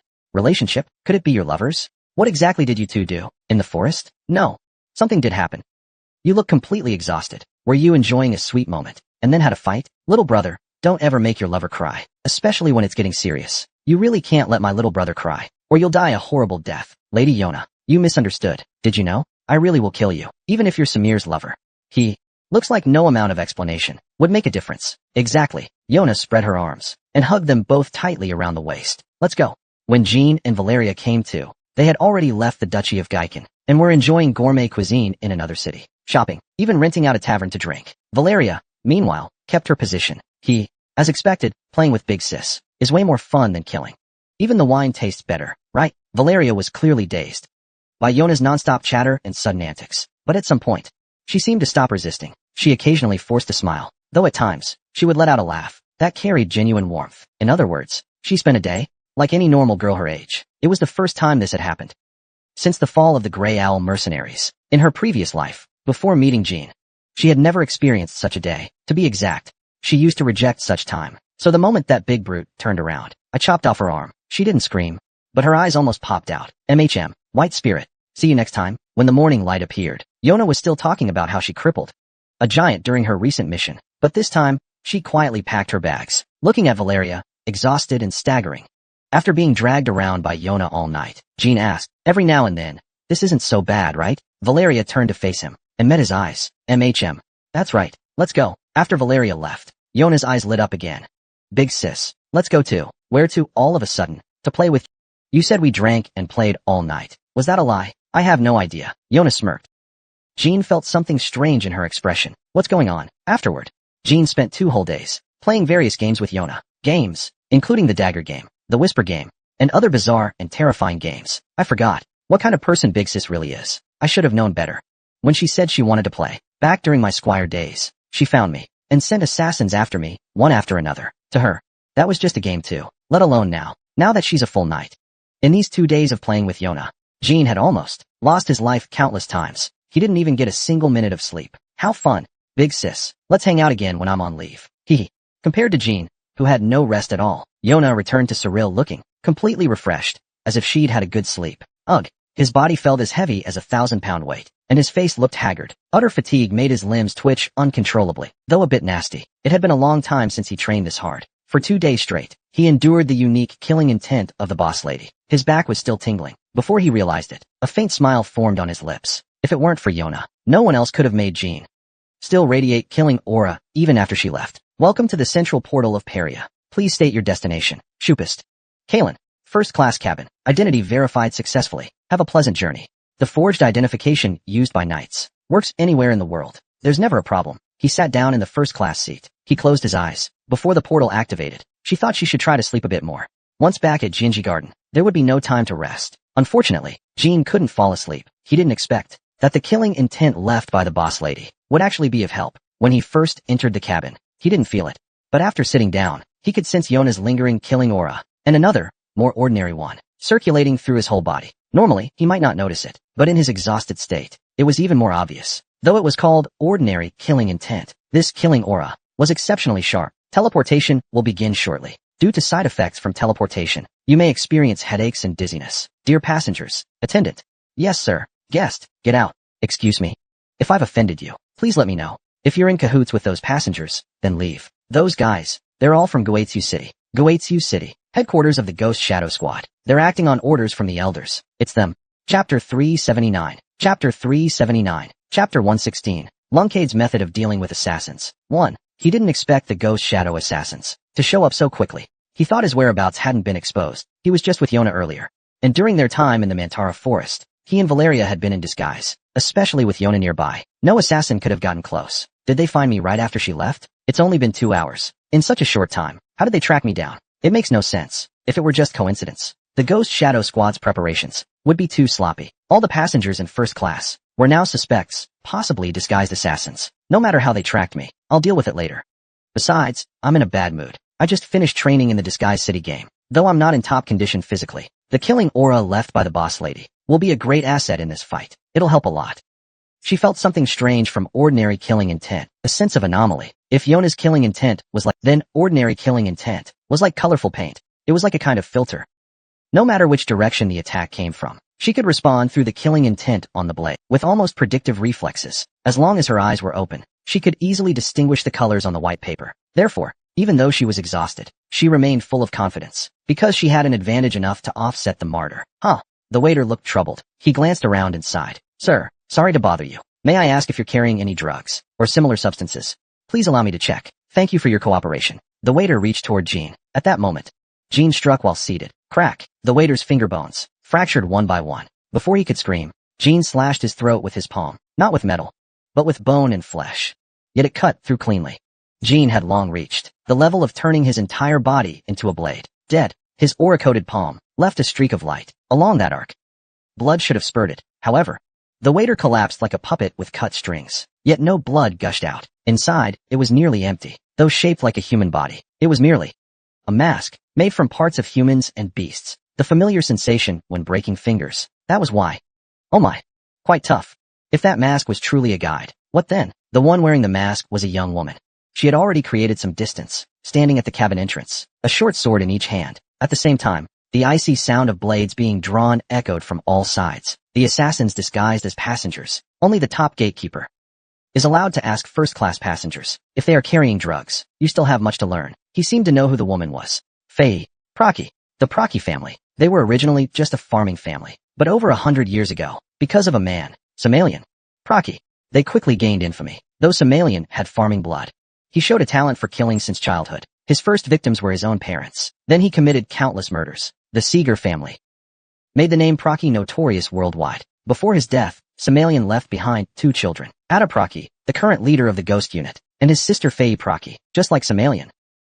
They were born destined to kill. In just 1 generation, a farming family became a clan of killers. People called them the Demons of Procky. You recognized me fast. That's right. I am one of the 12 Knights of Luncade legend, though I bear no hatred. You recognize me so quickly. That's right. I am one of the 12 Knights of Luncade legend, though I hold no hatred. But you must die here. Hearing that, Jean calmly observed the various killing intents on the white paper. including that of Fei, Procky. 10 well-trained assassins in total. They were formidable, but it didn't stir much in him. After all, just 2 hours ago, he had been accompanied by death itself. If that's your plan, you'd better bring more people. Fei didn't seem bothered by Jin's provocation. She nodded slightly. I hope your confidence remains when you're being tortured. So. As Fei's voice faded, the cabin began to fill with red smoke. It was a hallucinogenic and nerve-paralyzing poison gas. Though its toxicity wasn't highly lethal, even well-trained dancers would instantly lose consciousness. It was one of the ghost unit's symbols. Within, the cabin now filled with poison gas. Jian took a deep breath and drew his sword. Then he charged with full force toward the guest room entrance blocked by Fei. Meanwhile, he revealed a faint smile under his mask, as if this were the final moment. Clang! Fei effortlessly parried Jian's hasty strike. Moreover, the other 9 assassins lunged at him. It seemed he had no chance of escaping the guest room. With red and blue lights clashing, Jian, forced back, showed a look of despair. Cold sweat poured down as the assassins closed in. They were waiting for Jian to collapse from the poison. Jian stood unsteadily, swaying. The assassin's blades drew ever closer. Thud.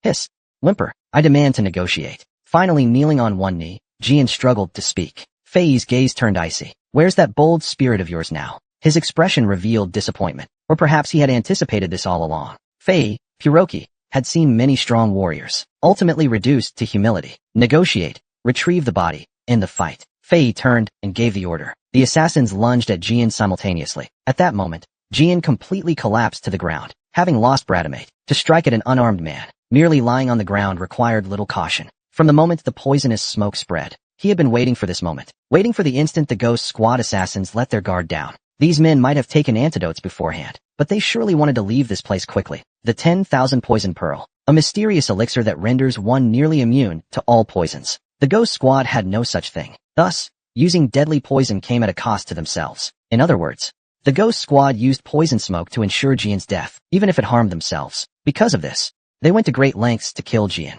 Seeing his humbled state, Fei's nerves grew tense. Thud, thud, thud. The blades struck mercilessly. However, the assassin's blades did not strike Jian, but pierced the ground where he lay. Jian was sprawled on the floor, unable to see from which direction the assassin's blades came, even with his mind's eye active. In such a state, accurately dodging the assassin's attacks would have been difficult even for Jian at his best, let alone in such an exhausted condition. Yet, he sensed a killing intent different from Eunice. Jian could dodge their blades even with his eyes closed. Fei, about to leave the guest room, turned back to look at Jian at that moment. One assassin's neck was snapped, letting out a final scream. He couldn't help but widen his eyes. What? Could it be just now? Jian, Lunkate, had been acting all along. He realized immediately, whether it was possessing the 10,000 Poison Pearl, or like Kazan, naturally immune to harm, Jian was immune to the poison, and used this to stage a performance. However, even realizing this now, it was already too late. Another subordinate's body had been sliced in half. Jian wielded a sword imbued with spiritual energy. Slash. Crimson blood gushed forth. This is why the Ghost Squad was considered inferior to the nameless. Poison. Did you think this meager could assassinate Lunkate? Jian spat out the venom, and briefly glanced at Fei. In the instant their eyes met, Fei felt for the first time a sense of defeat against Jian. In his 25 years of life, he had never experienced this. A moment more humiliating than this. Kill him. Fei roaring. 3 assassins have already perished. Even so, 7 against 1. Pure strength. That's what Fei and the assassins believed. Until Fei, seizing Jian from behind, thrust both swords, hoping this time they would truly pierce his body, to end his life. That's what they all believed. Move, however. Fei's twin swords, piercing Jian's back, only produced a hollow metallic clang. Aura armor. What the Ghost Squad didn't know about Jian wasn't just the 10,000 Poison Pearl, recently completed. Bradamanti's aura armor was also information they hadn't grasped. Damn it. Fei gritted his teeth. The reason Fei could easily seize Jian's rear was because the assassins in front diverted his attention. 2 of the 7 were engaging in a dangerous assault, trying to forcibly create an opening in Jian's defense to exploit a gap. If Fei's blades had successfully pierced Jian's back, their heads would not have fallen. Thud, thud. 2 heads rolled lifelessly on the ground. Only Fei and 5 assassins remained. Their chests suddenly felt heavy, enveloped their hearts. Though they still believed they held the advantage. However, that sense of advantage could not last long. Fei, Hirochi, you've had 2 chances. When I disguised myself as a guide, and when I personally told you it would take more to kill me. If you had backed off then, you wouldn't face this regret today. Such a pity. They say you're skilled at taunting. I admit I was careless, but the fact you're doomed to die won't change. I suggest you flee now. This might be your 3rd chance. Shut up. Fei Yi and the assassin's blades exuded a chilling sword aura, even at the cost of their lives. They were determined to kill their foe. That resolve coalesced in their sword aura. Unfortunately, whoosh, Bradamanti was infused with an even denser aura, and on the aura-soaked blade, the lightning aura of the underworld clan and suppressed power merged together. From within the blade, a heavy blue flame surged, aura and lightning. Xinghua's power fused as one, emitting a profound and menacing presence. It seems, you're giving up even this final chance. Chapter 380. Chapter 380. Chapter 116.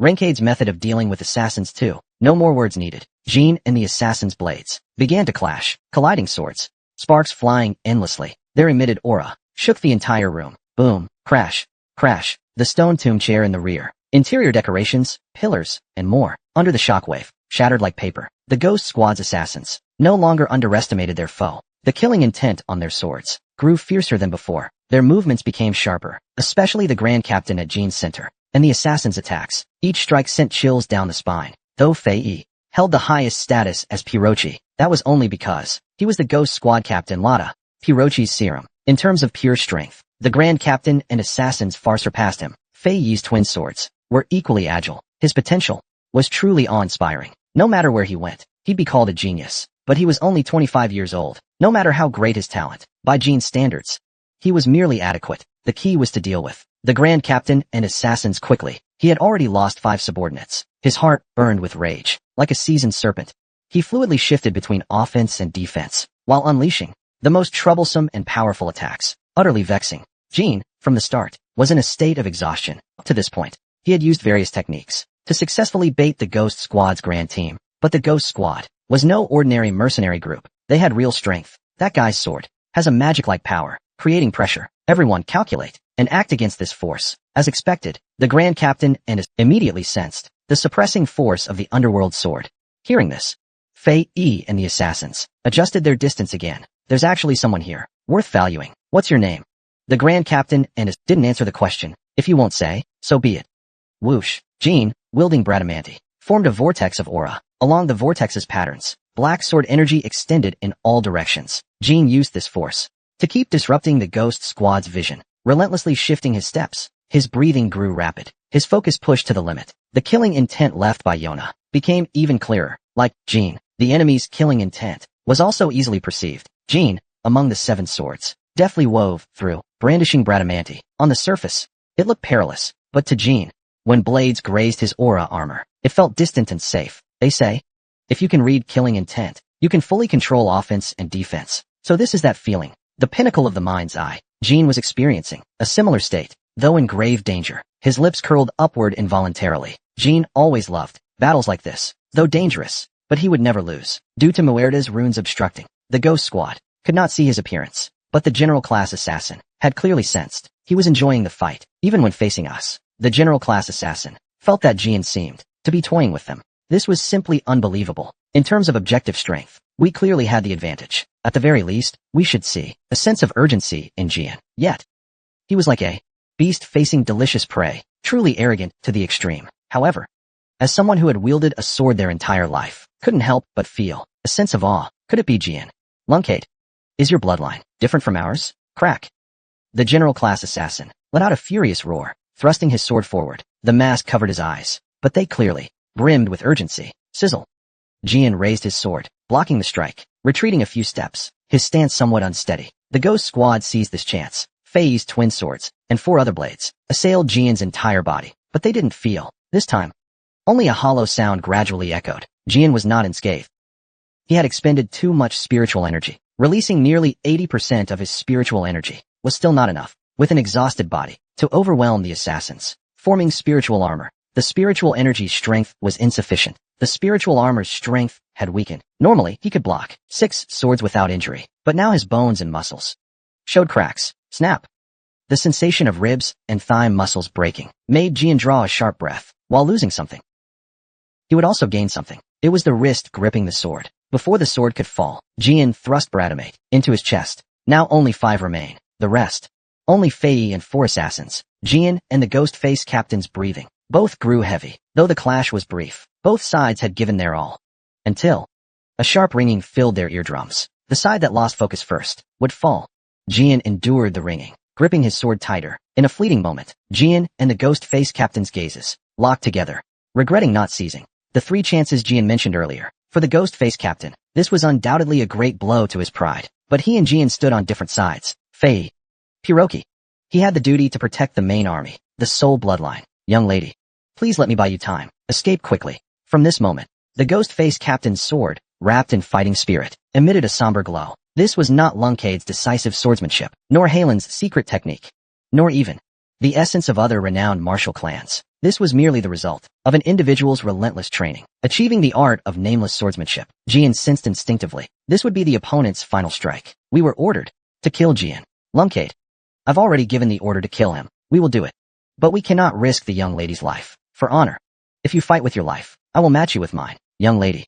This is the ghost face captain's command. If we were Jian, our brother would avenge us. Ghost face captain could no longer dissuade Fei, because Jian once again displayed his overwhelming presence to counter the ghost face captain's final strike.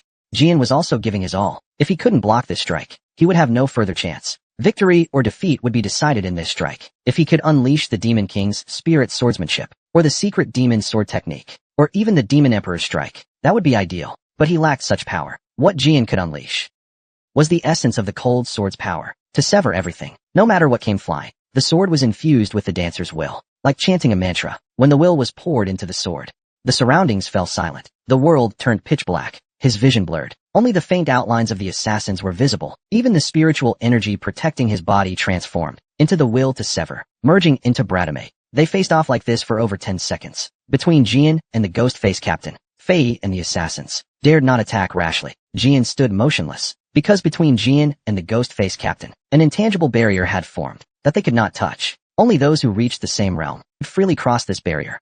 And Fei and the assassins believed, this time, the ghost face captain would surely tear Jian apart. Even if he couldn't take his life, he could at least inflict a fatal wound for them to finish off. It's coming. Almost simultaneously, Jian and the ghost face captain's swords moved. Dazzling sword light and dark spiritual energy flashed between them. 2 lightning-like blades pierced through each other's bodies. Such dazzling sword light was not exclusive to geniuses. Anyone devoted to the way of the sword for a lifetime could see such a moment through Jian's resolve. For the ghost face captain, this was that moment, like a dying ember, suddenly flaring up fiercely. At that moment, supremely dangerous, he must have suffered a fatal wound, if he knew. As he passed by Jian, a cyan fireball had formed on his back. That was Qinghua. The power of ties contained within Bradamate, if not for the suppression. At the final moment of their blades clashing, Qinghua's suppression would have crushed the general class assassin. Even during the fierce clash with the ghost squad, he had not used that power, ultimately deciding the outcome. The ghost squad knew beforehand. Jian possessed the demon sword Sala, and was the contractor of the Phoenix ties. But because Jian, throughout the entire battle, did not summon ties, thus, they ruled out the existence of Qinghua, because in their understanding, the Phoenix infusing its power into the contractor's sword was something that didn't exist. But the general class assassin pierced through the chest, let out a final breath like metal scraping. At the same time, Fei and the other assassins lunged at Jian, but having lost their balance, they were no longer a match for Jian. Blood and flesh began to cover Jian's guest room. The remaining 4 assassins met their deaths in less than 3 minutes. This was because the poison was breaking through. Although they had taken antidotes beforehand, they didn't have a body like Jian's, nearly immune to all poisons. In the end, only Fei Piroki remained alive. He stared at Jian with tears of blood. Due to the wounds sustained in battle, his entire body began to go numb. The poison was spreading. Surely, my brother Lada, Piroki will kill you. For me and Grimo, and the fallen ghost squad. So that guy was called Grimo. Jian looked back at the dead, general class assassin, Grimo's corpse. At that moment, Fei mustered all his strength to lunge at him, but Jian easily dodged his sword, and Fei lost consciousness as a result, collapsing. Remember this. Chapter 381. Chapter 381. Chapter 117. Who is Jian? Luncade. 1. Due to the complete collapse of the Parisia Central Teleportation Gate, Jian only managed to reach Cairo at night. Young Master Jian, hurriedly. The first to rush over was the butler Pietro. Ever since Mary revealed details about the Time Tomb at the meeting, she came every day to the Shupist Central Teleportation Gate, waiting for Jian's return. Mary's speech at the meeting was on September 15th. Since then, 10 days had. During those 10 days, Pietro had been extremely anxious, worrying about Jian. As expected, this time too, you were the first to find me. Unlike the overly anxious Pietro, Jian wore a smile, his expression calm. Only because his body was covered in the blood of the ghost squad assassins. This caused Pietro great pain. Are you injured anywhere? Quick. Call the medical team immediately. Bring hot towels. No need for the medical team. Master. And this large bag, what exactly is it? This. Ordinary. Gian placed the bag he was carrying on his shoulder, on the ground. Pietro instinctively checked the contents of the bag. His face immediately turned pale. This person. Isn't this Faye of the Ghost Squad? Piroki? Inside the bag was Faye, still unconscious, his hands and feet bound. He's a hostage for negotiation. The reason Gian spared Faye was because his value as a hostage was extremely high. Killing him outright would only deepen the Ghost Squad's hatred, but keeping him alive could be used to leverage. The Ghost Squad attacked the young master, clenching his fists. Pietro gritted his teeth. Sloppy. Protect his brother. As you can see, Faye was captured alive by me. This was the work of the Council of Elders. Pietro immediately deduced the identity of the client. At this time, the only ones who could hire the Ghost Squad were the Council of Elders. Gian nodded. Ever since Miss Mary leaked information to the young master, I anticipated the Council of Elders might take action, but I didn't expect it to happen so quickly. I failed to prepare adequately. I'm truly sorry. What could you have prepared? It's fine. Where's Gilly? At the mention of Gilly's name, Pietro's expression suddenly darkened. He's currently detained. A flash of killing intent passed through Gian's eyes, but he quickly regained a calm gaze. Where? Could it be the underground prison? If that's the case, Murakin wouldn't stand idly by. When detention was mentioned, Lord Murakin destroyed part of the sword's edge. The Guardian Knights exhausted themselves trying to stop Lord Murakin. Murakin didn't receive any special punishment, did he? No. Despite destroying part of the sword's edge, and as one of the few who knows Gilly and Gian best, Murakin faced no further punishment, thankfully.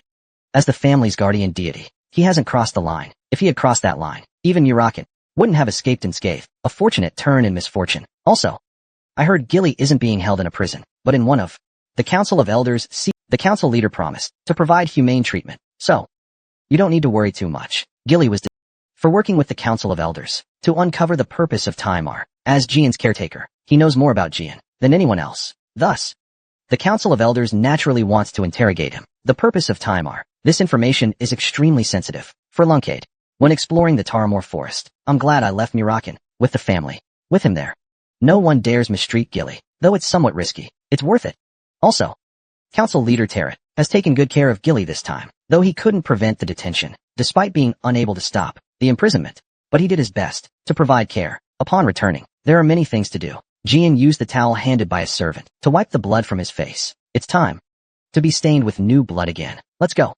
Ride the steel carriage to the Garden of Swords. The other Guardian Knights, at the moving checkpoint, notified the Garden of Swords faster than him about Gian's return. Chains. The sound of chains being undone at the gate of the Garden of Swords was unusually heavy. As expected, the Garden of Swords, from the entrance, was filled with an unusual atmosphere. Hundreds of Guardian Knights stood in an imposing formation. At the front stood members of the Council of Elders and Knights. Soon, Gian stepped down from the carriage. 4 swords were placed at Gian's neck. Those were the swords of the Execution Knights. 12th Knight. Disarm. The low voices of the Execution Knights made Gian chuckle softly. Feels like I'm a traitor. We order you to disarm. If you don't comply, we'll have to act according to the law. Council Chairman. Gian suddenly shouted. A booming voice infused with condensed inner strength tore through the garden's silence. This is simply impossible. The eldest son of the family, the 12th Knight, to address so disrespectfully the Council Chairman. Instantly, veins bulged slightly on Zoldan's forehead. The elder's eyes bulged in shock. Wow. This guy's insane. Though he's my brother, Gian's absolutely mad to act like this. Among the knights, only Mary clenched her fists, feeling a thrill of satisfaction. The other knights simply doubted their ears, staring at Gian. Even Lundia, who always found everything bothersome, widened her eyes. This is utterly audacious. To dare so rudely address the head of the 12 knights. The elders, regaining their senses late, roared in anger. Observing Lundia, Lundia was clearly deeply shocked, still staring blankly at Gian. The Execution Knights, expressionless, kept their blades at Gian's neck, shouting, Poochie. Humph. Huh. Finally, Mary couldn't help but laugh, coughing a few times to cover it. In truth, she was quite angry at Gian for not showing up at the meeting, but as her younger brother, he always brought such great amusement, making it impossible for her to dislike him. Anyway, you don't seem to plan on killing me here. Why not treat me a bit more leniently? What did you say? Head of the family. The family has much to say to me, right? Without me, how will you find the founder's tomb and restore the family's former glory? Zoldan's brows furrowed. He was barely maintaining his composure, glaring fiercely at Gian. With just this, you dare act so recklessly? 12th Knight. Though his eyes were filled with killing intent. Zoldan's tone was remarkably calm. Exactly so. It seems you're not afraid of death. Whether the information you gave to the 7 knights is truly valuable remains to be seen. You, esteemed council chair, don't seem to care. Every word was provoking Zoldan's nerves, as if he might explode at any moment. You dare speak of honor in my presence? Can I speak of it? I'm discussing honor. To help you, chairman, you've even brought the execution knights of the Black Sword Society to hold blades at my neck. Tap tap.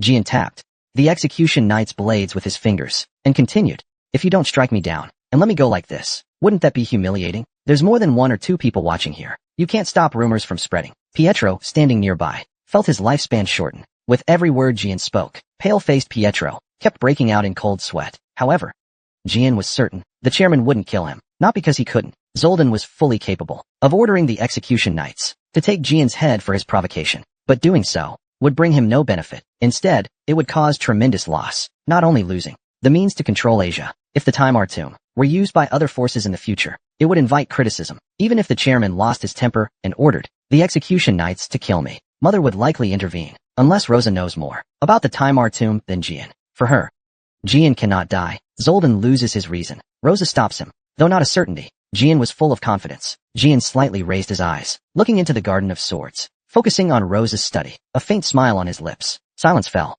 An unprecedented situation. No description could be more fitting. That someone like you can raise the banner of Lunkade. The times have truly changed. When deciding to use the execution knights to suppress Jian upon his return, Zoldan certainly didn't expect this kind of situation. What he had hoped for was that Jian would recognize his place and act accordingly. But instead, Jian stood fearless, challenging the authority of the council.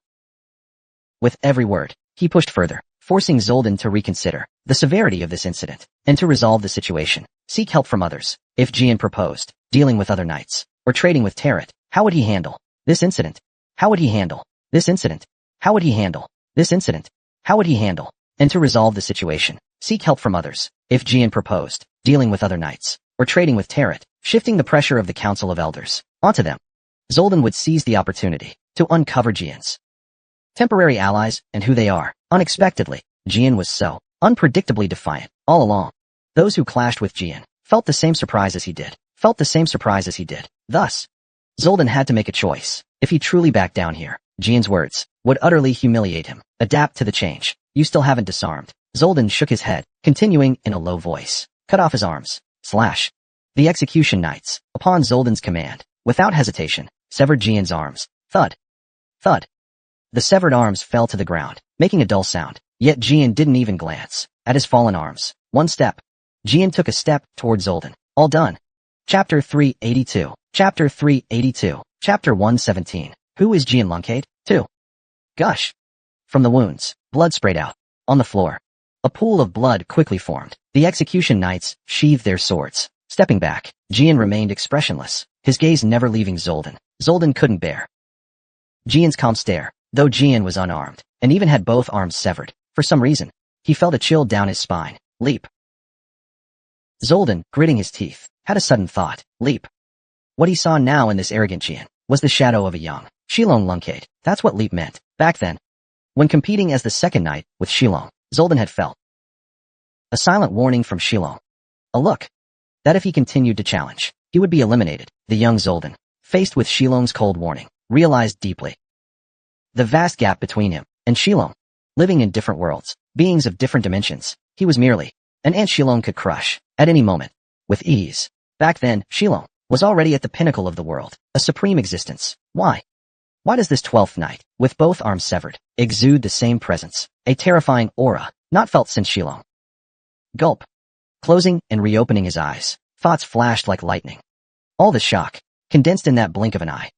Medical knights, call the medical knights, someone shouted urgently. The voice seemed to come from underwater, stretched and distorted. Hiss. Zoldan finally drew a cold breath, snapping out of the shock. Goosebumps rose on his neck. Get the medical knights now, damn it. Hurry. The one shouting was the butler Pietro. Though elders and knights were present, Pietro ignored them all, focused only on getting Jian's arms treated before they became necrotic. Even the best healers struggle to perfectly heal. Reattaching a severed body part is not difficult.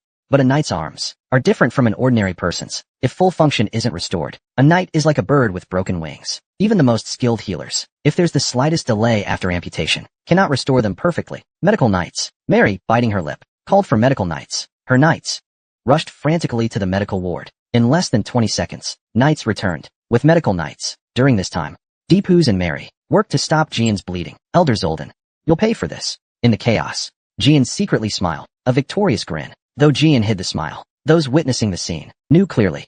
Between Jian and Zoldan, who had won? Make way. You two, prepare the herbs. Emergency treatment only. We need to get the 12th knight to the operating room. Lungcade's healers examined Jian's condition, shouting loudly, "Is the boss okay? Can his arms be reattached?" The Tana brothers, who had been watching from the side, finally ran over, asking the medical knights. No definite answer could be given. The bleeding is severe. Plus, Jian had fought assassins before returning to the family, accumulating significant fatigue. The situation is not optimistic. Lungcade's hospital, though it has shupists, top-tier healers, even they couldn't guarantee a perfect reattachment of the arms. It must be perfectly healed. It must. 7th night. I'm fine. Don't worry. Jian looked at Mary, giving a faint smile. The healers working to stop his bleeding breathed heavily, their hands trembling. Also, sorry for pushing the meeting onto you. Don't mind those things. Damn it. We've still got a long fight ahead. Petro. Yes, young master. Jian nodded toward the carriage, with his chin indicating Faye. That's my trophy. He meant that. This was originally a task too difficult for Petro to complete. In this situation, if the Council of Elders demanded Faye to be handed over, neither Petro nor Jian would be able to refuse. But thanks to this incident, the name Jian Runcade gained higher standing within the family. From now on, not only would no one dare to carelessly provoke the 12 knights, even members associated with them could not be easily messed with. Even if the head elder pressured Jian with a legitimate excuse, the humiliation from this incident made others in the family treat Jian more cautiously. Understood. Though he was still worried about Jian, Petro felt a surge of pride rising within him, making him excited. 12 knights. We're transferring to the operating room. Please, we'll do our best. After emergency treatment was completed, the medical knights began moving Jian to the operating room. Zordon and the elders silently watched this scene without saying a word. Normally, the head elder would have ordered the others to withdraw or reprimanded the steward for calling the medical knights on his own, or scolded the enforcement knights for cutting off another knight's arms without authorization. This Zordon, just from Jian's presence, felt fear. It was the same fear he had once felt from Xylan in his youth. That powerful. Was it the 12 knights, showing their unshakable will? It was hard to tell for sure, but one thing was certain. This person must never be underestimated. In truth, Zordon had long noticed Jian's potential. Jian was indeed more extraordinary than the other knights. However, he never thought Jian could be a rival on his level, like Xylan once was. He always believed he could crush him at any time. But today's humiliation completely overturned that belief. Though he held a sword in hand, even in victory, for the first time, he tasted defeat. Joshua. Someone even more threatening than the second knight. No. Perhaps. Though he didn't dare turn back, Zordon could feel Rosa's gaze from within the building. More dangerous than Lady Rosa herself. There was another. Someone else. Shared Zordon's thoughts. Joshua.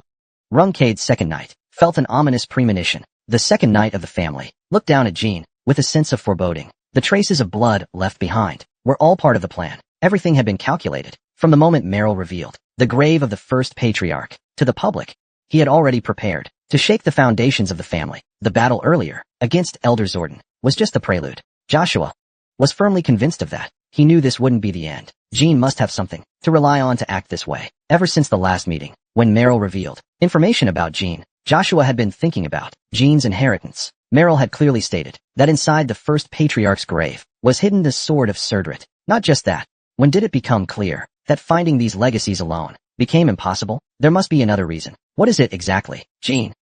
Before the surgery ends, he must uncover Jian's true intent, because once the surgery is over, Jian will undoubtedly stir up the family once again. Joshua believed that the Great Knight was not someone to be underestimated. He must take action. If he's caught off guard again, like just now, he won't be able to keep up with the Great Knight's evolution. Endless possibilities flooded Joshua's mind, giving him a splitting headache. A vague sense of unease welled up inside. There must be a fundamental motive. The Great Knight's actions ultimately aim to obtain everything he desires. After repeatedly thinking it over, Joshua finally reached a conclusion. The struggle for succession. Why didn't he think of it sooner? Even he was baffled.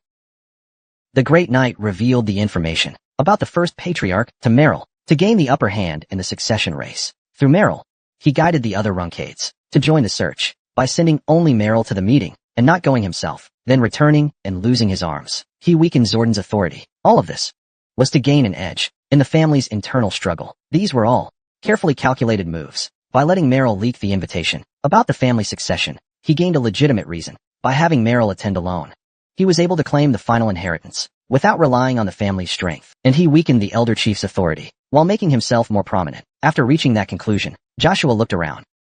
Everywhere he looked, the Runcades were whispering. Jean's every action was now influencing the Runcades. Before anyone realized it, it was no longer Jean observing the family. It was the family following the wave stirred by Jean. This meant the status of the 12 knights had become extremely important, and it also meant his own position as the next patriarch was beginning to crack. His position as the next head of the family had begun to show cracks. Howard. Joshua found his butler. Yes, sir.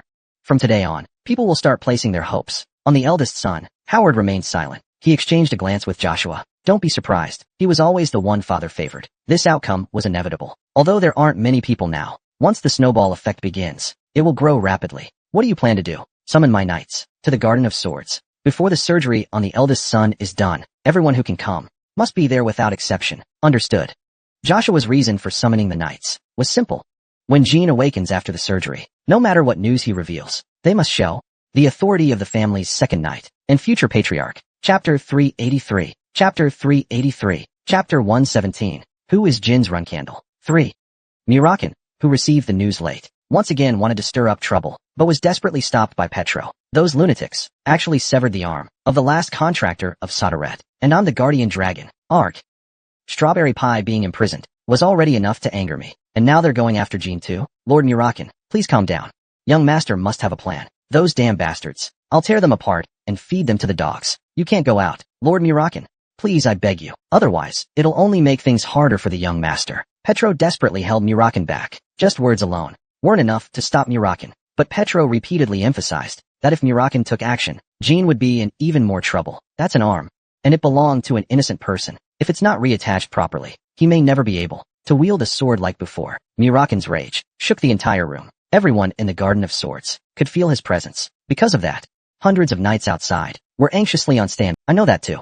But Lord Murakan, aren't you the guardian dragon? Then, under any circumstance, you must make the right decision for the young master. Please calm down. Wait until the surgery is over. Huff. If the young master is truly in the wrong, then venting your anger afterwards isn't too late. Please stop. Lord Murakan, I beg of you. Think about Gilly. Petro was almost suffocating from Murakan's aura. His lips trembled and quivered uncontrollably. Huh.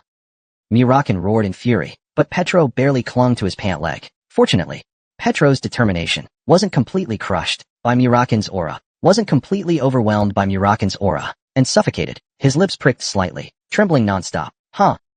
Murakan, roaring in rage, was barely held back by Petro grabbing his pant leg. Fortunately, Petro's plea worked. Murakan finally accepted Petro's words.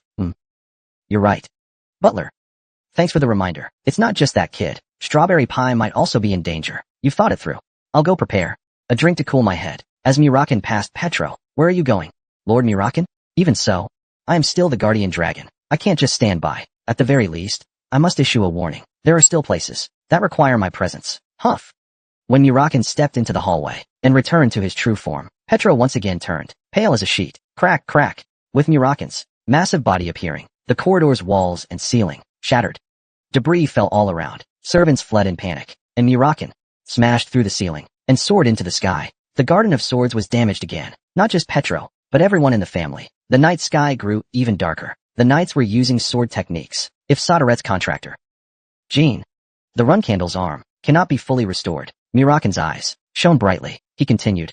From that day forward, Run Candle will fall. Everyone could hear that voice. They knew Murakan alone could not destroy Run Candle. It was just a threat. However, those curse-like words were chilling.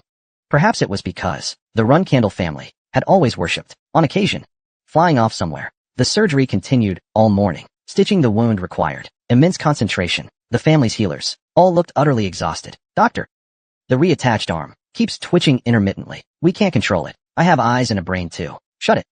Focus your mana. We're reattaching the arm of a Run Candle knight, not some ordinary person. Even though the arm was reattached a while ago, the unexplained twitching persisted. It left the healers in despair. If they couldn't suppress the twitching, the surgery would fail. If they couldn't perfectly restore a 12th class knight's arm, all the healers would have to be ready to die. We've seen this before. There's nothing strange happening. What the hell is causing this damn twitching? Go bring more reference material. Knowledge. Suddenly, the doors of the operating room burst open. The director stood up and shouted, "Who's the lunatic that dares break into an operating room in the middle of surgery?" Even if this is the source of the incident, within the operating room, the director holds absolute authority. Even if the one entering is Shilong, the director's outrage would still be justified. Runcade greatly respects healers, whether during missions when wounded or in times of war. Support from healers is critical. Naturally, the director believed anyone who'd barge into an operating room like this must be a troublemaker from the Elder Council, which made him even angrier. No matter what internal power struggles occur, the authority of the medical hall must be since ancient times. The medical hall has remained completely neutral within the clan. Get out immediately. Out. The director roared hysterically again, but his voice froze mid-shout. When he saw the face under the winter hood, the healers were so shocked, their eyeballs nearly popped out. The Holy King of Bangkor. The director couldn't stop himself from blurting it out. Holy King Lonnie Salome. He had just arrived at the Garden of Swords, brought personally by Murakan from the Holy Nation. There are only two people in this world, Jean and Murakan. Who could wake the slumbering for personal matters? It was no small feat to summon the spiritual leader. No. The Holy King. Even addressing him was wrong. From behind Lonnie, Murakan growled softly. The healers immediately bowed their heads. Greetings to His Majesty the Holy King. Greetings to His Majesty the Holy King. To healers, he was like their supreme commander. Today, I come not as a monarch, but as a friend of the Holy Nation. No need for such formality. Lonnie knelt beside Jean. How is he? The fusion has completed, but the cause of the convulsions is still unknown. Lonnie nodded in understanding. Let me take a look. Yes. With Lonnie's arrival, the healers naturally gathered around him. Though they were the best healers in Shoefest, none surpassed the Holy King. Woof woof woof. As Lonnie began to release his power, the operating room was instantly bathed in a soft golden light. Since becoming the Holy King, his divine power had deepened further. Ayuro will protect my friend. Jean woke up in the early morning and saw Lonnie sitting nearby. He smiled, as if he already knew he would come. You're awake. Lonnie, the operation was a success. From your expression, there's no need to ask. Thank you. You're treating me like your personal healer. A few months ago, Lonnie also came to Taiken to treat Valeria, who suffered from mana backlash. In the early hours, a black cat outside the window reminded me of Lord Murakan. I didn't expect it to really be you. Upon hearing that, Jean's expression grew complex. The security of the Holy King's palace seems a bit weak. Want to spar with swords? I'll consider it. I've already received quite a bit of money from you. To take more support feels a bit awkward. Jean had been funding Lonnie's nation. Since the success of the cosmetics business, a massive amount of money had been flowing into the Holy Kingdom every month. Thanks to threats and temptations from Zippel, the financial crisis in the Holy Kingdom was being swiftly resolved. My arm is worth that much. It's even better than before it broke. It feels light when I swing it. You and Lord Murakan saved the fate of the Holy Kingdom, so don't worry about it. Religious leader, you've worked hard. Kid, Petros prepared it. Murakan entered with drinks in hand. He casually ruffled Lonnie's hair and said, I wanted to bring you some booze, but the situation doesn't allow it now. Next time, when things are calm, I'll come over. Make sure to stock some good liquor in the palace. Murakan treated Lonnie like a familiar younger cousin. Murakan, no matter how close you are, you can't drink in the Holy King's palace, can you? I don't mind. You come too. I always call you over, but never offered you a drink. I don't mind either. Why? Are you so awkward? You brat. The two laughed together. Jean couldn't help but laugh too. To Lonnie, they were his most precious friends. I should get going. Before Jean woke up, Lonnie had already learned the general situation from Murakan. Don't tell me I have to come treat you again at dawn. No way. Our healers might be a bit busy today. Aren't you even a bit sorry for this arm? It took so much effort to reattach it. Lonnie had spent the whole night treating Jean, praying the Lungcade medical team could save Jean who had collapsed. That arm of yours deserves a chance to shine. Lonnie shook his head. Are you about to go reckless again? Do I really look like that much of an idiot to you? Although it's not like that. Still, I hope I won't get scolded again today. See you next time. Take care of your health once in a while. When Lonnie left, it felt like a promise was made. In Jean and Murakan's eyes, a murderous aura ignited. You held back well. Murakan is still holding back. To be honest, I really want to devour those senseless sacks of flesh from the council right now. But you must have a plan, right? What do you intend to do? I'm going to make an announcement. An announcement? What kind of announcement? The next moment, Jean's answer was a declaration to turn Runcandle back into a clan of magic swordsmen. To reclaim the clan's throne, a war will begin. In that war, Jean plans to showcase great achievements that only he can accomplish. Chapter 384. Chapter 384. Chapter 117. Who is the Runcandle of Jean's house? Blink blink. Blink blink. Murakan was stunned for a moment, as if doubting his own ears. With a blank look, Then his eyes lit up, and he revealed a wicked smile. Haha. Haha, you said you're going to bring Runcandle back to the magic swordsman path? Is that for real? That voice sounded like, can it lift the curse placed by Zipple and their god? 1,000 years ago, Runcandle suffered disgrace, a curse named vow, to never use magic again, nor revere ancestors who once wielded it. Once the sole clan of magic swordsmen, Runcandle, became nothing more than a knight family. Because of that curse, since Tamar's time, no Runcandle could use mana. No, that's not it. Then what is it? It was when visiting Tamar's grave that I made up my mind. If things go on like this, there will be no future for Runcandle. In each grave, the recordings left by Surdrit allowed Jean to see the glory of old Runcandle. As a direct descendant inheriting their will, he confirmed the secrets and personally experienced the feats of the great magic swordsman. Runcandle of old was undoubtedly a family of unparalleled glory. Even so, that glorious Runcandle of the past also bowed before the power of Zipple, in the face of a massive, dark power capable of controlling reality and history at will. Even the great all they could do was leave a small spark, a hope for the future. Their ability to manipulate history was incomparable in your era. Just as we're now restoring Runcandle's history, Zipple is also working to regain their former strength. Even Zipple didn't walk away unscathed. They too suffered great losses defeating old Runcandle. Had there been no losses, and the war simply ended, Runcandle's very existence would have been impossible. Even though 1,000 years have passed, neither Runcandle nor Zipple has restored their former power. Yeah.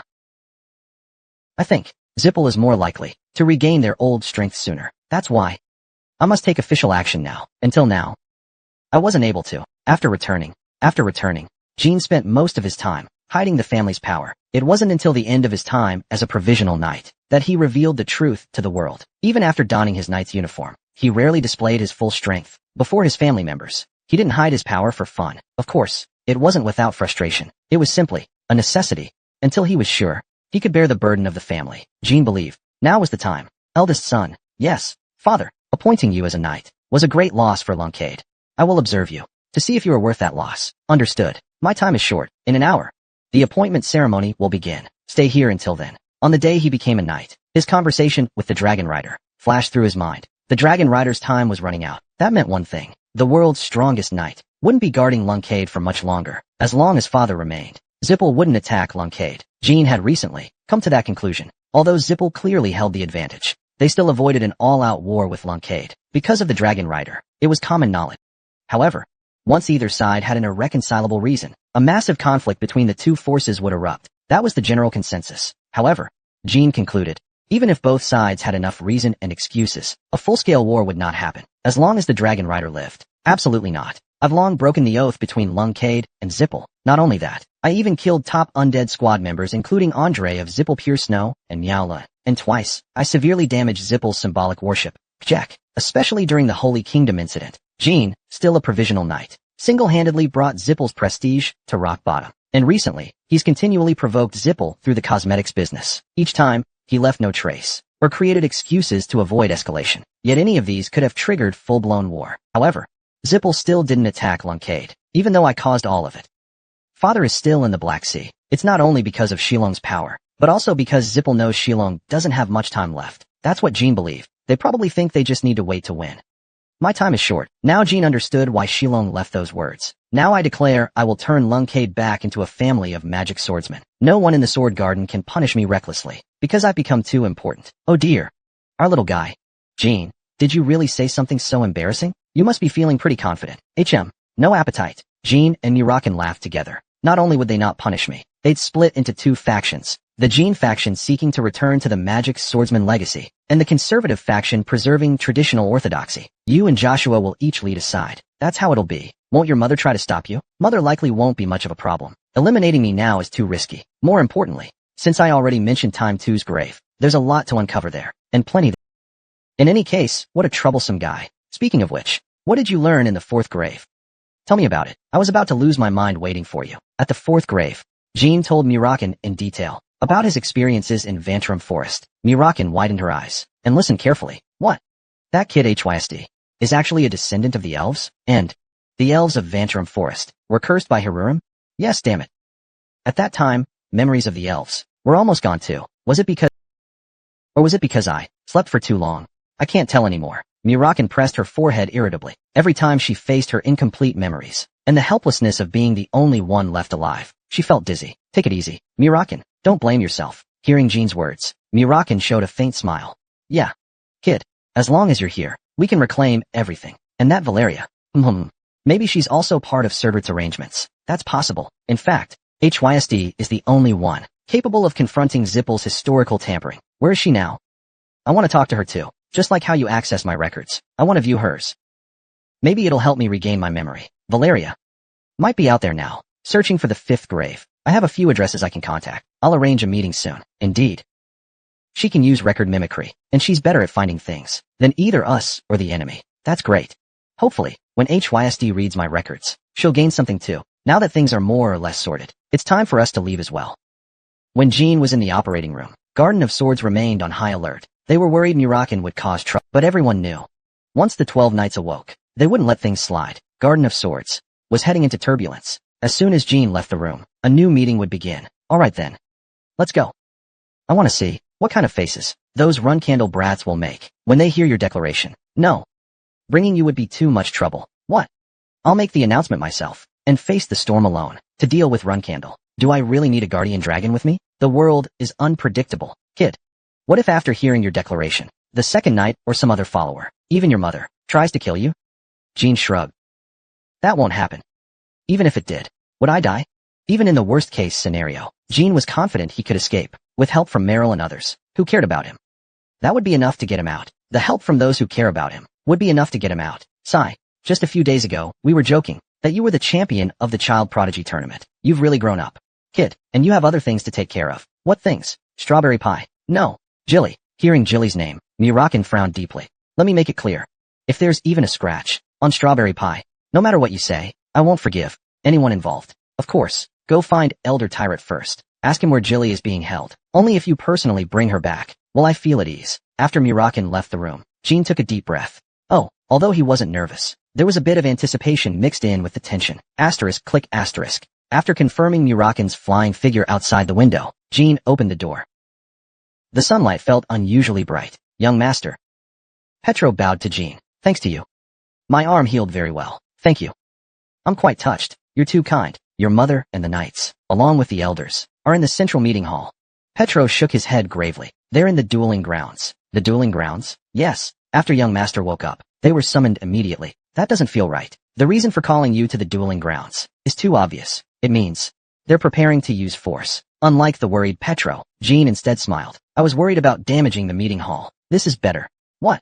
Give me something simple to eat, like a sandwich. Petro stared at Jean in surprise as he continued. You can't swing a sword on an empty stomach. Chapter 385. Chapter 385. Chapter 117. Who is Jean? Lunkade. Oh, okay.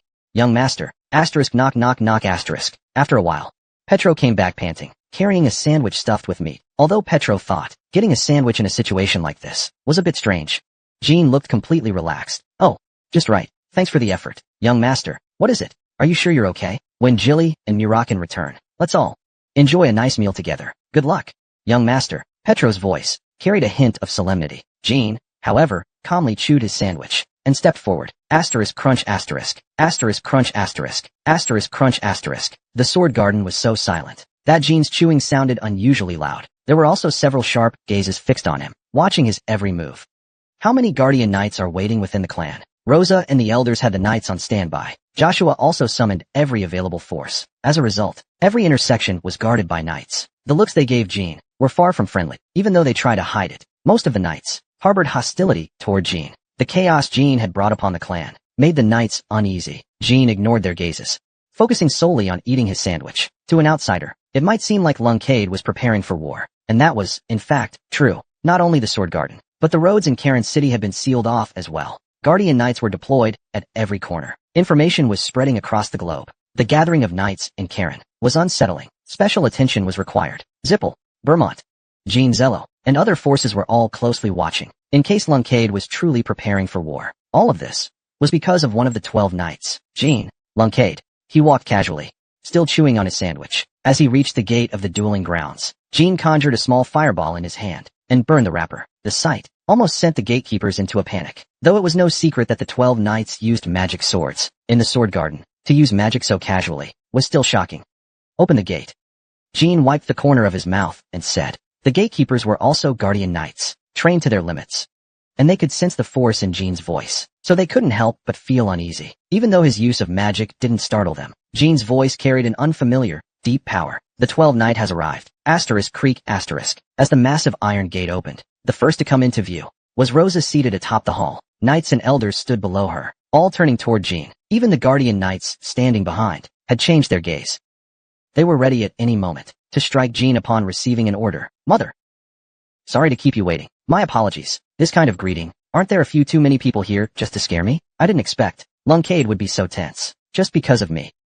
Even sarcasm like that, Jean only delivered quietly, as he stood facing their stares, like a lone beast, walking straight into the den of enemies, as if waiting for them to make the first move. 12th night. Someone shouted nervously. Jean smiled inwardly, as expected. You would be the ones to speak first. It was Meow. He made no effort to hide his killing intent. His eyes burned, with a violent urge, to see Jean's corpse. That murderous aura tightened every muscle in his face. However, Jean knew that killing intent was not just from Meow and En. Just like all the dancers here ranked 9-star and above. Is this really a place you think you can stand in like a rock? Bow your head now and salute the acting clan leader and the senior knights and elders. Meow and En's sharp, icy voice echoed through the hall. Jean gave no response. He didn't reply to their voices. He gave no response to their voices, as if he hadn't heard such a loud voice. To Meow and En, this was already an unbearable insult. Anger flushed their faces red, and the veins on their necks looked like they were about to burst. This arrogant brat. Huh. Jean sighed, and reached toward Meow and En at his waist. Seeing this, they couldn't help but stop. Jean actually let out a sigh. It was shocking. However, within their shock was a reverence they didn't want to admit. If I were the one standing there, could I have done the same? Even if I saw him drawing his sword to charge, would he still have sighed? Could just a sigh really stop us in our tracks? And why? Seeing that arrogant expression of his, why is no one angry? In that fleeting moment, a flood of questions flashed through their minds. He spoke, or rather, they knew they couldn't win. If they drew their swords, they would only embarrass themselves in front of everyone. Meow and En's instincts were warning them. Even so, they still had to draw. Otherwise, they weren't worthy of being Manhwa. It's nice to hear a sigh for once. I used to sigh a lot about this too. For Meow and En, this was a stroke of luck. Melly took a step forward, and naturally shielded them. She did so to help those foolish and fragile sisters, so they wouldn't lose everything because of a single mistake. The hands of Meow and En gripping their swords could feel their pounding heartbeats. Number 7. Step aside. Number 12. If you're going to talk about etiquette, please first take a look around. The acting patriarch hasn't spoken yet. Is this outburst really appropriate? Might as well just give them a good beating. Quiet. Let's not make trouble. A kind word of advice. Being defeated by Melly was no disgrace for Meow and En, at least not in the eyes of outsiders, because everyone knew. Among the three of them, there was a clear difference in rank. Melly gave Meow and En a chance, for a reason. If they were thoroughly defeated by the newcomer, if their wings were broken, it would be a loss for all of Manhwa. What Melly could see in the future, Meow and En could vaguely sense as well. Even in Melly's eyes, a scene played out clearly. Meow and En, overly excited, being knocked back with a single sword strike. I'm warning you. Don't make those annoying noises at me until this is over. Stand still like a block of wood. Meow and En barely held back their emotions, readjusted their posture, and silence returned once more. Even then, Jean had not said a word. Amid the suffocating silence, those gathered each felt something different. Most of them couldn't help but feel admiration for Jean, just like what Meow and En had felt. In this kind of situation, very few could display such composure. Among the elders, some even felt a sense of déjà vu, and recalled Number 1. It reminded them of Number 1. The day Number 1 announced she would give up the position of family head. It was just like this. Number 1. Luna. Manhwa. She bore the hopes of everyone in the family, even Shi-Rong's expectations. When she announced she would withdraw from the competition for family head, she was just as resolute and composed. At that time, it seemed no one could stop her. However, back then Luna was vastly different from Jean now. Jean came here to make the opposite declaration. Number 12. Finally, Rosa, seated at the head, spoke. Yes. The acting head. Jean looked up at Rosa. Here. Your life is as light as a feather. With just a few words from me, your fate can be decided in an instant. Is that so? Then. So. You must answer my question truthfully. Understood. Why did you reveal the truth about the first patriarch's grave to Number 7? Because I believed Number 7 would help me make it public, as you wished. Then, what do you plan to do now? I want to hear the opinions of the acting patriarch and everyone here. Jean looked around the hall and continued. Since I was provisional disciple 17, I have visited the first patriarch's grave many times, and felt that Manhwa could never defeat Zippel. Outrageous. What nonsense are you speaking? The Elder Council, especially Zoldan's Black Sword faction, reacted first. As I said, what I want to hear are your opinions, not pointless scolding. Elders, do you truly believe we still have a chance of victory if we go to war with Zipple? What? If you really believe that, then go smash your head into a plate right now. Commander, Commander! The shouting elders drew their swords. You insolent brat. You're just a lump of flesh, clinging to dreaming of a future built on nothing. Only cowards and rotten groups do that. Lungcade doesn't need people like you. What do you know? Do you even have the right to talk about war between Lungcade and Zipple? Do you think you've contributed to this family? How many battles do you think you've fought? Let me put it another way. Even though you've risen to a high position, you still haven't declared war on Zipple. Why is that? Jean stared straight at the undeniably. You believe we can't win. Even those gathered again now can't just be swept away like dust by my father. And yet, elders, can you honestly say we have hope in fighting Zipple? The elders gave no reply. They simply glared at Jean. But when Jean mentioned Shilong by name, they had no words left. There's no one here who can match the patriarch's strength. Then, when Jean said one more thing, the elders who had drawn their swords could no longer contain themselves. But I have a way. Chapter 386. Chapter 386. Chapter 117. Who is Jean? Lungcade. 6. The crime of insulting the family orb must be paid for with one's life. Two elders of the Black Sword Society lunged at Jean. Though they had been retired for a long time, they were once famed knights. Their swords were wrapped in dense battle aura, screaming as they sliced through the air. Their movements were no less refined than those of young guardian knights. The angles of their strikes were clever, their tactics unrelenting and deceptive, hard to predict. However, Jean easily twisted his body to dodge the elder's blades. The blades didn't even graze the hem of his clothes. They simply cut through air. In an instant, Jean disappeared from sight. When the elders reached behind, a chill seemed to wash over them. I dare. The elders quickly turned around, only to see a fist flying straight at them, and the air twisting with the force of the punch. Bang! Crash! The elders barely managed to block Jean's flurry of punches, but their stances had already collapsed. Before they could regain their footing, Jean swung his fist again toward their faces. If the punch landed, their heads would be utterly crushed, without leaving a trace. This was the thought that flashed through all the elders' minds. They couldn't dodge. All the elders could do, at that hopeless moment, was widen their eyes, refusing to let their vision fade into darkness. It was because the fist stopped just in front of them. The elders, frozen like statues, could not respond to the mercy Jean had shown. Do you dare insult him? Over just a few words, Jean withdrew his fist, turned around, and said, next time, I won't hold back. Return to your seats. Most of the bystanders were utterly shocked. They'd heard of the 12 Knights' strength, but for him to defeat 2 Black Sword elders, without even drawing his sword, he subdued them just like that. Was his power truly on that level? Especially Meow and Un, who first tried to attack Jean. They were practically in shock. You should thank me.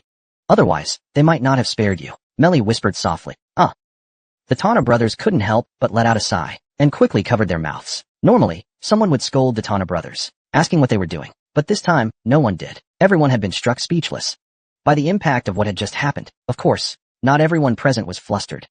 That's enough. Sit down. Stop embarrassing yourselves. The voice came from the head of the disciplinary council, Nilkano. He had worn a displeased expression since the moment the elders first raised their voices. And now, you are no longer members of the Elder Council. Chairman, enough. Otherwise, the 12 Knights' words may really come true. Seeing Nilkano's sharp glare, the 2 elders had no choice but to return silently to their seats, because they knew, in this situation, say one more word, and you'll lose your life. 12 Knights. Yes, President.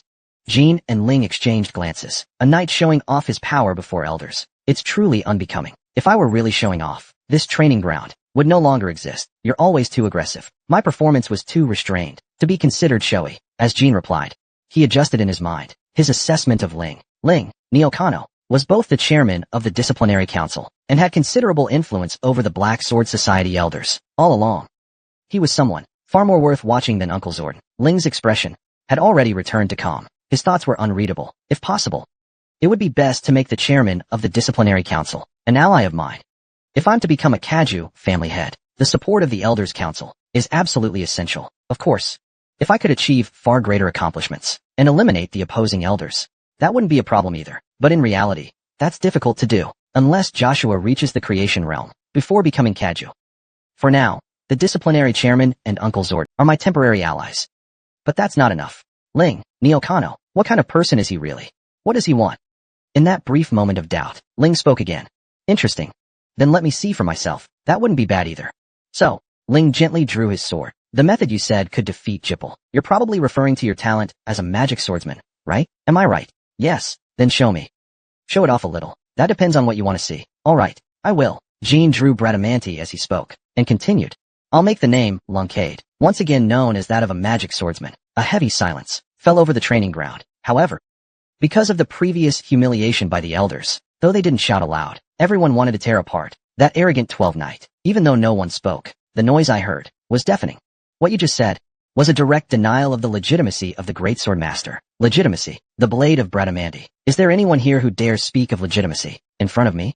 1,000 years ago, Lunkade was originally a clan of magic swordsmen. That fact is a family secret. Not everyone knows it. To those unaware of the truth, Jean's words sounded like nonsense. After their defeat by Zippel, the clan was forced to sign a humiliating contract and lost their magic. Immediately after, the mana surrounding Bradamante ignited into flame. Their glorious history was erased. In the end, the names and honor of the ancestors who protected Lunkade were forgotten too. Blue flames, the power and darkness of Tace, and the soul of Sodaret further deepened the color of the blade. The sound of swords being drawn rang out all around. As the successor of Lunkade's magic swordsman, as the heir to the Lunkade magic swordsman legacy, as the contractor of the sword god, Surdrit, as the only descendant who honors our ancestors, the one who inherited, 1,000 years later, the brilliant will of Lunkade. Then, Jean's entire body was engulfed in raging flames. His eyes were ablaze, shattering all composure. He gripped his sword even tighter. Who dares, before me, to speak of legitimacy? Who is Jean Jia?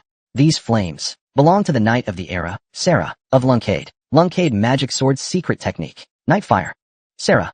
Lunkade. Suddenly, it was as if a volcano erupted in the center of the great training ground. The runes engraved on Jean's body ignited. The flames spread from points to lines, from lines to planes, instantly dyeing the entire arena in crimson red. At that moment, the first to sense the crisis was Rindia. Normally lazy and unmotivated, he now dashed faster than anyone to stand before Red, chairman of the Guardians. 3 knights, I apologize for my rudeness, but to preserve the order of the Council of Guardians, please understand. Guardian Knights, form the sword circle around Jean. Construct a defensive formation. Clash. Clang. Following Rindia's command, the Guardian Knights drew their swords at Jean. The other knights followed suit. Rindia's urgent movement made them realize the gravity of the situation. Rumble. The flames from the nightfire began to erupt. Had Rindia acted just a moment later, there would have already been casualties. The Guardian Knights, locked in a sword standoff, barely managed to block the explosion. Although screams rang out from every direction, they were almost inaudible. Amid the flames of the nightfire, those who lacked proper training had already collapsed. Their survival now depended on comrades. All around the grand arena, the ground had melted and deformed. However, the true technique of the magic sword had only just begun. From within the blazing flames, a torrent of blue sword energy erupted. Jean believed that his nightfire spell was a summons to Sarah, invoking the name protected by the lives and afterlives of his ancestors. It was a punishment for those who dared question the legitimacy of the magic sword bloodline. The sword energy infused with flame and spirit pressed down upon the people of Lunkade. To resist meant being melted. To evade meant being swallowed by the curtain of fire. Most of the Guardian Knights and Elders did not have the strength to pierce that veil. Death. If this were a battlefield, these people would be reduced to ashes in a matter of seconds. The only reason they survived was due to extraordinary external powers. The core members of the Knight and Elder Councils, and the constant swordplay of the Enforcement Knights, protecting those on the brink of death. They didn't even have time to be shocked by the ancient magic sword technique unleashed by a 12 Knight. All they could do was push back the flames with everything they had to prevent anyone from dying. Within the scorching nightfire was a heavy force. A cold blue glow like ice, bearing down on Lunkade, a killing field, or a demonic mirror. Amid the chaotic flames and clashing swords, Jean once again shouted. Who is Jean, you ask? Lunkade. To the people of Lunkade, this voice roared like the flames themselves. Even beastly screams were drowned out by it all. Jean's question rang clearly in everyone's ears. The flames grew more and more intense, and amidst the fire, one pair of eyes shone the brightest. Without a doubt, they were Jean's. He pointed his sword at Rindia. He had always been curious. Aside from Luna, who was the strongest knight? What would happen if he struck at full force against the strongest? What would be the outcome? Whoosh! SSSHH. Bradamante, soaked in flames, came slashing down at Rindia's forehead. Rindia struck back and knocked it away. Nearby flames exploded outward. Jean and Rindia locked eyes. You always give me a headache. Jean gave a faint smile. If you don't like it, go ahead and cut off my head now. Chapter 387. Chapter 387. Chapter 117. Who is Jean Jia? Lunkade. 7. It was a scene straight out of hell. A wave of flames rushed in violently, centered on 2 people. It struck with fury. The flames wrapping around the Lunkade showed no sign of weakening. In fact, they intensified. The sword aura surging from Jean's blade was like Nightfire's blaze. Even when blocked, it would not vanish easily. Like the wind, it danced through the fire of Nightfire. The stray sword auras darting about left the guardian knights gasping for breath. Yet none of these sword auras touched Rinjia, standing before Jean, because the radiance surrounding him, that mountain-like pressure, pushed the sword energy away. Rinjia, Lunkade. Jean knew almost nothing about him. He had few opportunities to interact with him in his past life, and the same was true in this one. Big sister Luna, the only brother she ever found troublesome. Even though she usually showed indifference toward everything, many still placed high hopes on Rinjia, saying she was more suitable than Joshua to be the next family head. Looking back, even in his past life memories, his father and mother never looked down on sister Rinjia. Rinjia, Lon, Bugo, yes, mother, meow, and caused this disturbance. As fellow knights, you share the responsibility, especially you, Rinjia. I'm very disappointed in you. You are to remain confined in reflection. Lon and Bugo must each surrender a sword. Back in his student days, Rosa, in front of Jean, would say things in front of the knights, and at the time, it seemed that Rindia's confinement was just a light punishment. But that wasn't the case. Rindia was, indeed, different from the rest of the siblings. Huh. Rindia furrowed her brows. He let out a sigh. It wasn't because he found Jean's words ridiculous. Ever since Jean unleashed Nightfire, no one here dared to underestimate him. It was simply that Rindia was utterly fed up with this situation. To him, Jean's very existence was a threat, a barrier to his desire for a peaceful life. From the first time he left Storm City and arrived at the Garden of Swords, it had already begun. A 10-year-old child, already upsetting his brothers. During their student years, when Jean went out on missions, Rosa would order Rindia into reflection confinement. During the time Jean was discriminated against, he broke the rules and returned, plunging the family into chaos. During the St. Beau incident, again because of Jean, he was sent out, and so it went. Every time, Jean brought trouble. Rindia could say with certainty, in the past 10 years, no one had exhausted him more than Jean. Those who understood his personality would never dare provoke him carelessly. It had been a long time since he last felt such anger rising from deep within. There was nothing that angered him more than someone disrupting his peaceful world. Looks like it won't work. You, voila. As Huayine's words faded, a blade imbued with azure glow once again pierced into Rindia's embrace.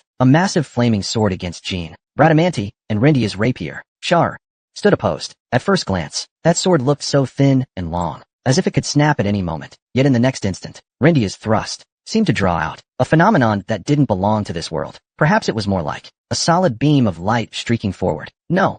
Shar's sword tip accurately struck the blade of Bradamanti, like threading a needle through a drifting strand of hair. It could only be called a miracle. Rindia's thrust was exactly that. He had precisely struck a falling sword at full speed. Bradamanti was deflected. Jean felt a sharp ache in his wrist. So this is one of the family's 3 sword techniques? That strike alone was enough to prove Rindia's strength. It was speed the naked eye couldn't follow. Without observing the movement of his shoulders and predicting his tricks, one couldn't possibly react. The heat carried by the fast sword nearly melted the entire dueling arena. Just like the invisible wind, Rindia's rapier could not be seen. A danger that crept in at an undetectable speed. If dodged or blocked even once, failure meant certain death, no exceptions. It was a familiar feeling. Whenever facing a powerful foe, he always felt this way. It wasn't anything new, nor was it fear. He simply had to fight, and return the feeling in kind. The flames in Jean's eyes burned ever more fiercely. As expected, razor-sharp, Shar continuously scraped past Jean's body, leaving cut after cut. But it didn't seem enough to stop me. You say you can't stop me? How disappointing. The burning sword energy began to converge under Jean's will, like dozens of snipers, aiming at once. Their movements were synchronized. When those sword auras all struck toward Rindia at once, the overwhelming stimulation began to fade, though the sword aura vanished. The Lunkade warriors surrounded by Nightfire were given no chance to catch their breath. Now that the Nightfire swallow had reached its peak, it would only become more intense. What was once called that space, its ceiling had begun to melt. Even the sunlight seeping through was dyed red by the flames. Even the blue sky had turned blood red. Beneath that sky, Jean and Rindia's swords clashed again and again. What flowed from their wounds wasn't blood, but fire. How strange for a lady to wield a rapier and execute such fast strikes. That's truly impressive. What exactly do you intend to do? I've already said it, haven't I? To restore Lunkade to its former glory as a family of swordsmanship. Asterisk crack. Asterisk. Asterisk creak. Asterisk. It wasn't the sound of blood, but the sound of a giant beast chewing bones. The shockwaves from their clash distorted space itself on the surface, but in terms of swordsmanship, Rindia clearly had the upper hand. And precisely because of that, every time Jean exposed a gap, Rindia would have the same thought. It's over. This time it's really over. No.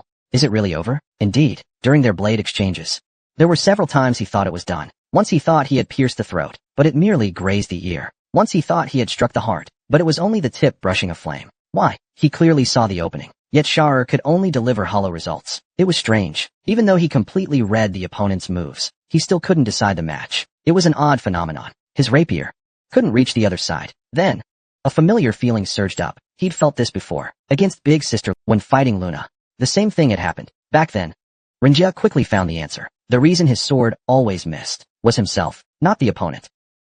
I hate getting hurt too much. Whether it was against Luna, Renjia would always instinctively choose moves that minimized injury. Getting hurt was the most exhausting thing. In such situations, she preferred the annoying moment to pass quickly, rather than defeating the opponent.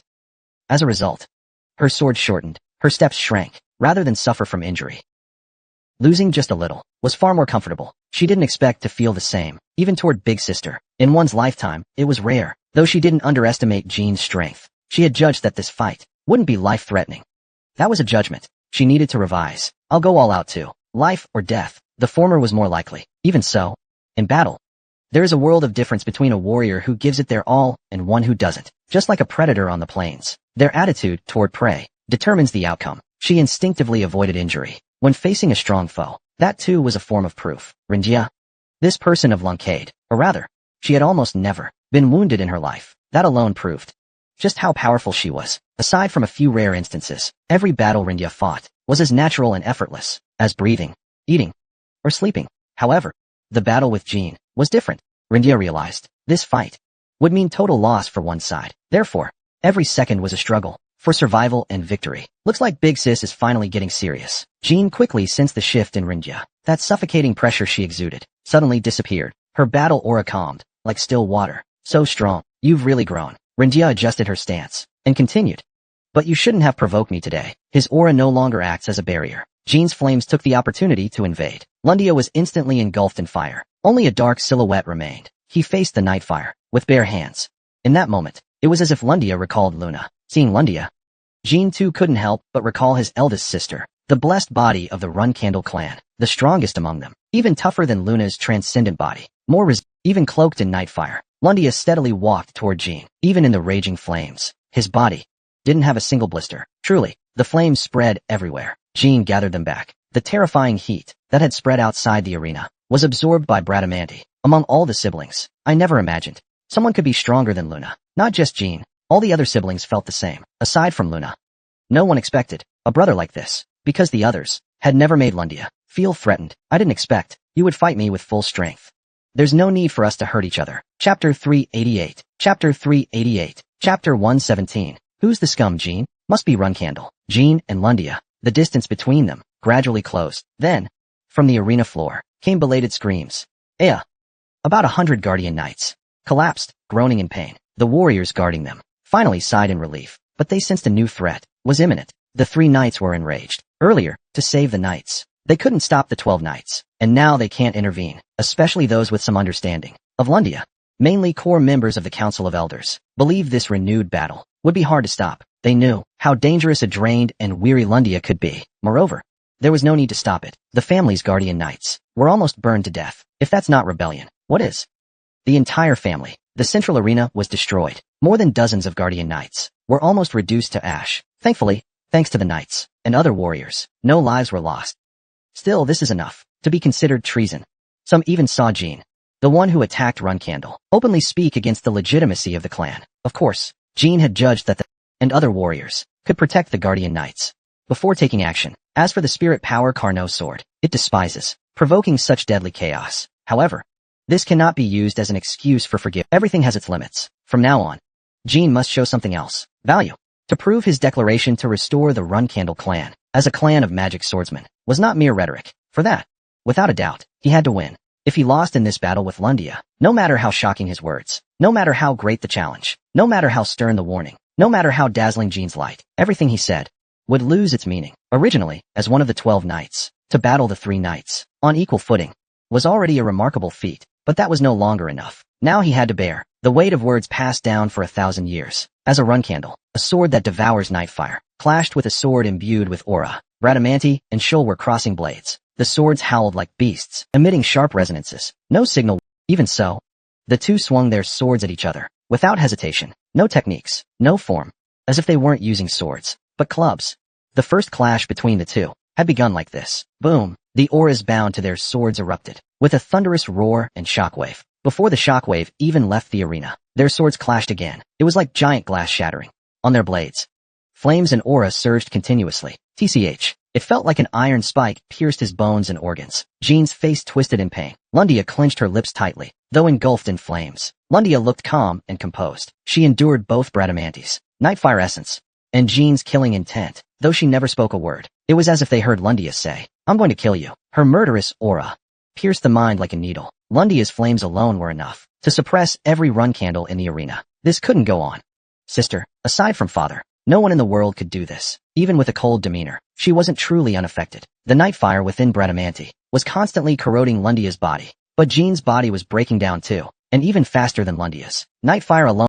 If from the beginning, he had fought only Lundia, things might have been different. However, more than half of the Nightfire's power was used to fight other run candles. That wasn't enough against Lundia. She hadn't even used her trump card yet. If this continued, he would surely lose. He had to win with a surprise move. He needed to unleash an arrow, with destructive power matching or exceeding Nightfire. Jean drew the remaining flames, in Bradamanti closer to himself. The flames, now imbued with spirit energy, encircled Lundia. At that moment, Lundia showed her first sign of hesitation, but it lasted only an instant. The next moment, Lundia released her aura. The Nightfire turned to ash, emitting only a faint glow. The flames surrounding Jean also began to fade. His burning body returned to its natural color. Huff, huff, huff, huff. Jean's breathing grew rapid. Blood trickled from his cracked lips. The wounds that had been burning before now bled profusely. He staggered unsteadily, as if he could collapse at any moment. In contrast, Lundia, freed from the Nightfire that plagued her, appeared lighter on her feet. She wasn't gasping for breath like Jean was. It's over. He was truly impressive.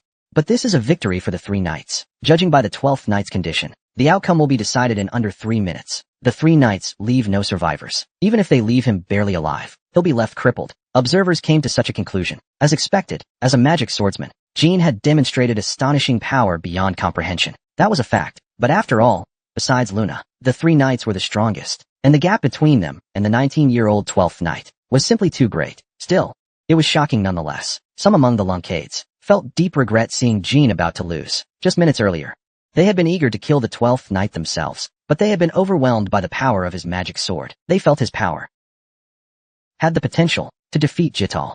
It was convincing, and so, such a thought arose in his heart. If the acting head stepped in to help, the 12th knight could be saved. If the 12th knight was killed, it would be difficult to learn the secret of the first family head's tomb before the 3rd knight falls.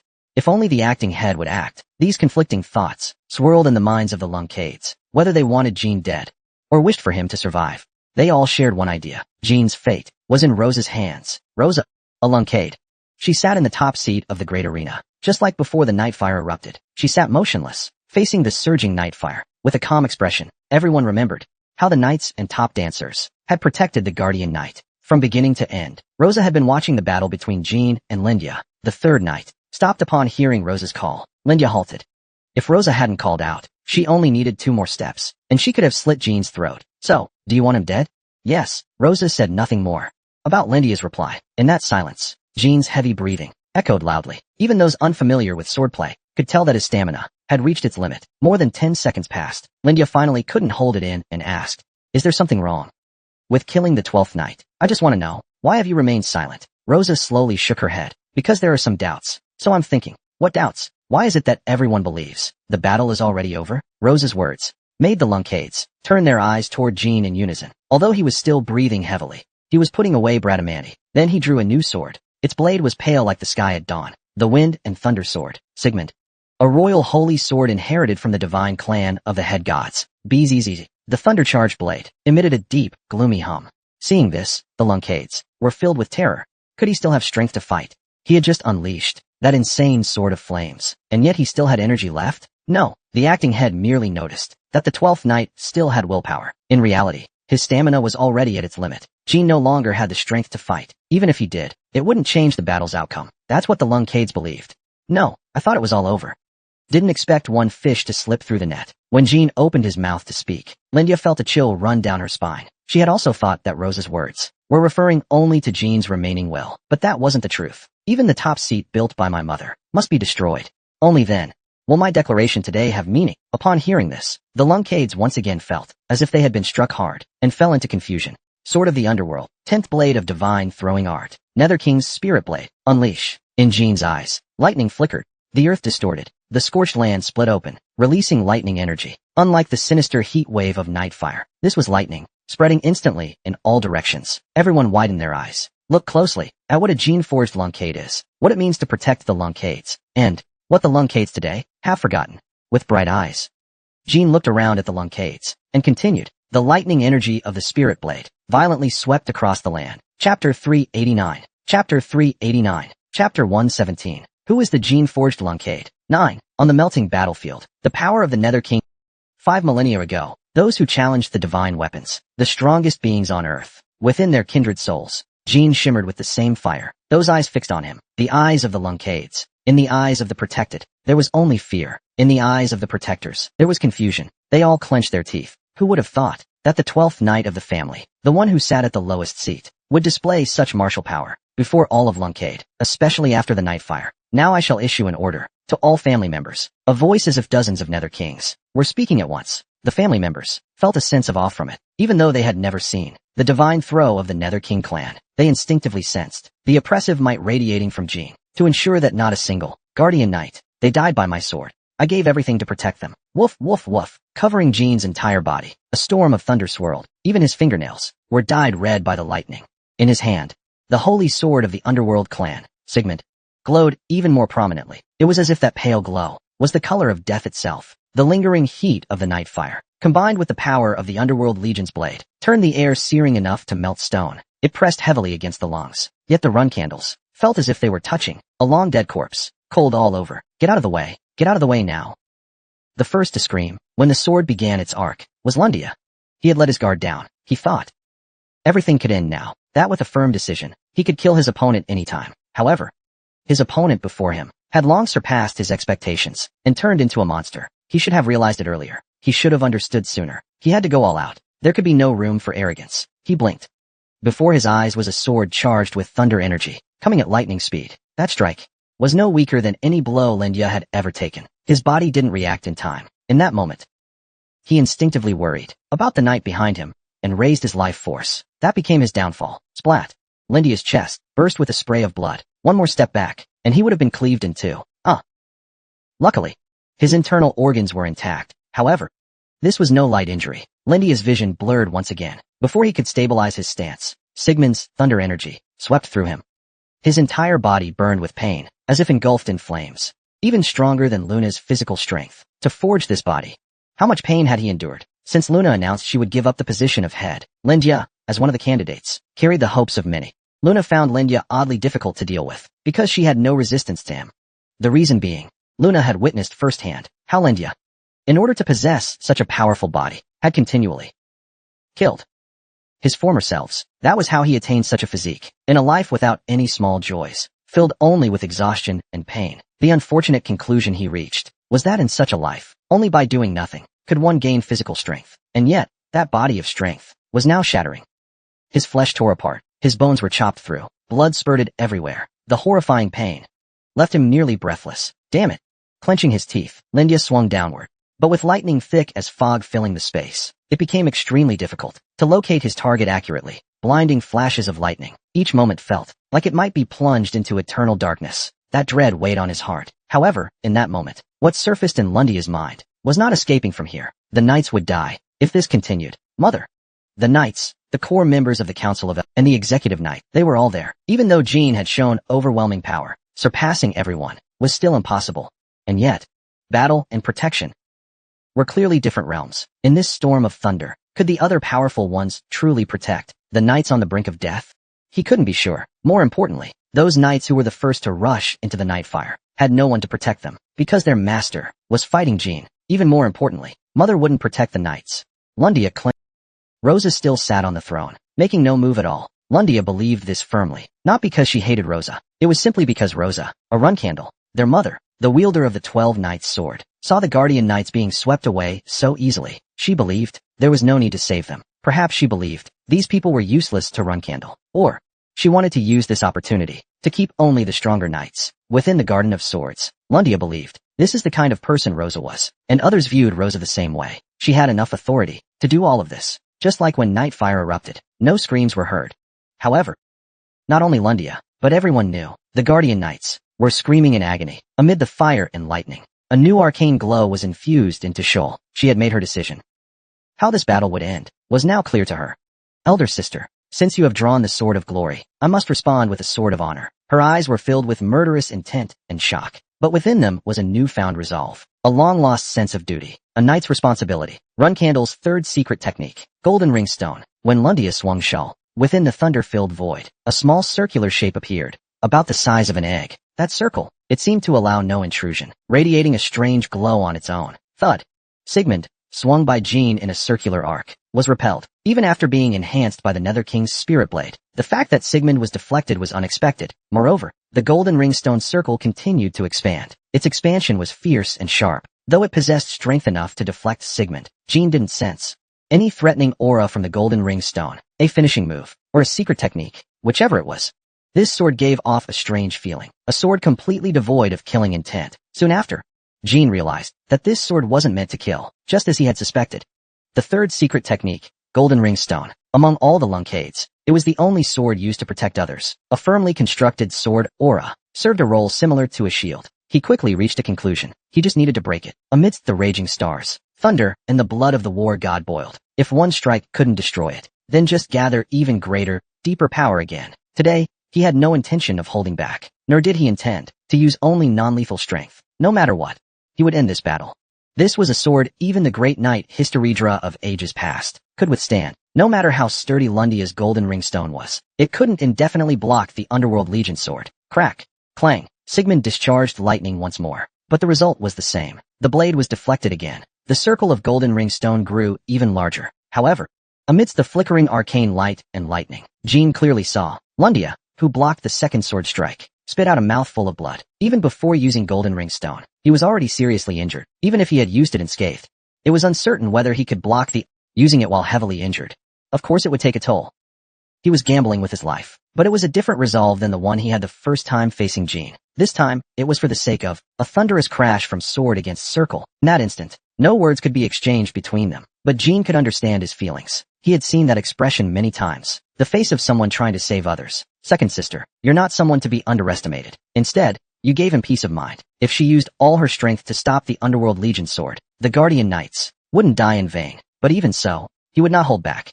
When Jean swung Sigmund again, he had made up his mind. Even if Lundia were to die, so be it. This was a place watched by the entire clan. If he showed the slightest hesitation, his declaration would lose all meaning. If you survive, I will acknowledge you. You are a worthy opponent. Sister, asterisk crack, asterisk crack, asterisk. The massive fangs, as if tearing into prey, continued to fall upon the circle. The sword princess's strikes caused Lundia's bleeding to grow increasingly severe. At the same time, Sigmund became even more ferocious. The thunder accompanying Sigmund's movement poured down like torrential rain onto the ring of Jinawinshire. Shar's blade, which supported it, trembled violently. The spear of judgment, infused with the spirit blade's power, still radiated overwhelming force within the thunderstorm. 5 spears surged forward, and finally, the ring of Jinawinshire was shattered. Even until the very end, Lundia never let go of Shar. The thunder of the spirit blade and judgment spear swept past him, rushing toward the knights guarding the perimeter. At the very instant lightning surged again, Jean saw it.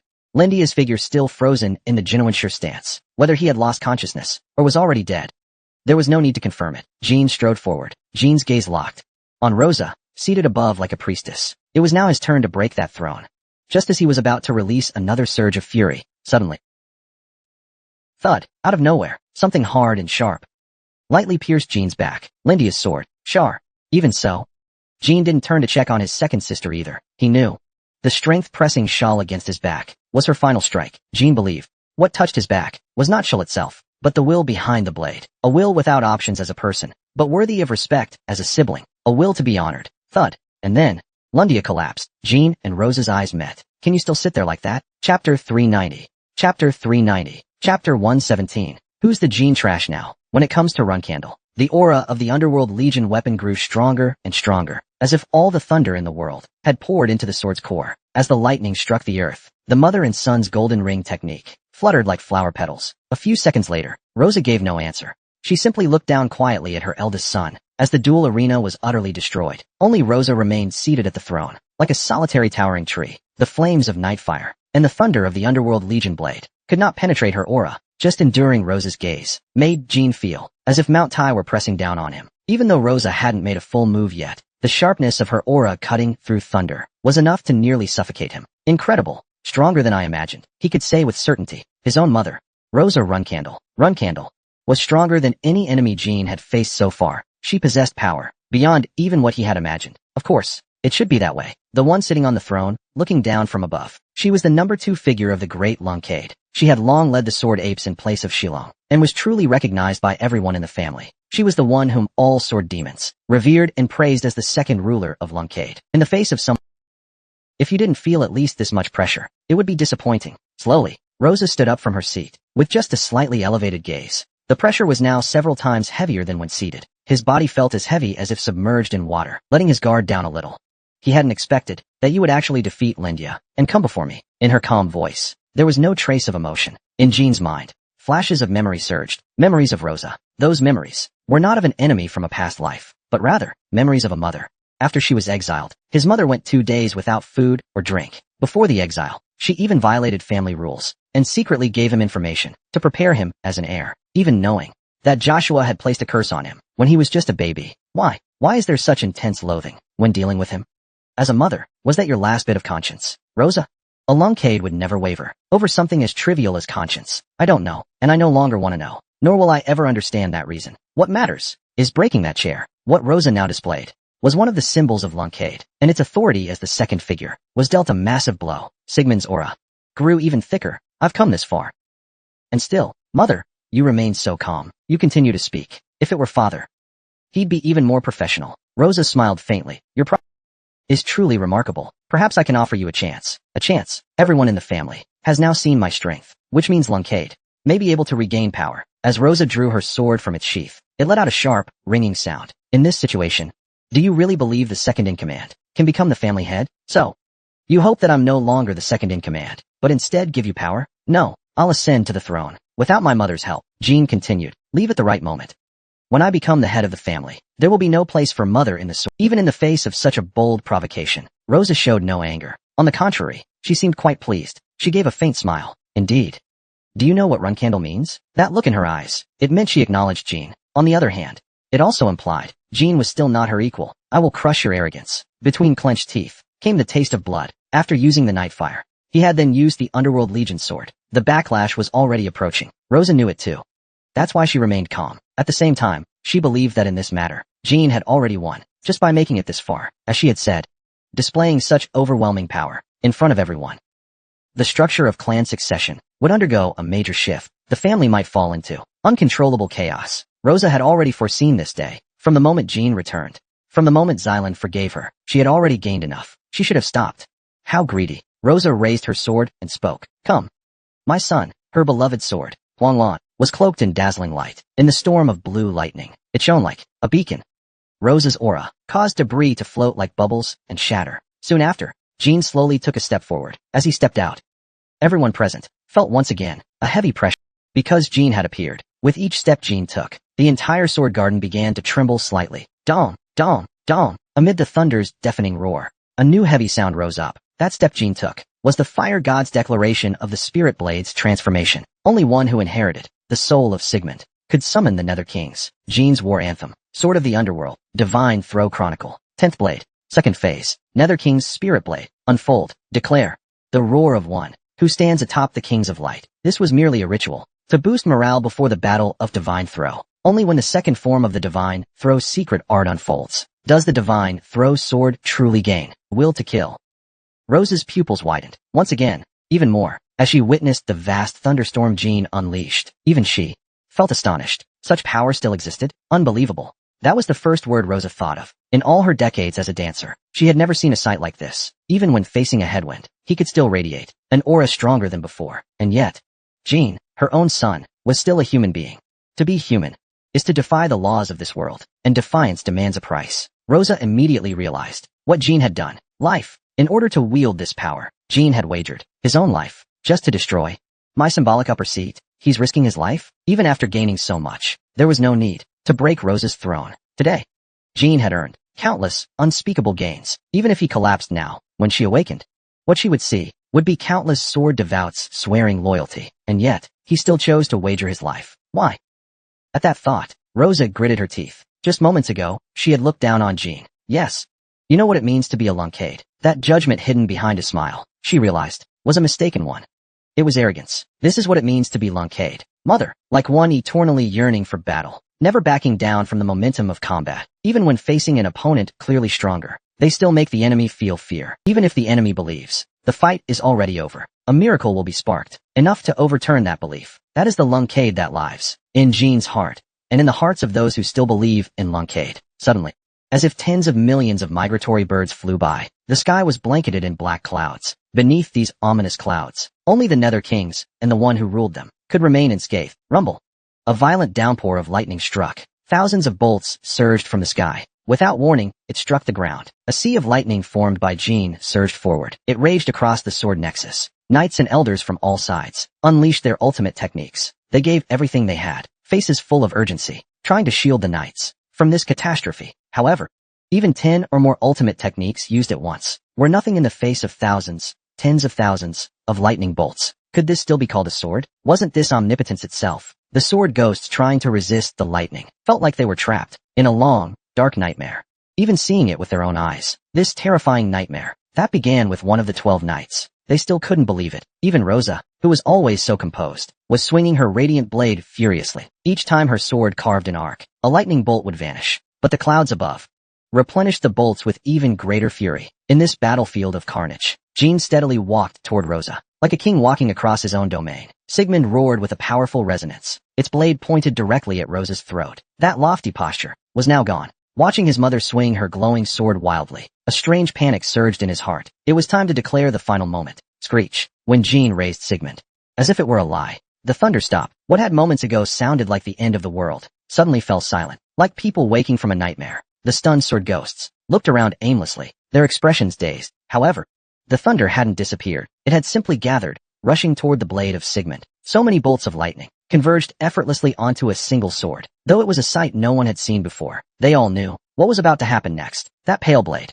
swallowed all the lightning and was about to strike Rosa. The distance between them was close. Jean lunged straight toward her center. There was no way Rosa could dodge that blow. As the second most powerful lunkade, facing it head-on was her only option. Yes, at the moment Sigmund clashed with a radiant blue light. Blood vessels burst in Rosa's eyes. Her eyes turned red and began to contract, then dilated and twitched. Though it was blood and tears, it was the first time anyone had seen Rosa cry. The throne she sat on, the elevated land beneath her, crumbled as if crushed by a giant's finger. It collapsed miserably. I am Jean, the 12th Knight of Lunkade. Before his consciousness faded, Jean forced out one last sentence. I will become the family head. As Jean collapsed, Rosa coughed up a mouthful of blood. Chapter 391. Chapter 391. Chapter 118. An unhideable. October 1st, 1799. In the depths of the Black Sea, a man covered in black monster blood, entrails and flesh was running.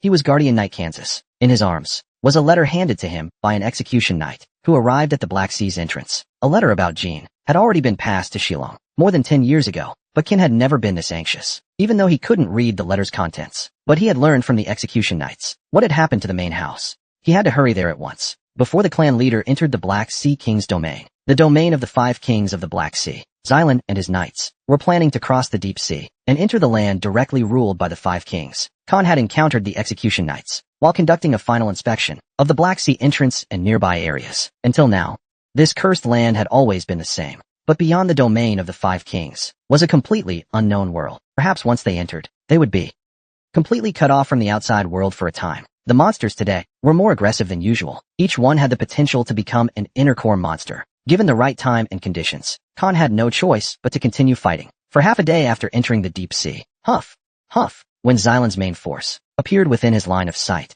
he had already reached his limit. Fortunately, they hadn't yet entered the Black Sea King's territory. Xylan and his knights used the corpses of the monsters as firewood and lit a bonfire. Enjoying a rare moment of rest, clan leader Khan regulated his breathing and lowered his head. The stench of burning monster flesh assaulted his nostrils. What is it? Khan. Xylan remained seated cross-legged in the air. The haggard faces of the knights stood in stark contrast to his calm and clean features. An emergency letter from the main house about the 12 knights. Xylan slowly opened his eyes, handed over. Khan respectfully handed him the letter. Khan, to the other knights. Xylan curiously tearing open the seal. was a very unfamiliar sight. Khan felt a strange sense of pride in that. It was the first time since the era of the Strange Knights that the clan leader had shown such an expression. Although the veteran Black Knights had mentioned it before, Xylan's expectations for the 12 Knights were indeed very high. Just as the Black Knights were still surprised, a monster cautiously approached, testing if it could join the group. My. Looks like something good happened to you, old man. That monster was the legendary beast, Ozdok. Of course, Xylan gave no response to Ozdok's fawning tone. Instead of replying, the Black Knights responded with cold, piercing gazes. It meant, shut up right now? And quietly back off into a corner. Unfortunately, Ozdok failed to read the mood. He even took Xylan's lack of response as a positive sign, so he cheerfully raised his voice. He was simply too tired. Not a single real conversation, just endless killing and fighting day after day. Even a 2,000-year-old core beast could grow weary, whether it was a casual joke or a bit of small talk. Ozdok just wanted to say something. Hey, Knight number 12, wasn't the young master who fought me back then. You took part of my inner core. Of course, I'm not saying I regret it, as long as it's used for something worthwhile. Young master, you're so dazzling and gallant. Handsome too. Don't hit me. I was wrong. Just as the Black Knights couldn't tolerate it anymore, and were about to silence Ozdok, Shilong gently raised his hand. Let him be. Yes, sir. The Black Knights retracted their readied gauntlets and bowed to Shilong. Ozdok awkwardly scratched the back of his head. Sorry, I just thought. You seem to be in a good mood. I'll bring your tea right away. Just as Ozdok had said, the corners of Shilong's mouth had already lifted into a faint smile. He began reading the letter. Family head. Knight number 12 caused trouble again. Zedro forces. The moment he read the first line, he understood. This was the handwriting of the only younger brother he had left from the ranking war in their youth. That guy had leaked information about the first patriarch's grave through Knight number 7. You may have known this already, but it has plunged the family into chaos. While everyone was waiting to confirm if he was still alive, do you know what happened? As soon as he returned, he dueled Elder Zoldan.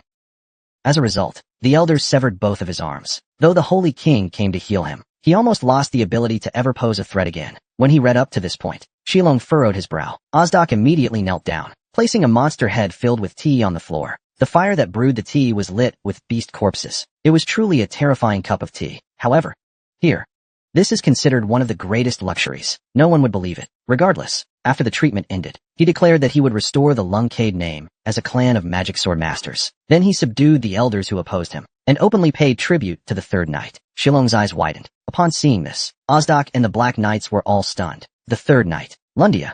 If that kid lost to Jean, it must have been due to carelessness. Even so, Lundia losing to Jean was still a major shock to Shilong. Whether it was due to carelessness, or because Jean had reached a new realm, the result remained. A loss is a loss. The dueling ground where it happened disappeared without a trace. Even the courtyard and side halls were nearly destroyed. First came the blazing flame sword, then the crazed lightning strikes. It's hard to explain. You should see it for yourself. That lunatic is bound to turn the entire family upside down. But I didn't expect he'd cause such a massive incident. Below is the damage report from the sword source, resulting from the clash with the 12th knight. Acting family head, seriously injured. Knight 2, minor injuries. Knight 4, minor injuries. Knight 5, minor injuries. Knight 6, minor injuries. Knight 7, minor injuries. Knight 8, minor injuries. Knight 9, minor injuries. Knight 10, minor injuries. Knight 11, minor injuries. Knight 3, severely injured. 12th knight, moderately injured. Black Sword Guild leader, Judiciary Council leader, Chairman Gu Ming sustained minor injuries. Over half of the elders were seriously injured. More than 40% of the Guardian Knights were severely wounded. 12 Execution Knights were seriously injured. 54 sustained minor injuries. There were many other casualties. No deaths among combatants. No casualties among non-combatants. At the main house's request, the royal tomb of King Shupist has been activated. Emergency level 2 declared. All checkpoints to the Shupist Union have been closed. Media is under control. All dispatched knights from the sword source recalled. Wartime status to be maintained. A detailed casualty list is recorded on the last page. The acting clan head was seriously injured while dodging that brat's full-powered strike. The medics say he'll need some time for intensive recovery. Can you believe it? This wasn't an ambush by the Gippelmain force, nor was it an invasion by Beaumont. It wasn't a rebellion either. All of this was caused by the power of a single 12 knight, a cocky brat, not even 20 years old. Brother, if possible, I hope you could return for a while. It would be a great encouragement to the members of the clan to witness his growth with your own eyes. Might even be enjoyable. Ha! Xylan suddenly burst out laughing. Ozdok tried to chuckle along, a few awkward laughs, but when their eyes met, he had to shut his mouth, because Xylan had stopped smiling in that very moment. At that moment, the knights also began to feel curious about the letter's contents. So, they motioned to Khan, asking him to read the letter aloud. After all, he had always been in charge of handling letters related to the 12 knights. Clan leader Regarding the main house's situation, it seems things are much better than what I heard. What did you hear? I heard from Execution Night Clon that the entire territory of Chupest is under lockdown. They've entered wartime status. The letter says the same. But problems can't be solved just by covering them up. It seems everyone was deeply shaken. To be honest, I'm worried about the 12 knights. What we should be worried about is that land ahead. Khan and the other knights nodded heavily. Xylan's gaze turned to the distance, to where the Black Sea Kings watched. The 5 kings of the Black Sea. They were just a few days away from reaching their domain. Not far ahead. Luna and Vanessa and Topin were scouting on that land. Xylan might have to give everything to take a stance. Killing intent stirred. Xylan flipped back to the front page of the letter. From the beginning, he had sensed something was off. The 12 knight. In critical condition. There's a difference between seriously injured and critical. After the demonic sword declaration, Jean had remained unconscious. Ever since then, he had yet to awaken. At the end of the letter, Zed requested that Xylan temporarily return. That was the reason. So that the flame of hope, known as the 12, would not be extinguished. He hoped Xylan would take action himself, if possible, lend him strength. For the first time in his life. Worrying about gossip at home.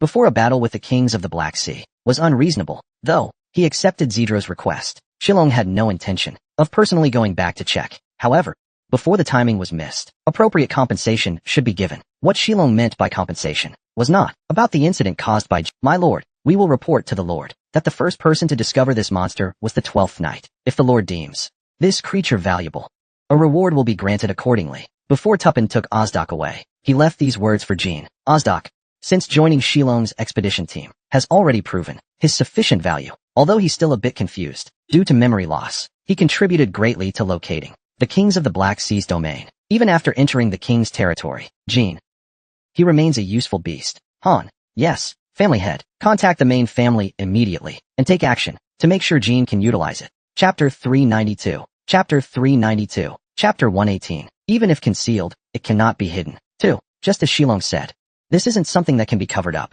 The entire territory of Hupist was sealed off. All media were strictly controlled. Those on standby within the family were forbidden to enter or leave. But even so, at the center of the sword garden, following the night flame, the light of the Nether King's descending sword, unleashed alongside over a dozen final declarations. This battle occurred in the center of the city of Karen. There's no way the residents wouldn't know. This was not a battle that could be concealed. Through agents of various factions embedded among the residents, the storm stirred by Jean quickly spread from the sword garden to the rest of the world. The speed at which the rumors spread was like thunder, fast and fierce. Even if blocked, even if hidden, the waves would crash through.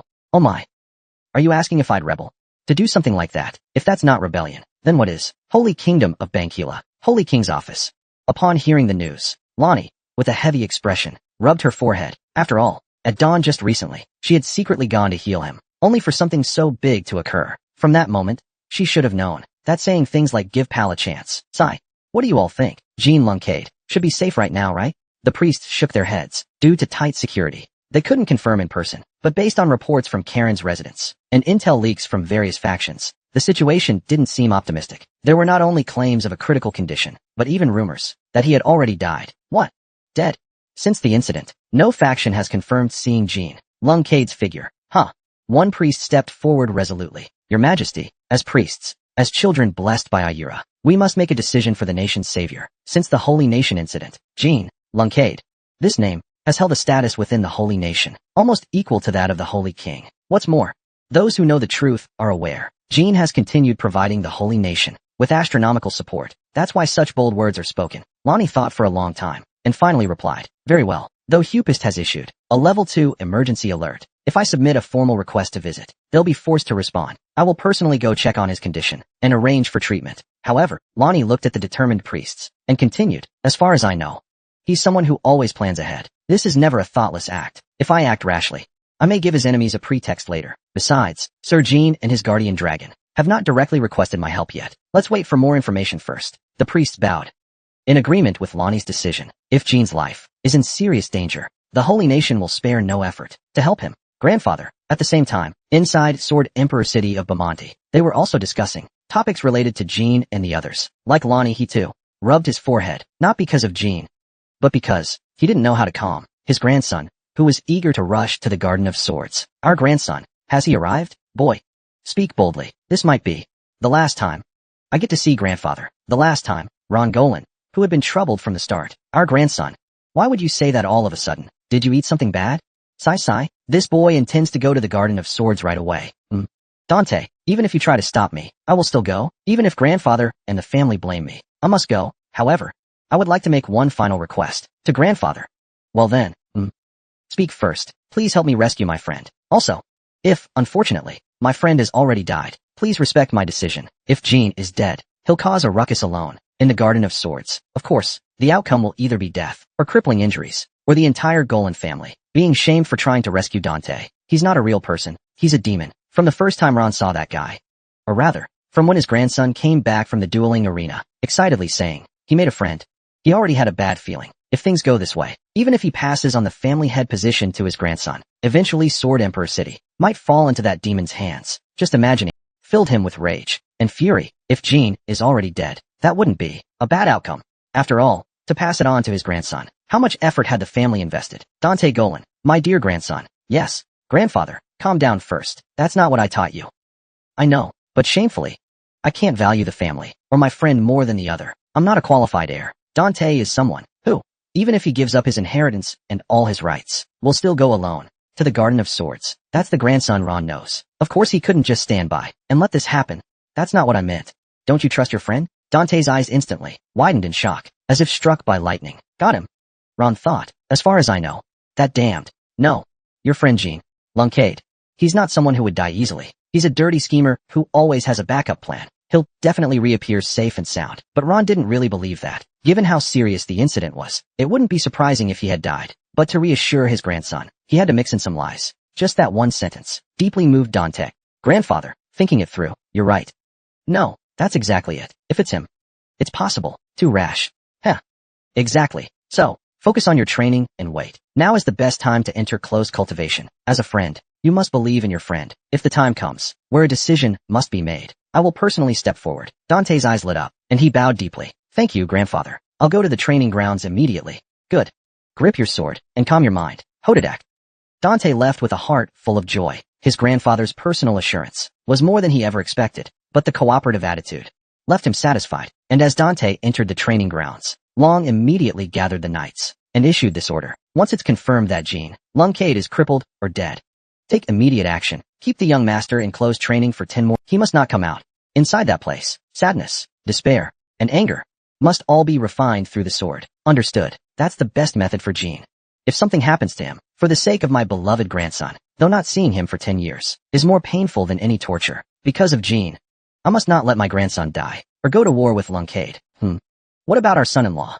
Miai Gong Talaris, lying on an ice bed, said. The sailors of the Jingtoro merchant group were constantly trimming his nails. Meanwhile, the Watertail tribe massaged his scalp slowly. My daughter, your fiancé, may already be dead. Jean won't die. Hey, Shadowflame, rearrange the sentence. It sounds awkward. Toro glared at Shadowflame. He won't. Jean, die. That's how you should say it. Die. Jean won't. Forget it. I expected too much. In that case, go kill him yourself. So noisy. Focus on your work. They'll be here soon. If by then, your fingernails or toenails aren't to my liking, even if beasts devour you, I won't care. SSS. Kaka. As the little attendants moved busily, Talaris watched her daughter's back, with a playful expression. If you're so worried, just judging from her mother's reaction, it seemed unnecessary. Now she'd only be coldly received. Oh, so you're worried? Saris tapped the ice table, and stood up. Mother, are you taking me for a fool? What a fright. Why the sudden outburst? Something's missing from the underwater vault. That item was taken away personally by Lunkade's first-class steward. You think I wouldn't know? Saris's anger was not without reason. When was the vault last checked? It's been 10 years since Mother stopped managing it. While I was stationed at the inner palace, I checked it daily. Hidden deep in the palace was a divine relic, the blood of Numerous. He always believed the drop taken by Steward Hang belonged to the inner palace. But Lunkade declared ownership and simply took it. That left a very bad taste. Come on. When did I ever say that it was ours? Whose vault is it? The inner palace's. Lunkade can't just use it freely. That was something Shilong and I agreed upon long ago. In the end, trying to seize ownership while it was under our custody failed. Anyway, I don't like how Lunkade treats us like a warehouse. Then why not demand some compensation? From that Jean guy, don't take it out on your mother. That was my plan anyway. Saris turned and left the hall. Talaris shook her head. You may be my daughter, but sometimes, you're really a headache. It was Lunkade's to begin with anyway. No problem using it to save your fiancé. What's there to be angry about? All of it. Shadow Flames suddenly spoke up. The gazes of Talaris and the attendants all turned to her. Love, justice, X, press, said. Bad. Or, maybe, in, 10, shun, X, press, right, even in returning it. You want to hand it over personally? Makes sense. At that moment, Toro had to shout in wide-eyed shock. This, look. She finally said it in order. Why couldn't she do that earlier? Seriously, effort. Angry. These people now dare to throw a tantrum in front of me. Do they want to be kicked out by Jean? Go prepare the special scented oil. The attendants of the Crystal Snow clan rushed to prepare the oil. Talaris thought about Kellic and what choice Jipple might make. Regarding Jean's demonic sword declaration, Shilong is about to enter the territory of the 5 kings of the Black Sea. She hoped Kellic wasn't aware of this yet, because if he was, Jipple declaring full-scale war against Lunkade was not impossible. Chapter 393. Chapter 393. Chapter 118. Unconcealable. 3. When he opened his eyes, the first thing he saw were 2 figures, Jilly with teary eyes, and someone holding her shoulder. He confirmed that these 2 had been by his side, giving him the sensation of being wrapped in the warmest silk. Little one. Young master, Jilly and Moroccan leaned over to check on Jean's condition. Jilly, Moroccan, young master, are you really okay? Anywhere feeling unwell? Or tightness anywhere? None at all. The dead. What about the dead? Were there knights who died by my hand? That was the concern, weighing most on his mind before he collapsed. He didn't want innocent knights to die because of a battle between him and the family. Of course, most of them were clearly weaker than himself, and they had always been loyal to the family. If one day he must strike down such knights, he wanted it to be through honorable battle or rightful purging, just like how he handled the knights bound to follow him. No, young master, you're truly fortunate. And a command was issued to the family members to protect your guardian knights with everything they had and not let them die by your sword. That also meant the words he spoke when he unleashed the Underworld Legion sword had been obeyed, though in reality, not all family members risked everything for Jean's command. But the result, the moment he opened his eyes, he was already worried about the knights. Little guy, Strawberry Pie and I, during this time, I know. Sorry for making you worry. Jean gently embraced the 2 of them. Gilly let out a sigh of relief, while Moroccan disdainfully immediately wriggled out of the hug. No, I should be the one apologizing for worrying you just after returning. What's there for Gilly to worry about? It's just that the family treated her a bit too grandly. Jean naturally looked toward Moroccan. Moroccan, did Sir Tyrant really treat Gilly well? Yeah. He actually did a good job, better than when you were down here. Of course Chairman Homing would do that, but after the incident, Zordon or the other elders might give Gilly trouble. If that happens, would I just stand by? Of course not. Besides, under such circumstances, who would dare act rashly? That would really be chaos. Nimchin and the 3 knights are still undergoing intensive treatment. Those kids in the Elder Council are also swamped with work. Sword Ape is still in shock.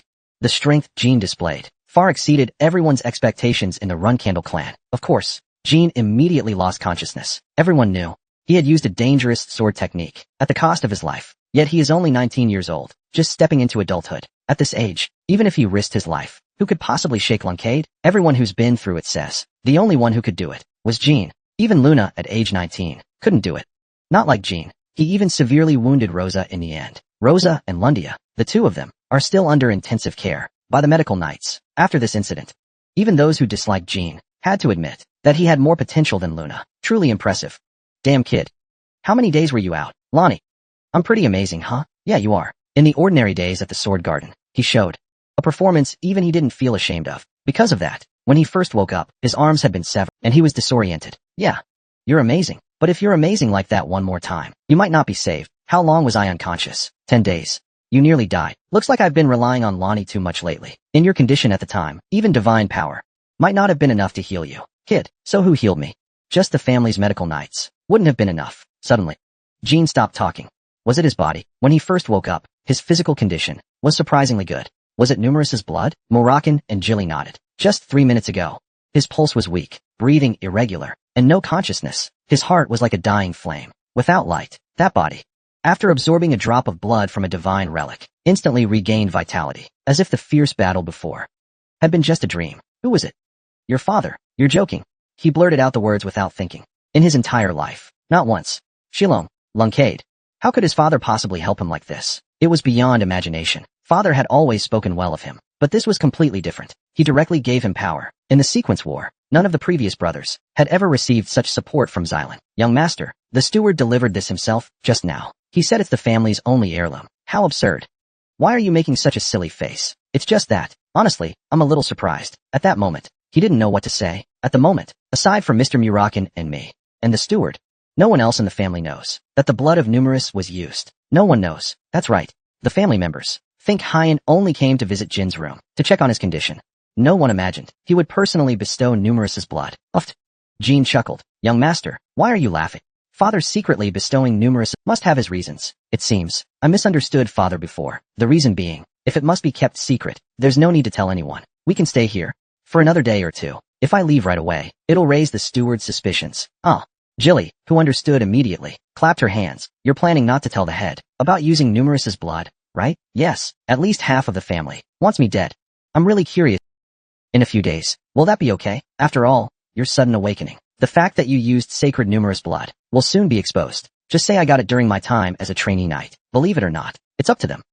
It was something given by my father, but the head of the family personally granted that sacred relic. Wouldn't that anger him? If he wanted to boast, he wouldn't have given it secretly. Since he gave it to me, he meant for me to use it as I see fit. More importantly, tell me in detail about the state of the family. How many people want to approach me? The exact number is unclear, but according to Petro's observations, about 1/10 of the Guardian Knights and a small number of Enforcer Knights have a favorable impression of you. It's currently difficult to distinguish friend from foe. The neutral faction make up about 20%. As for the rest, they belong to the Elder Council and Joshua's faction. Yes, even if we united all neutral forces, though it wouldn't be easy, we still wouldn't be able to contend with the Elder Council and Joshua. The impact Jean caused is obvious. However, entrenched interests are not easily shaken, not just in Luncade, but in all groups in the world. What's more, most of the dancers in Hupist have already been won over by Joshua. They won't change sides easily. I don't get those people. Even after you destroyed half the Sword Garden alone, they still didn't switch sides? No one died. Among the knights who were guarding at the time, none died. On the other hand, this also showed Jean's personal strength had reached its limit. In that terrifying assault of demon swords and thunderblades, no one died. That's because this is Luncade. Back during the trainee night period, Sister Luna also once came to see my father and me, and ended up in trouble. Personal strength matters, of course, but on your own, you can't go against all of Luncade. Everyone knows that. That's why they continue to support Joshua, because he brings stability. If even 10% of them have a favorable view of you, you should solidify that support first. Want to meet with them? You, here in damn Luncade. Starting to win knights over will work out well. Imagining this, both Jean and Jilly smiled at the same time. What are you smiling at? It'll only hurt your pride. Malaka, if they truly wanted to follow you, they would have acted by now. You need to recover your full strength quickly. Besides, I don't intend to meet those who are merely favorable toward me. Huh? Why not? If you have intentions toward me, then stand on my side. That approach isn't particularly appealing. It should make people pledge loyalty, even without being asked. When necessary, I'll display some power appropriately. When it comes to Luncade, that's how I'll expand my influence. Jean looked at the two of them, and continued speaking. First, I need to personally meet other factions. As usual, Jean planned to start from the outside, to grow his power. Families from Bamonti and the Lutero Magic Federation, and the martial clans of Hupist, top-tier mercenary groups like the and other key neutral forces. Those would be the starting points for expanding his power. Jean hoped to prove his capability through them, that his strength wasn't just physical prowess. Chapter 394. Chapter 394. Chapter 118. The Undeniable Four. Amid the tense atmosphere, Luncade was in turmoil, due to the Swordmage's declaration. Knights, elders, and the knights who followed them, whenever they had a chance to gather. The elders and the knights who followed them, whenever they had the chance to gather, they would all talk about Jean, whether Jean would wake up. And if he did, what kind of punishment he would face, and how many sword masters would follow him. Among these topics, there was only one thing. The run candles could predict, roughly 1/10 of the knights would support Jean. Therefore, the run candles believed that while the situation might shift, a complete reverse. That was the atmosphere. Sister, I think now is the time for you to act more proactively. Meow, and came to see Lundia. From earlier on, they've been insisting on this view. They've explained it for over 30 minutes, but seeing their elder sister bare her fangs, they emphasized giving more support to Joshua. This isn't Joshua's command. They just want to seize this opportunity to prove once again their loyalty to the next family head. If Brother Joshua becomes the next family head, the rule over the 5 eastern regions will be ours. Even if we can't find this Hester person, it doesn't matter. Ever since they decided to follow Joshua, they never dreamed. They only hoped through Joshua to gain control of the 5 eastern regions or other territories.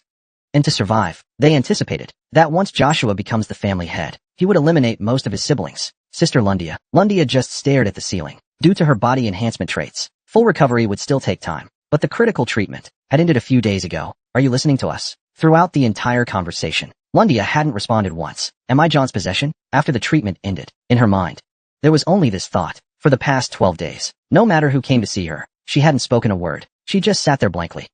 Like someone with apathy. Sister. Being gravely injured by the eldest sister is shocking. I understand, but if you keep acting like this, it'll only make you look ridiculous. Meow and avoided using the word failure and said she was gravely injured. In reality, they didn't believe. Lundia lost to John. Lundia being defeated by John was just an accident. They believed if they fought again, the outcome would surely be different. Not just Meow and everyone in Lung Kadri thought similarly, but Lundia herself didn't think so. Lundia wasn't just lying in bed because of shock. She was replaying. She had been reviewing her fight with John for 12 days.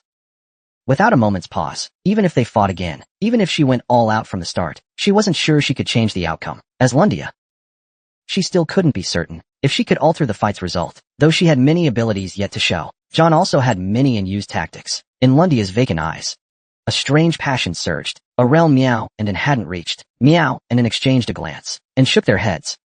Sigh. Anyway, think about what we said. You also believe Brother Joshua will become the family head. If you could help, it would be a tremendous boost. We're waiting for you. Once you've recovered, contact us anytime. After Meow and left, an elderly woman entered the room. She was Lundia's nursemaid, named Lisa. Miss? Lundia slightly turned her head toward Lisa. I just heard the eldest sister has awakened. Whoosh. Seeing Lundia swiftly rise, Lisa smiled. This was the first time in nearly 20 years. It's the first time I've seen Lundia react like that. So, can you wield a sword again? Lungcade still doesn't know that Jean used Numerous's blood. Because of that, Lundia asked the question. They say he's recovered very well. He could reenact that battle at any moment. My sword and knight's coat. I knew you'd come looking for them. Lisa handed over Lundia's beloved accessory Char, along with her neatly folded coat. Watching Lundia hurriedly get dressed, Lisa recalled what she looked like. Back then she always said she would become the strongest in the family. Looking back, ever since the first night gave everything up, the young lady had seemed to lose her purpose. Lisa's eyes welled with tears, like the other maids. She too had a dream. She hoped to one day see her lady stand at the peak of the family and command the world. But Lundia lost her goal too soon. Faced with the great star that was Luna, when trying to prove herself more dazzling, that was the only thing that could motivate her. After Sarah Jean, that immense star began to make her feel weary. A peaceful and meaningless life had begun. Lisa had a premonition. When the 12 knights' swords pierced Lundia's heart, before those pale blades, her precious lady fell. Finally, in her heart, a new star had risen. Where's the eldest sister? Did she go see mother? No. I heard she went to the spirit temple. Just as Lundia was about to leave, Lisa spoke up. Milady, good luck.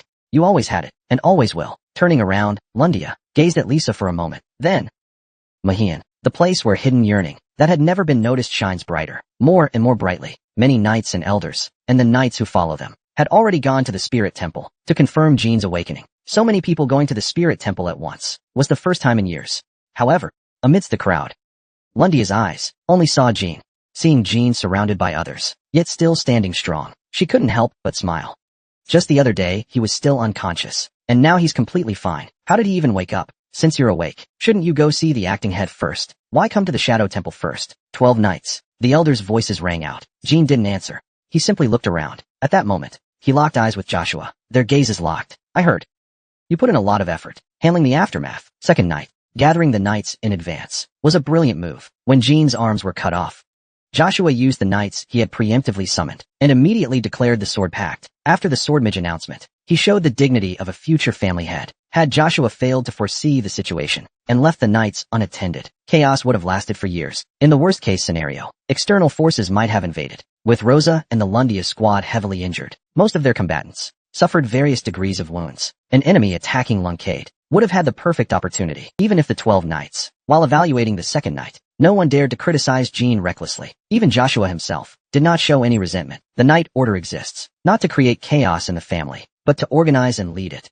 I simply did what had to be done. Though he spoke humbly, everyone understood. That simple statement meant, I did what was necessary. While you put the family in danger, all I did was clear the way for stagnant waters to flow. That's exactly why the acting patriarch did not punish me. Mother didn't punish you because she found you useful. It also has to do with the fact that you came straight to the Dark Temple after waking. Timar and the legacy that saved Run Candle. Everyone clearly witnessed that power. Jean, the 12th Knight, single-handedly overturned the power of the source of the sword. Greedy eyes were fixed on Jean. If the knights who saved Run Candle could be gathered again at the Dark Temple, then the power they wielded would no longer belong to the 12 knights alone. That's why the elders now only want to hear one thing from Jean. whether he can immediately turn them into magic swordsmen.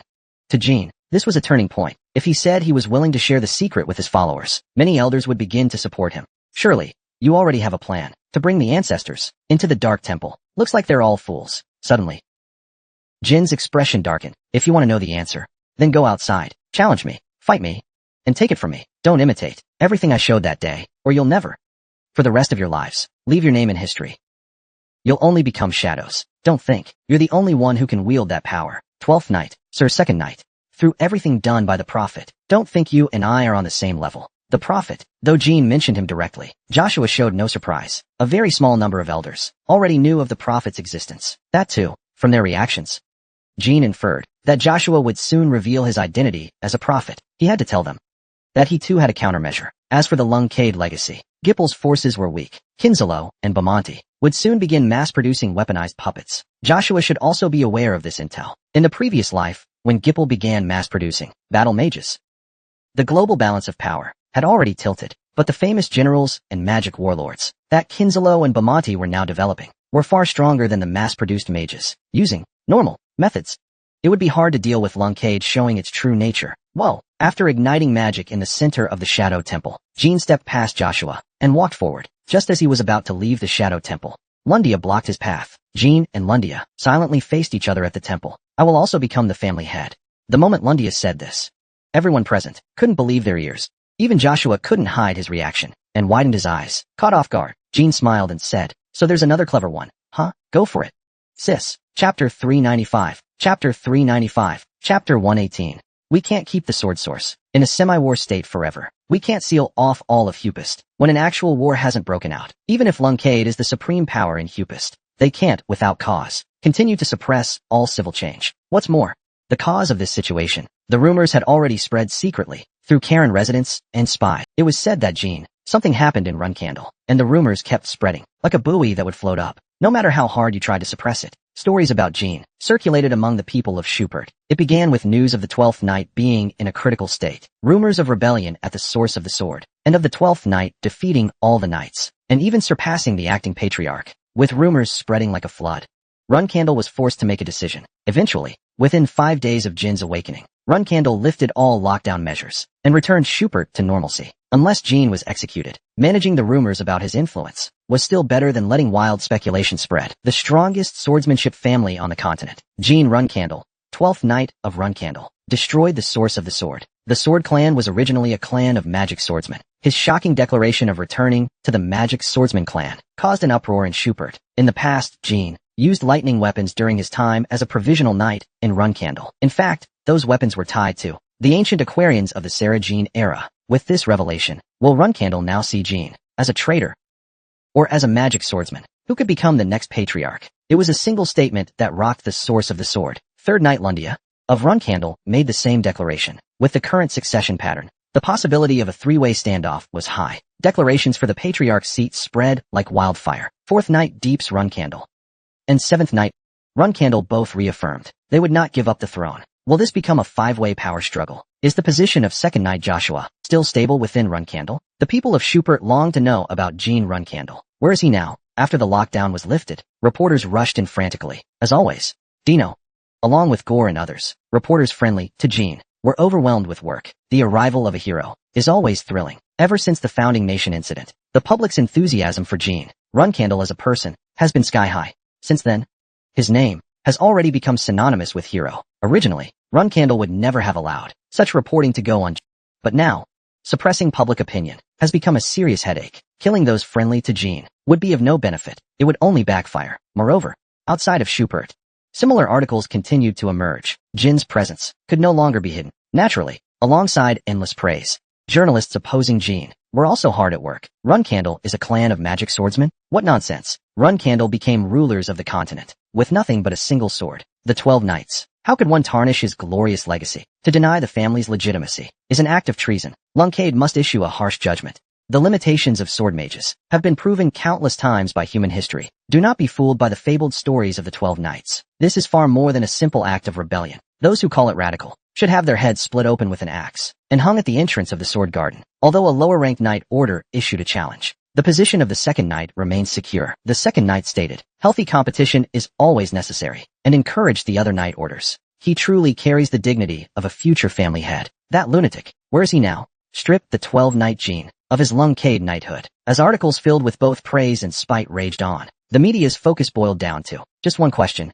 Gene, where is he in Lungcade now? Since leaving the Sword Garden, his whereabouts have remained Gippel's first magic tower, Tower of Tales, Kellic. As usual, in Gippel, was passing time beside a crystal ball on the top floor. Newspapers from around the world piled beside him, and unlike his public image, he still had the appearance of reading the papers with a pen in hand. He looked like a silver-haired noble youth. What's so funny? Yo, fire dragon. From afar, Carton exhaled, grilling a skewer nearly 5 meters long. Even after regaining his true form, his face was still full of I've always thought Lungcade's eldest son is quite the interesting one. Interesting? Are you serious? Why, look. He single-handedly turned Lungcade into a mess. Even Gippel couldn't pull off what he did. But he actually did it. I found it quite satisfying too. Asterisk crunch asterisk. Carton irritably chewed on the half-cooked skewer. That brat caused us a lot of losses. Your younger brother died. The magic stone was shattered. Kinzalo's alliance collapsed. A Black Knight spy. Kellic. Also, we lost part of the undead squad. That's right. That has to be counted too. And not just that. Swordmage Sarah. That brat broke his oath. That was the source of Carton's rage. 1,000 years ago, he and the Gippel of that era struggled to win a right from Lungcade. Magic. Gene stirring the world as a swordmage was still acceptable. As long as the time was right, they could deal with him. But Gene declared he would turn the entire Lungcade family back into a swordmage clan. That was intolerable. Remember what Lungcade was in the old days? Just thinking about it gave one chills. Gene Jingha. Carton, you didn't experience what happened 1,000 years ago, so you don't understand. If not for them, this world would have already belonged to us. Because of those terrifying sword mages, we lost 1,000 years. For a dragon, 1,000 years isn't long, is it? Even for a dragon, 1,000 years is long. Damn it.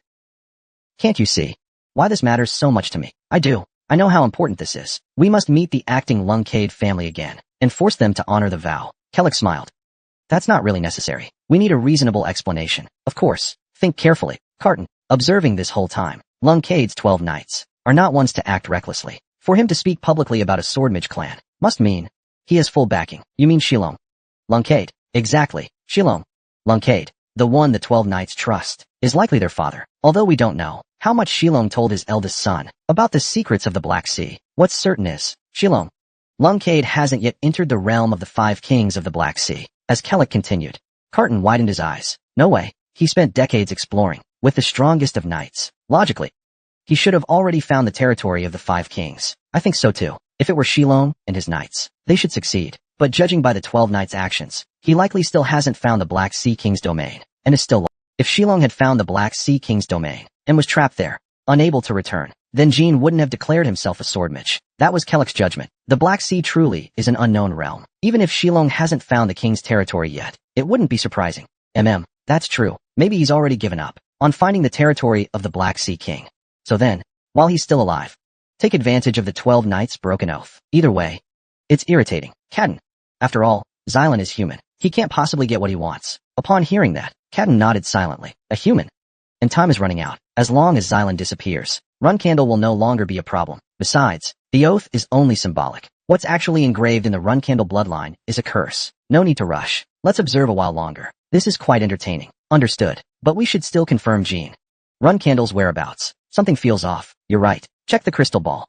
There's nothing. As Cadden shouted in frustration, Kellic's eyes moved to beneath the crystal ball. There was a sealed letter there, addressed to his beloved son, Belotten. Gippel. No need to check. We found him. He definitely went here. Kellic shook the letter. What is that? While everyone was speculating about Jin's whereabouts, Gene was actually at his residence in Tychon Free, spending time with his companions. Gene munched on a Litra cookie while leisurely reading the newspaper. Just then, Jet came running in a hurry and handed Gene a letter. Boss, a letter just came in from Tychon. Looks like an invitation. Let me see. Jin's reaction made it clear he already knew it was coming. As expected, after breaking the seal, the first thing he saw was a lion biting a sword, its crest, the seal of the Sword Emperor. Only the Lord of Sword Emperor Castle, Paul Gremick. You are invited to the Sword Emperor's banquet. Come and enjoy the splendor of Sword Emperor Castle, and bring glory to your name. Lord of Sword Emperor Castle, Long, Halant. Because of my grandson, I had no choice but to send you this invitation. Better if you don't come. Come. Or don't. After reading the letter, Gene couldn't help but laugh. He could easily imagine how many times Dante must have pleaded with the rebellious Haland to invite him. He could picture it vividly. After glancing at the contents, Jet sighed. Sigh. If that's the case, then just don't go. Why send an invitation? What a pity. That. Sword Emperor. Guy. Jet. Yes, sir, young master. Prepare an outfit suitable for a banquet. Do we have one? We do. But why are you asking? Then get it ready. Notify the others as well. Let's all head out together. To meet that stingy guy. Chapter 396. Chapter 396. Chapter 119. The Banquet at Sword Emperor City. 1. October 25th, 1799. Cupist. Bamonte, and Lutero. Prominent families and factions of the Magic Federation, all gathered at the Highland Estate. The banquet in Sword Emperor City had begun. The sight of them marching in formation was truly magnificent. Sword Emperor City stood tall in majesty. Around it, multicolored tents set up by various factions looked from afar, like a sea of flowers. Those tents welcomed the core members of each faction. Unlike the once-in-a-decade Lungcade banquets, the Highland family held gatherings more often. However, rarely were there this many important figures present. Depending on the host, the guest list would differ. In that sense, this Sword Emperor City banquet was comparable to the one held when Jean turned 15. After all, the host this time was the Sword Emperor Dragon, Highland. The last time the dragon personally hosted a banquet was 22 years ago. Back then, he summoned everyone to celebrate his newborn grandson. He really is someone who spoils his grandchild. Wow, young master, this is my first time attending a banquet like this. Look over there. That's Sir John of the Dragon King Knights. And next to him is Court Archmage Sir Sally.